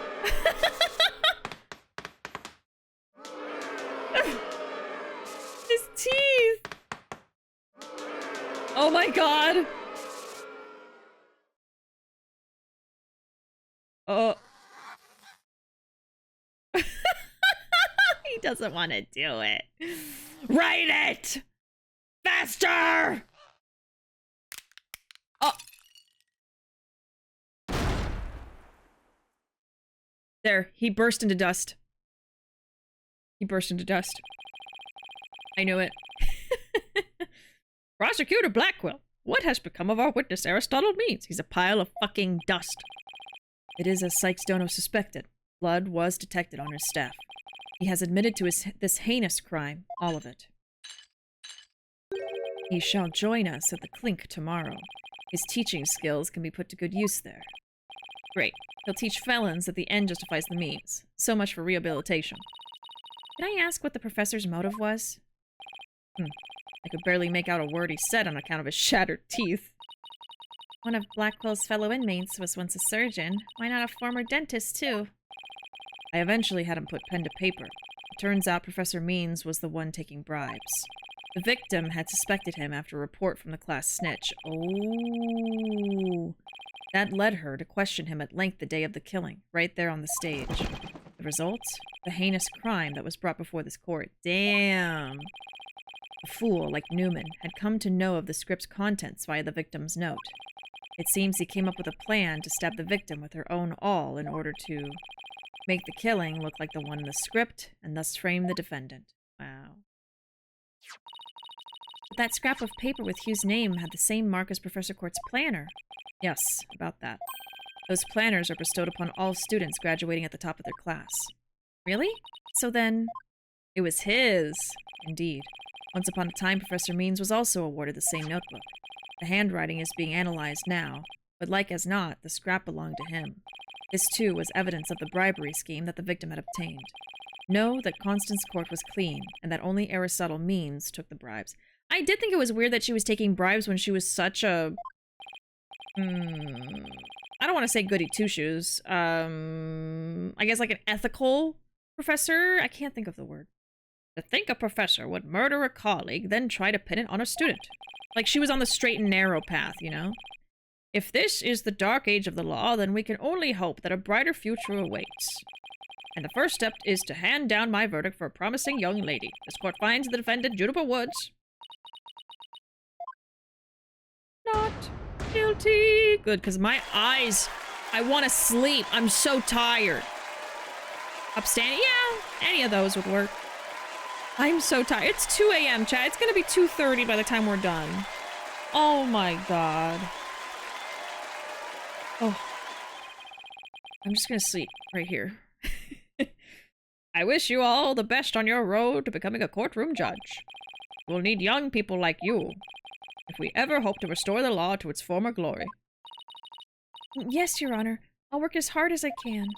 Maybe one day I'll be able to work with all of you to make a difference. Proudly serve Professor Court's memory. Do not let her death be in vain. That's the last thing I expected to hear from him today. Court is adjourned. Finally time for my happy sauce. Okay. I could stop here, but I guess let's just finish it up, huh? Thank you, Thena. I really mean it. It was nothing, really. I can take the biggest tangled mess of a case and unravel it just like that. I don't know. You looked pretty wound up there at the end. Literally and figuratively. You look pretty hungry for a knuckle sandwich, Buster! I wanted to thank you too, Apollo. Don't mention it. The way you were always there for Thena when she was in a bind. And at the detention center, where your smile gave me hope when there was none. It was like the warm rays of the sun shining down on peaceful woodlands. Yeah, she has a crush on him. I think you're an absolutely amazing person. Thanks, Juniper. That means a lot to me. And he's completely oblivious. But I still have lots of work to do, and I can't wait until we see you on the judge's bench.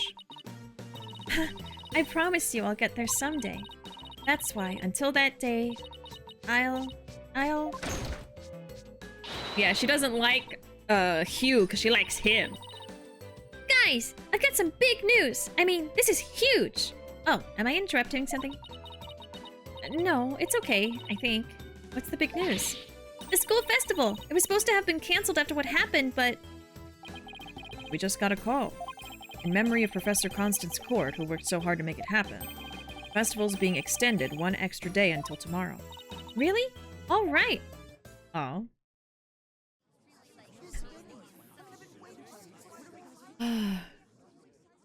Oh.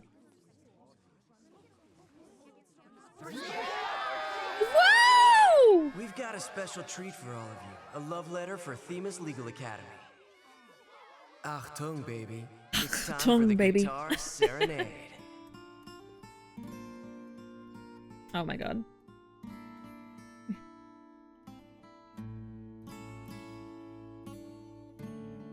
We don't get to hear her sing? We don't get to hear her sing? That's BS. I worked so hard. Okay, when are we done? When are we done? When are we done? Come on! Wow, that was so much fun. School festivals are amazing. I love this game. I'm having so much fun. When is it over? Tee. I think you and Robin are getting a little carried away. Ah! Your singing voice, Juniper. It could melt my heart. My kokoro. Mr. Wright, thank you for that training seminar. Just remember, the objection pose is all about attitude. Oh, and congrats on your mock trial win, although Robin had you for a while there. I did, didn't I? But I'm just glad we're back to how we used to be, thanks to Athena. And you know what? I think I'll stick with becoming a prosecutor after all. I'm going to make up for my mock trial loss by winning the real deals in court. Mock trial loss? What loss? Wait, did they reprise the trial and Hugh won? Level-headed lawyer course genius and hot-blooded prosecutor course student will go head-to-head in a mock trial battle for the she-devil's black heart. So, does this mean it's really gonna happen? Juniper! There's something I've been wanting to say to you. She's gonna reject him. Huh? Ooh, is he going to do what I think he is? Juniper, can we still be friends? You know, best friends like we've always been? Oh, good. And that's it! What? Best friends? You, weren't you going to profess your love for Juniper if you won the mock trial? Shut up! Shut the fuck up! Shut the fuck up! No, I was going to confess that I'm not a genius, and that I'm really 25 years old. Oh! So he was never going to confess. But you already dragged it out of me during the trial. Whoops! Listen, Hugh. You too, Robin, Miriam. The box! The box was here all along. Me too? Miriam's got this tactical espionage action stuff down to a science. I've been thinking... It's up to us to put an end to the dark age of the law if we can. Let's all work together to usher in a new age where winning only results from the truth. And the end never justifies the means. Count me in. I wouldn't have it any other way.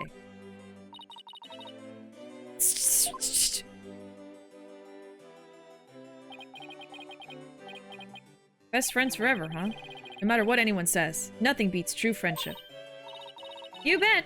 And what about your BFF Apollo? Aren't you a bit old to be using that word?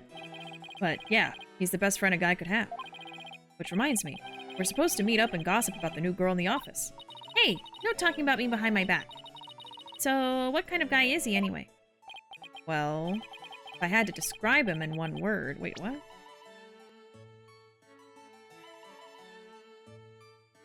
Oh yeah, what about your BFF Apollo?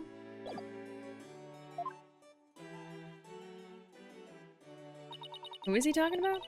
And so, after some slight arm twisting, Apollo promised to bring me to meet his friend. Unfortunately, that promise was never meant to be fulfilled. For not long after, their friendship was mercilessly severed by fate. And the bonds between us began to fray and unravel as well. Sorry, but I'll be taking a leave of absence. Even now, those words continue to ring in my ears. The discord in our ever-cheerful Apollo's voice made him sound so cold and distant. Why? Why, Apollo? Why? Why would you leave us all behind?